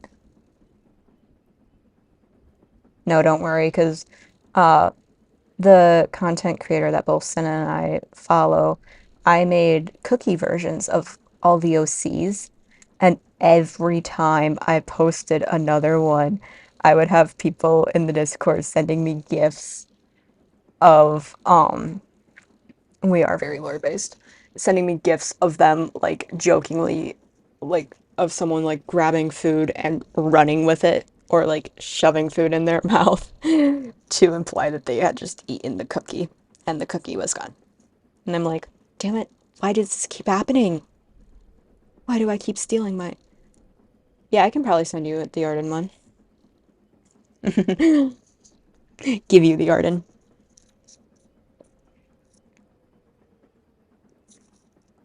This is the sketchbook. I'm currently drawing on the sketchbook of all the OC cookies.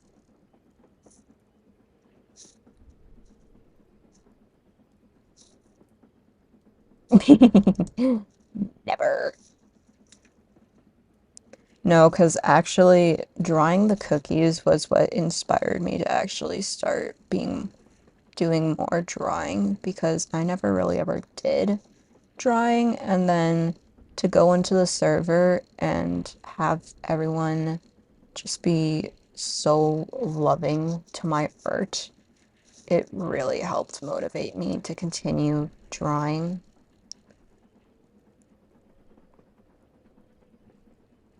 which has been good because like I realized when I was doing Cyrus Cookie yesterday that like I really enjoyed making that art and it felt right, which is why I'm trying to start leaning more back into the cookie run style because I was able to knock Cyrus Cookie out in an hour. And it's not like not all drawings have to be done quickly, but like I was comfortable drawing that and I wasn't dealing with constant brain trolls being like, you can't draw to save your life. Just eating cookie. Yeah. And I used to do a lot of watercolor and I've been trying to get back into it as well. But I would always do landscapes and stuff because I thought I couldn't draw.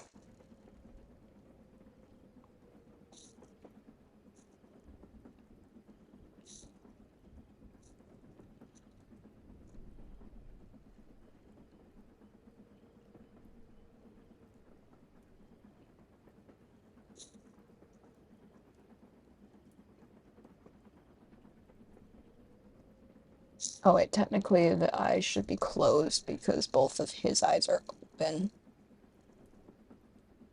I'll have to look up what his eye looks like when it's closed. I should have it open actually right now. Man's always closing his eyes. I want his eyes open.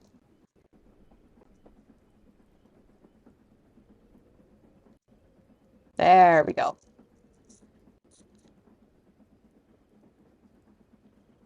He only has his eyes open when he's showing emotion. His sprites, his angry sprite, his bitter sprite, his feared sprite, his happy, and his motivated are all the only ones that have his eyes opened. No, for real.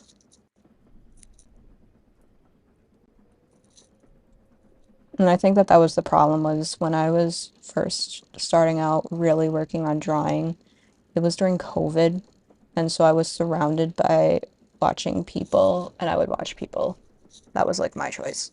But I would watch people and be like, everyone being like, wow, this is so cool. So if my art wasn't like theirs, I objectively thought that I couldn't draw, you know? We're seeing people putting down other people just for drawing, and I'm like, why?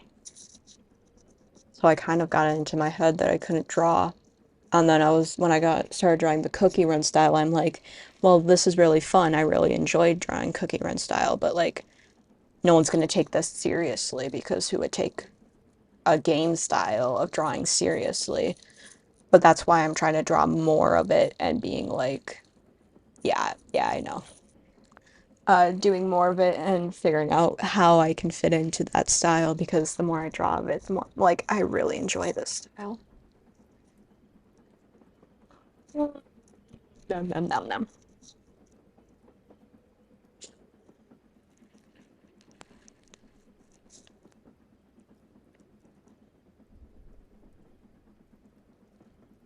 There we go. Okay. So his eye has been made. I'm not sure. I'll probably put the little star thing. I might put the star thing, this shiny thing up here, but we will see. I think now it's time to draw this man's mini clothing.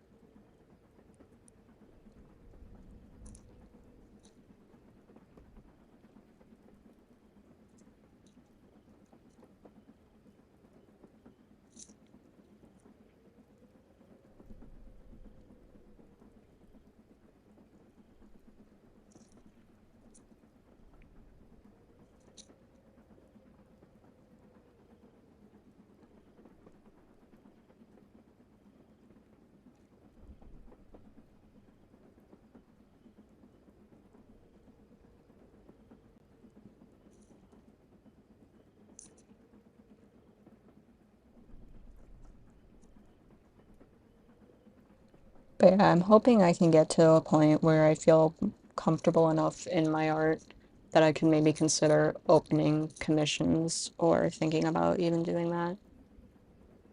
We shall see though.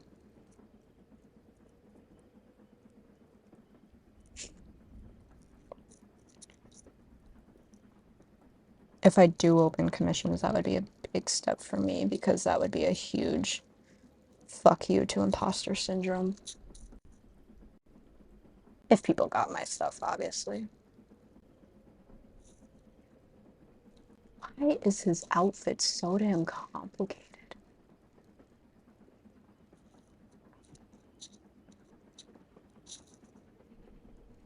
Like, the whole point about these is that they're supposed to be simplistic. Like, they're not supposed to be uber complicated. But there's only so far I can go not making it uber complicated before it just doesn't look like them, you know?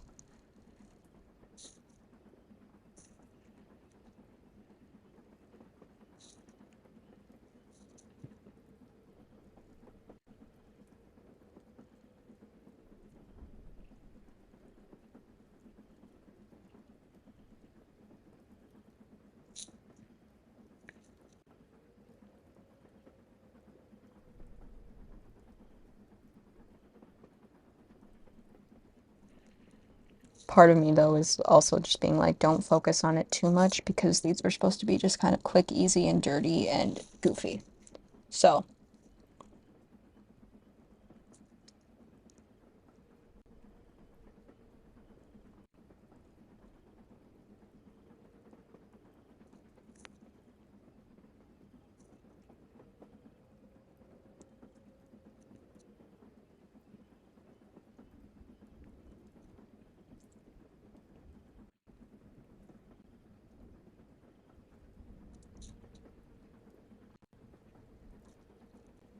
there we go.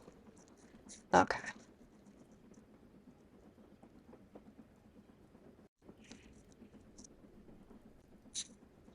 Oofta.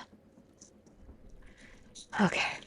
So the next biggest thing I gotta draw is his cape.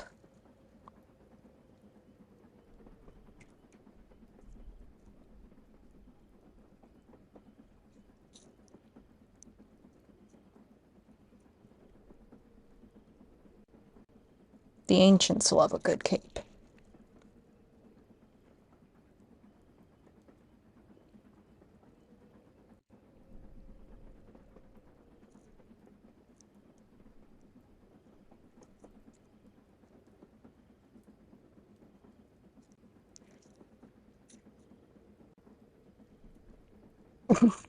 I knew someone was gonna make a joke about that. I was just waiting for it.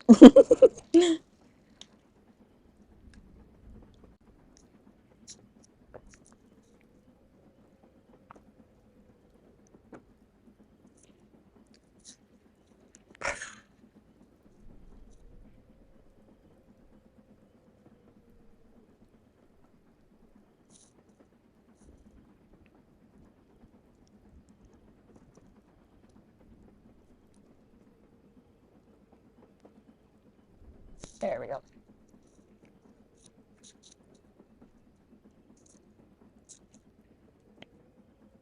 I did drop the phone again, by the way.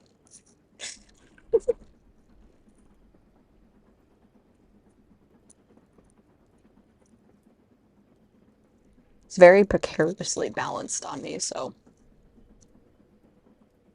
Okay, the next thing I gotta do is draw his soul jam.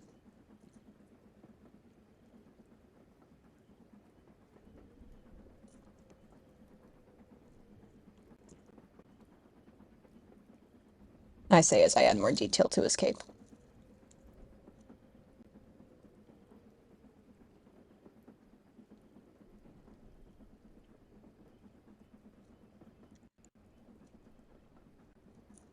Okay, why is man's soul jam so damn complicated?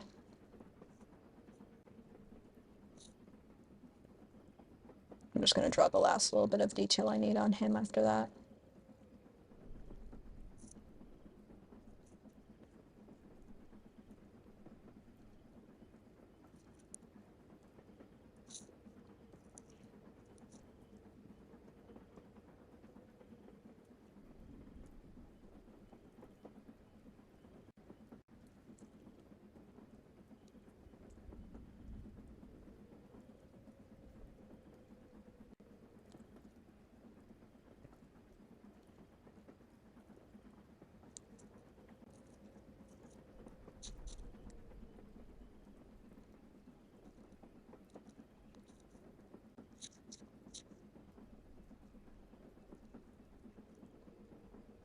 He's coming together. Damn. Okay.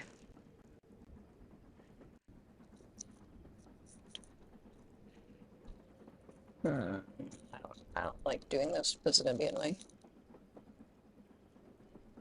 Pure Vanilla and Shadow Milk have the most complicated soul jams out of the rest of the ancients and beasts.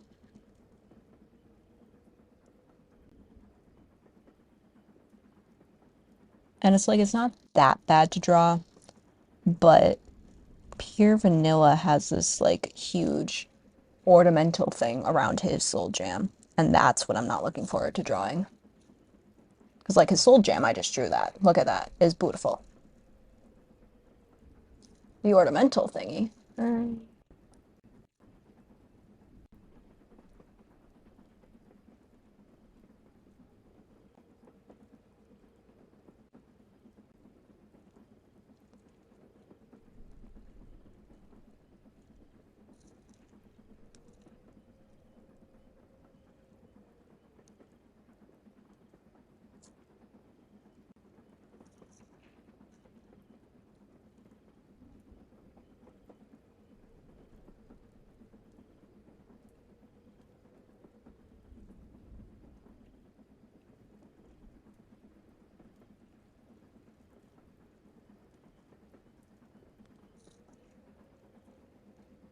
Okay, that's not bad.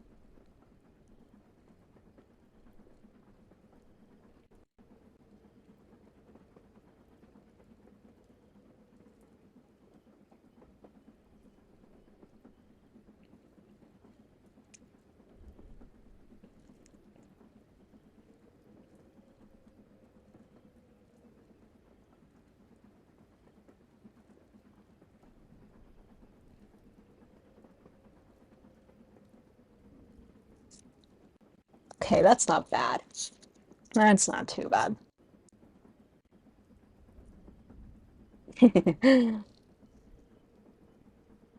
Yeah, I'm trying to keep it quick and easy, but I mean it is pretty good.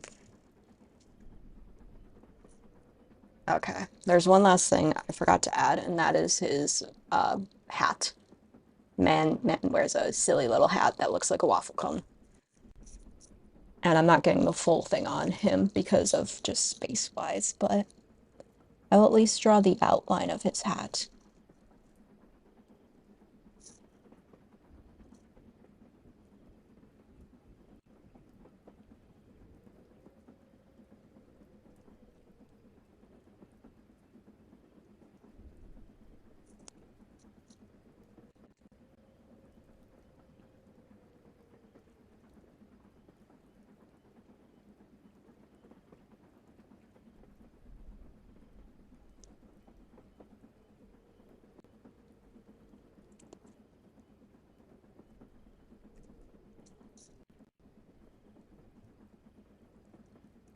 There we go. Okay.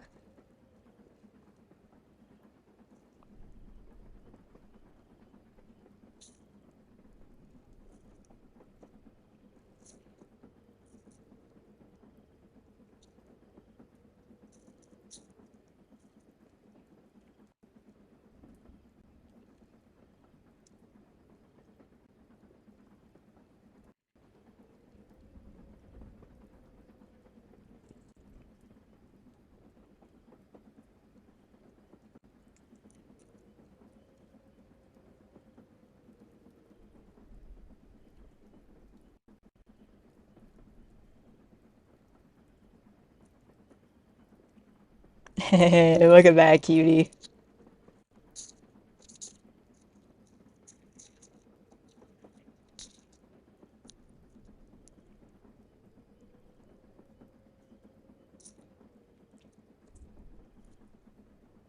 Hold on, stream delay. There we go. Let me actually open OBS real quick. Okay. So just to remind you, this is what we started with. Me. There we go. Right? That's the original Pure Vanilla card. And here is Total Nilla Biscuit. He's so goofy. Okay, now comes the nerve-wracking part for me always. And also the part that takes me the longest. I now get to go through and put everything into pen. Oh my god, this will not be staying in place. Okay. I don't know how much longer I'll have before my roommate comes. So I think I'm gonna um I think I'm going to wait on inking this, and I think I'm gonna switch over to a little stardew. Mainly because I don't want to have to keep on balancing my phone anymore. Disconnect. Disconnect. Have good nap.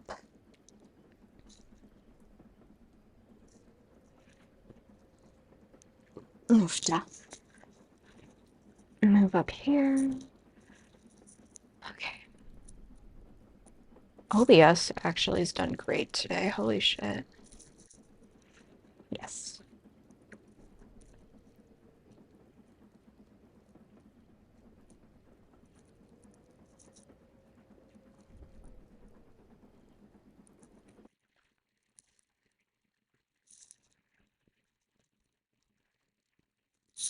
Okay. Well, now that I know that, I can open you up finally.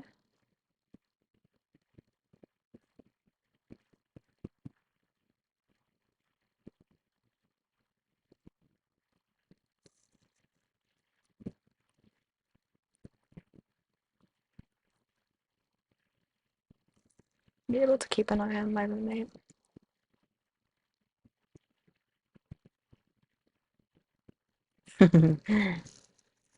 Okay. That's pulling up. OBS.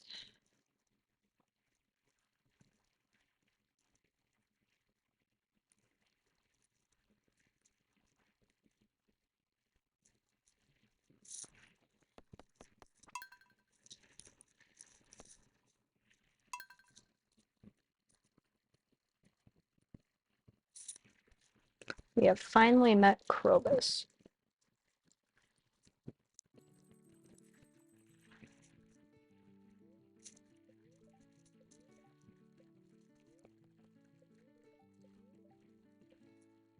Should we go yap with Krobus? I got water plants.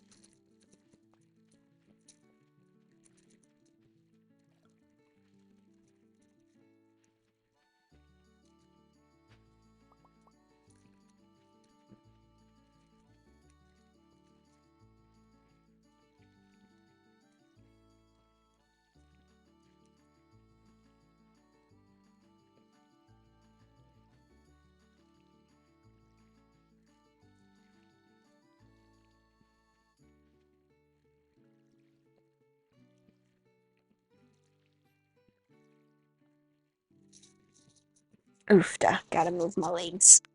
Ugh. I've been streaming for like, what, 4 hours now? Yeah. I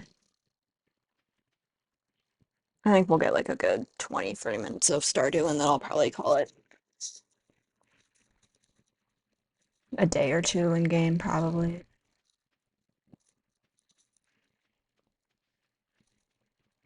Mainly because I know my roommate will be coming back soon. Although, actually, no, I don't think he will because his HRT appointment is at 1. My roommate is getting the last of his labs and stuff done today so he can start HRT. He can get on the T.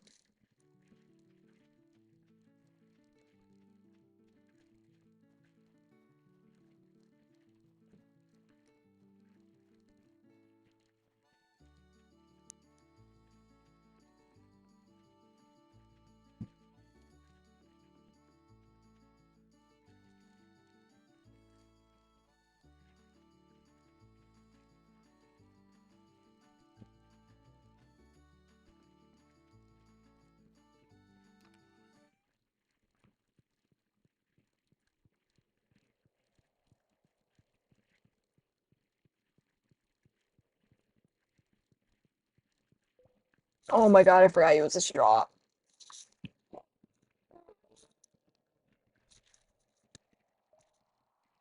Ah, I know you do. Um,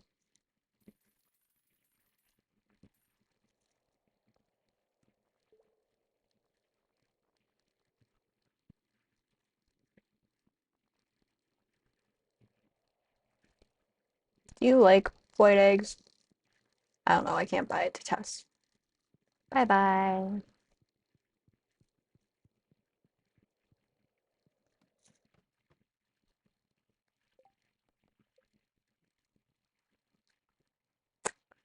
Can I catch Felsh?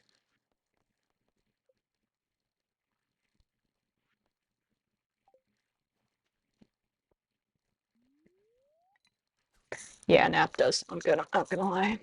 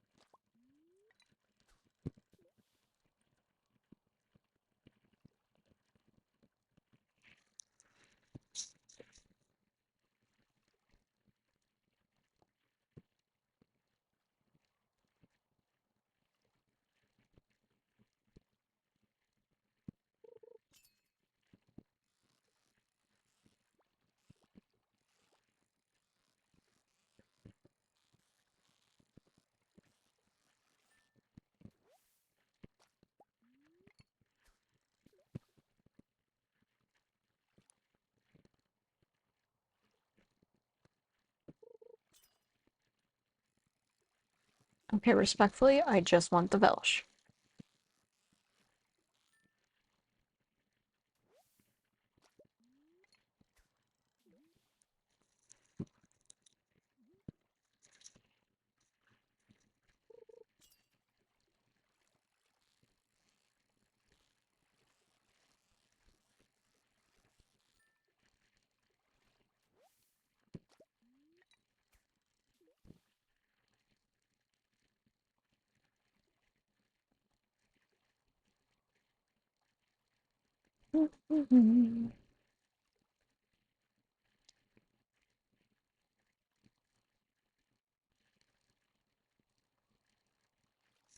Since the um NPCs have their winter outfits on, the mod can't account for that. So everyone except for the NPCs without um a winter outfit are currently back to normal. You probably just saw Samrat up here a little bit ago.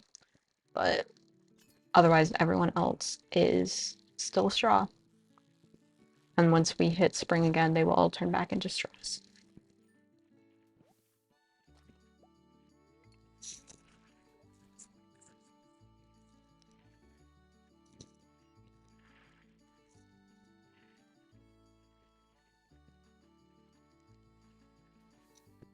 I'm gonna try again tomorrow. I want to get that thing for Robin.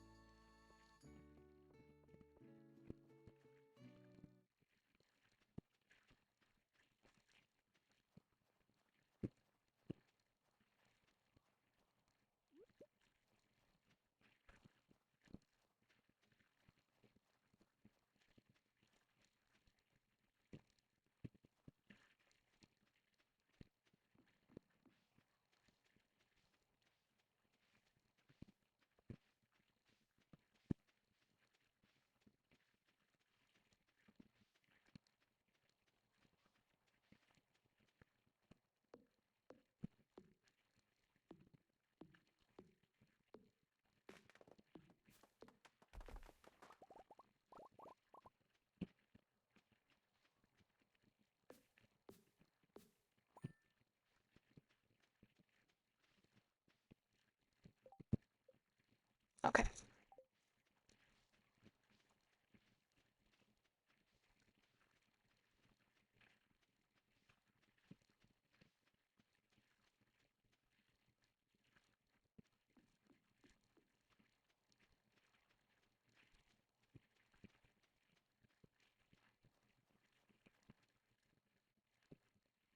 It's boop.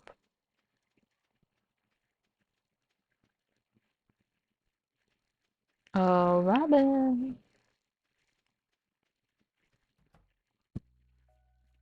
I just triggered the cutscene. Right.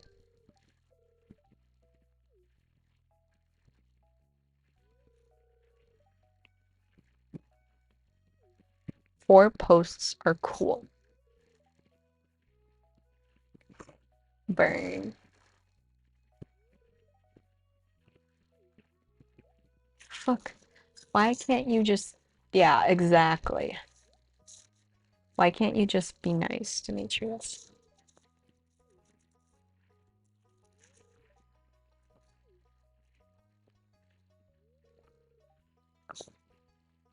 No, I do kind of agree with him because that wasn't 1,000, like, no, it was 100 hardwood.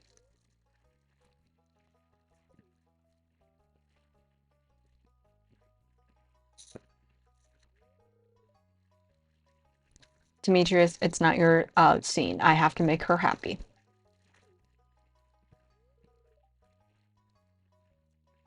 Yeah, I need 6 beds for sure.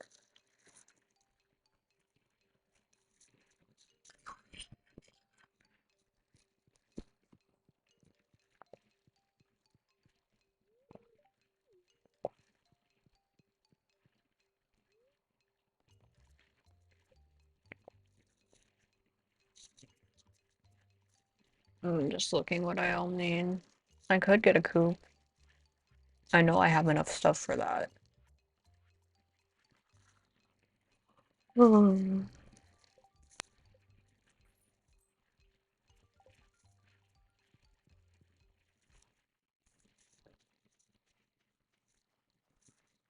Okay, we're gonna go fishing up here, I think.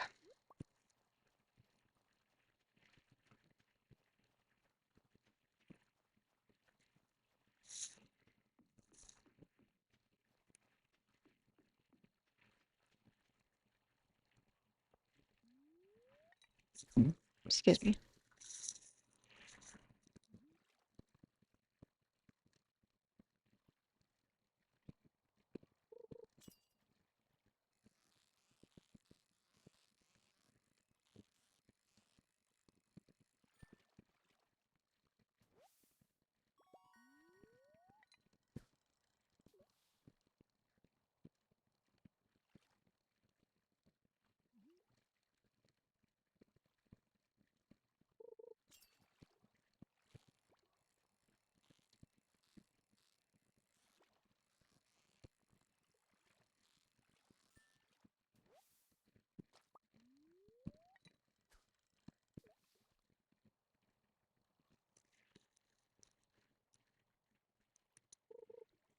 It looks like my mic was picking up my fan, sorry. Maybe if I switch it over to my right ear, it'll be a little bit better.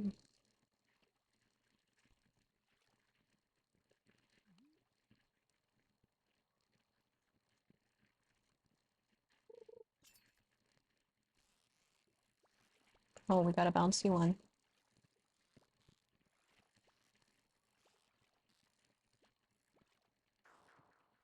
Mm. I could just see that it was showing that it was like that it was talking, so it's just like, oh no. It's enough to trigger reactive into thinking that I was doing something, you know?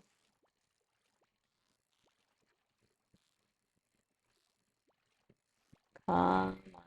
Thank you. Okay, now I just gotta catch this fish.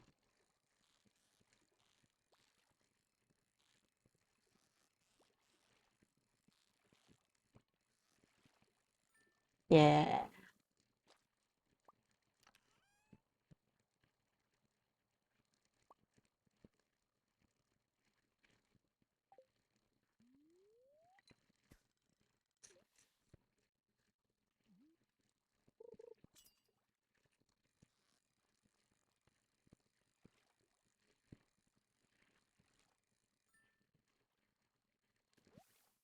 Wallet. Knew it was gonna be a wallet.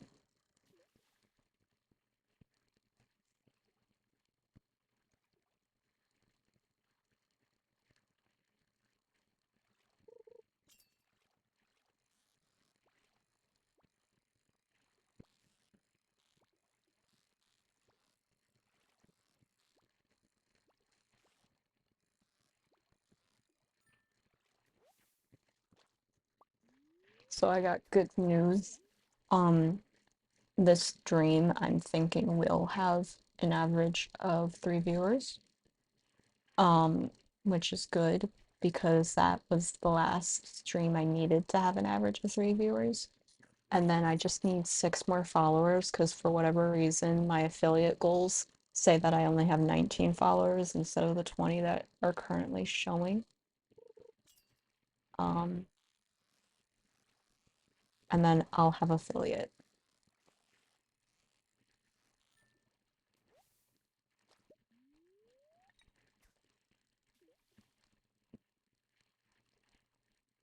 I see the bubbles up there. I'm just not gonna go for them.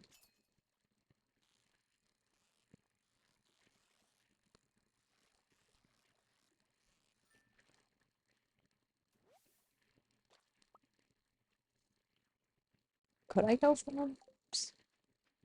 I think it's too far. Never mind.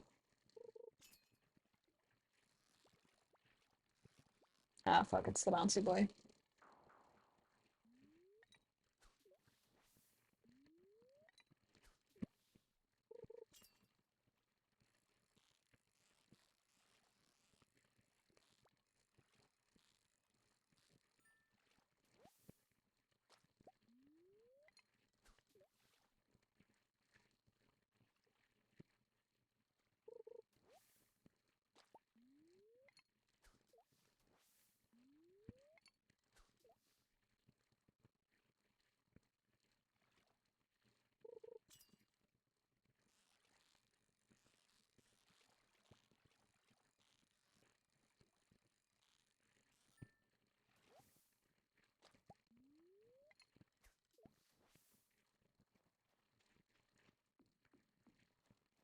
Okay, we're gonna head back.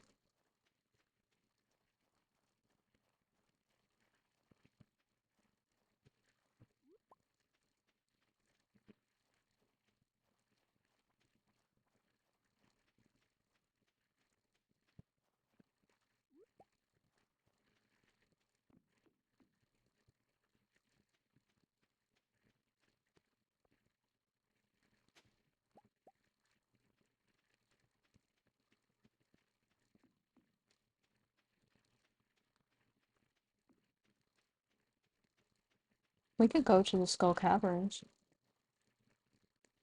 I think that's what we'll do. We'll play one more day and then I'll call it for the stream probably, but we'll go to Skull Caverns. That way you guys get some fun chaos of me cursing. I'll try to behave, but no promises.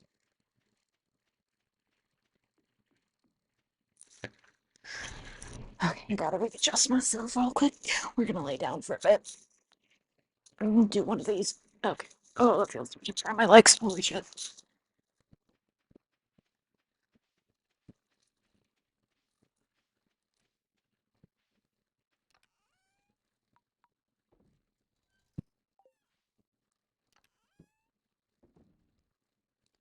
Okay, we are gonna grab a bunch of coal for that run though, because we need. We're not gonna be finishing that, are we? Holy shit. For whatever reason, whenever I go into this position, my brain just starts, like, my head starts throbbing. Give me a minute. I gotta get it to adjust.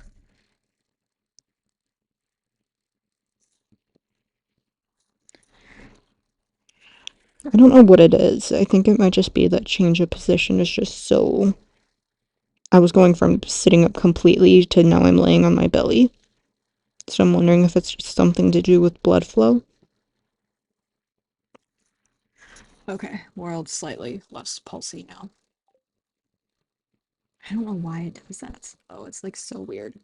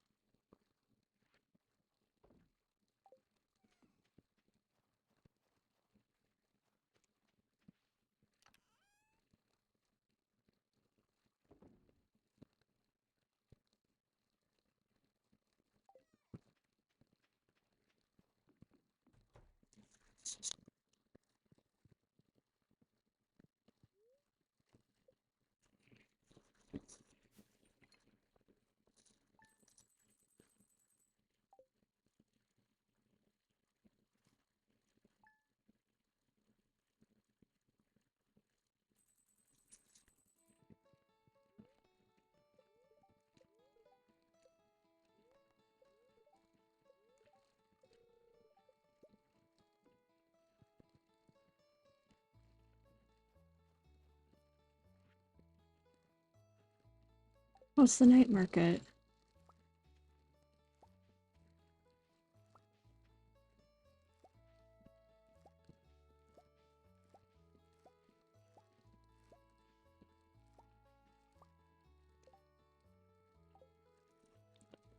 Okay, these are all edible, so they're coming with me.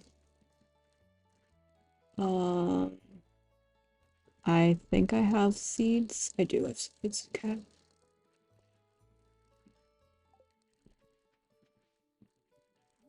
I'll just plant the seeds up here.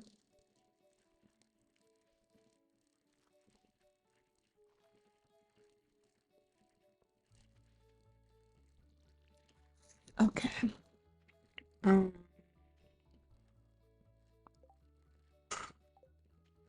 I don't think I need that, the wood or the warp totem.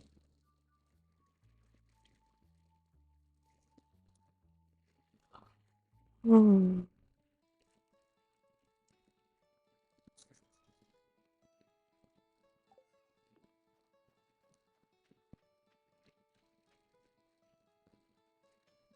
Okay, now we just wait for Pam.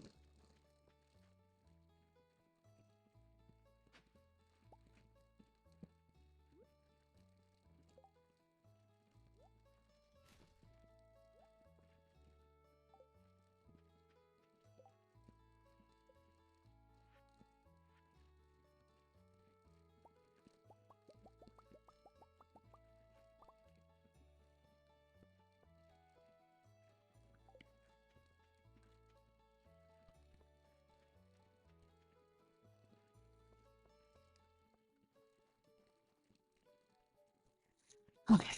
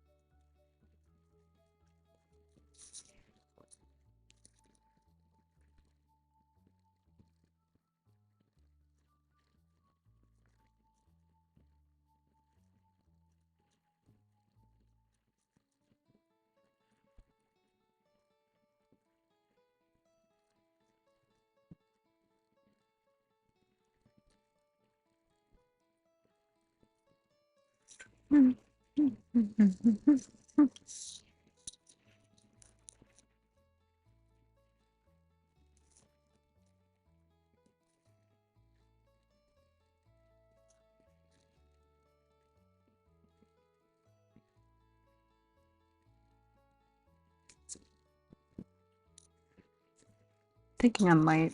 I don't know if I want to take a nap, but I think I'll definitely rest after I get off stream. Then I'll do my homework and then probably finish that card I was working on. Gotta pee. I don't want to get up though. That's why we're only gonna play through one more day, and then I'm probably gonna call it. Also that, and I've been streaming for 4.5 hours now. Time really goes by fast. Holy shit. I've been rambling for 4.5 hours now, more like. But at the same time, that's what you guys are here for. I feel like everyone who watches my streams knows exactly what they're getting with me, and it's what they want. Also, it changes back to a straw when Pam drives the bus, and I find that really, really funny.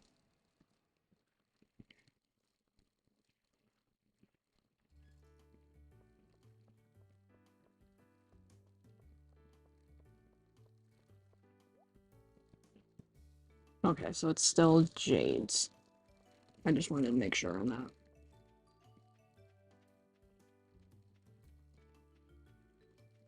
I really need a prismatic shard soon because I need to be able to go and get that. Oh, I should have saved some of that coal for um a chest because I usually have a Skull Caverns chest as well.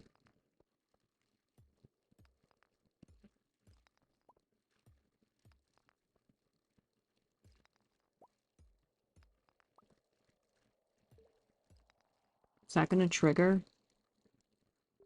Or are you gonna?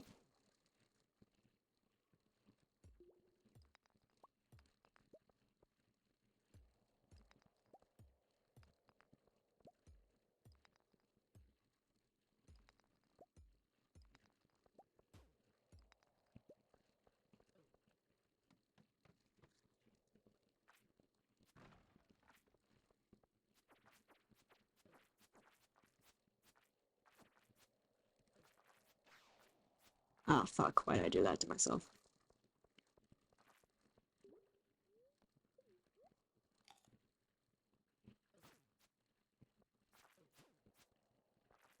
Holy shit! These guys do damage.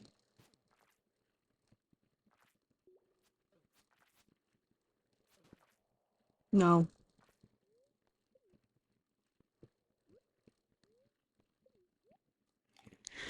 we're not aiming for like floor whatever. We're just aiming for getting some supplies at this point. So I don't feel bad having to run away like that. Oh, I forget. I need to grab explosive or like my slingshot because it's actually useful.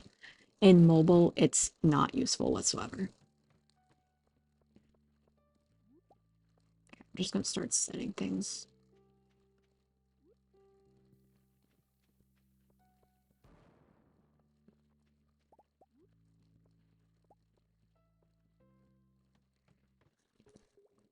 Oh, I hate these floors.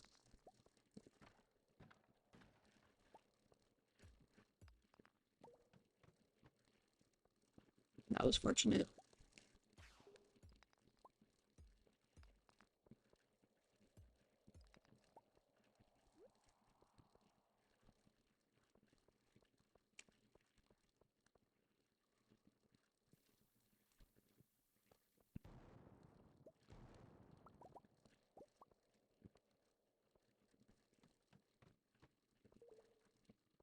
Nice. It's a good floor.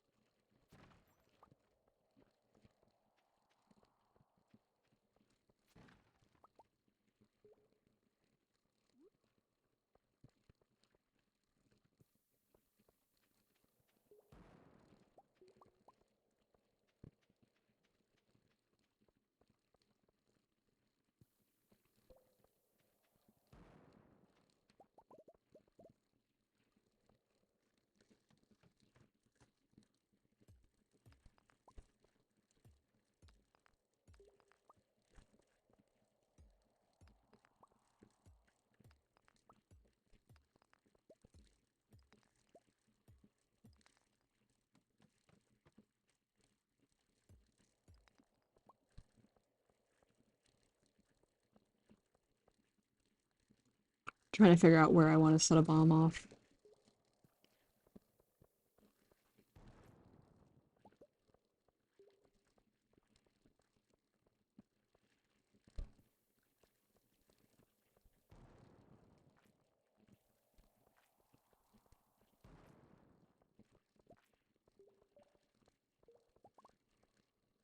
Damn, none of that was good. Okay, let's set one off up here.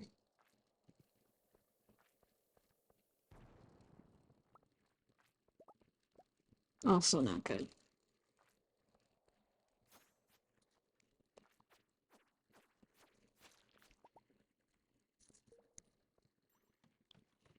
It's a good luck day, but I haven't had any of the ladders for the holes yet,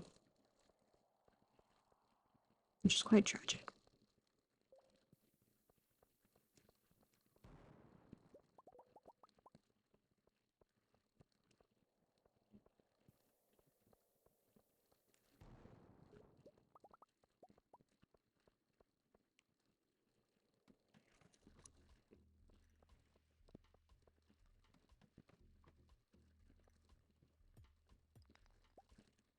Fuck.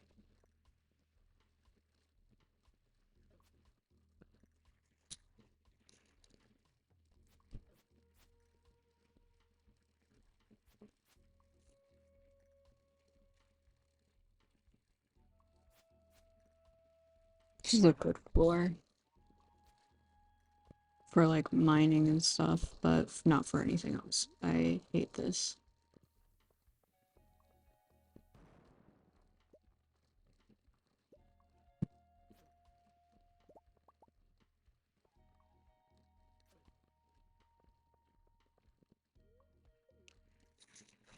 Fuck this shit, ammo. Oof, gotta adjust my position.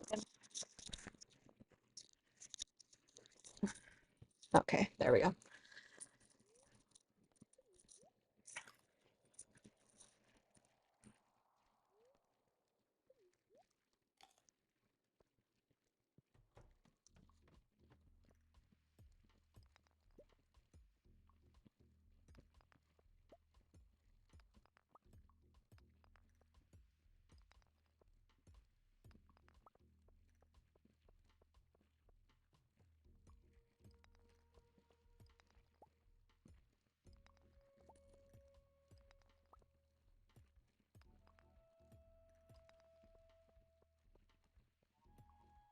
Where are the holes? Let me jump down one.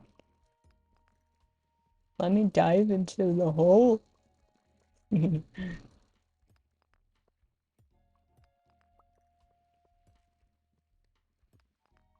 a spiral floor too, so.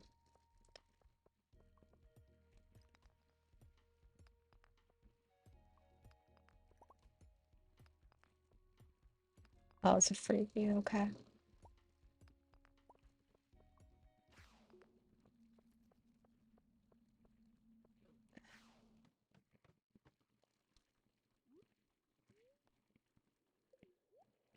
Actually, I think I'm gonna head back to the valley. I think we did a good enough job. And also, I really gotta go back.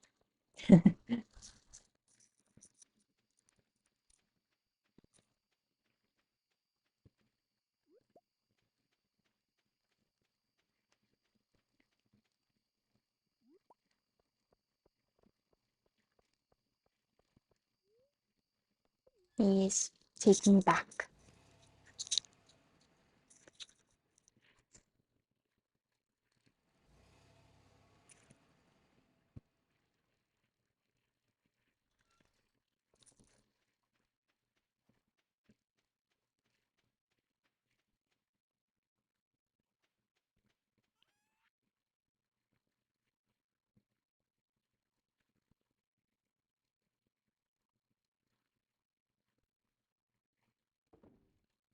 I really don't want to sell any of that. I mean, I don't need any of them, but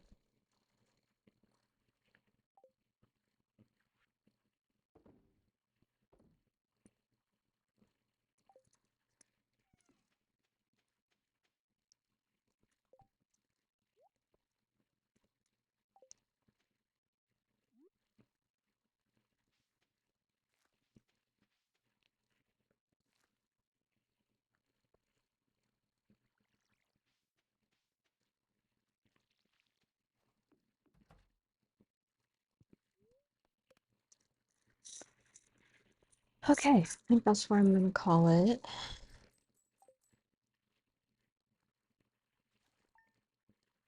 I just realized that the bathrooms on my floor are closed for cleaning. All of that. I'll probably just run up a floor. Okay, well, thank you everyone for coming in. It was a lot of fun. I've been looking forward to streaming like the whole week, so thank you everyone. Have a good day. Bonne journée. Au revoir.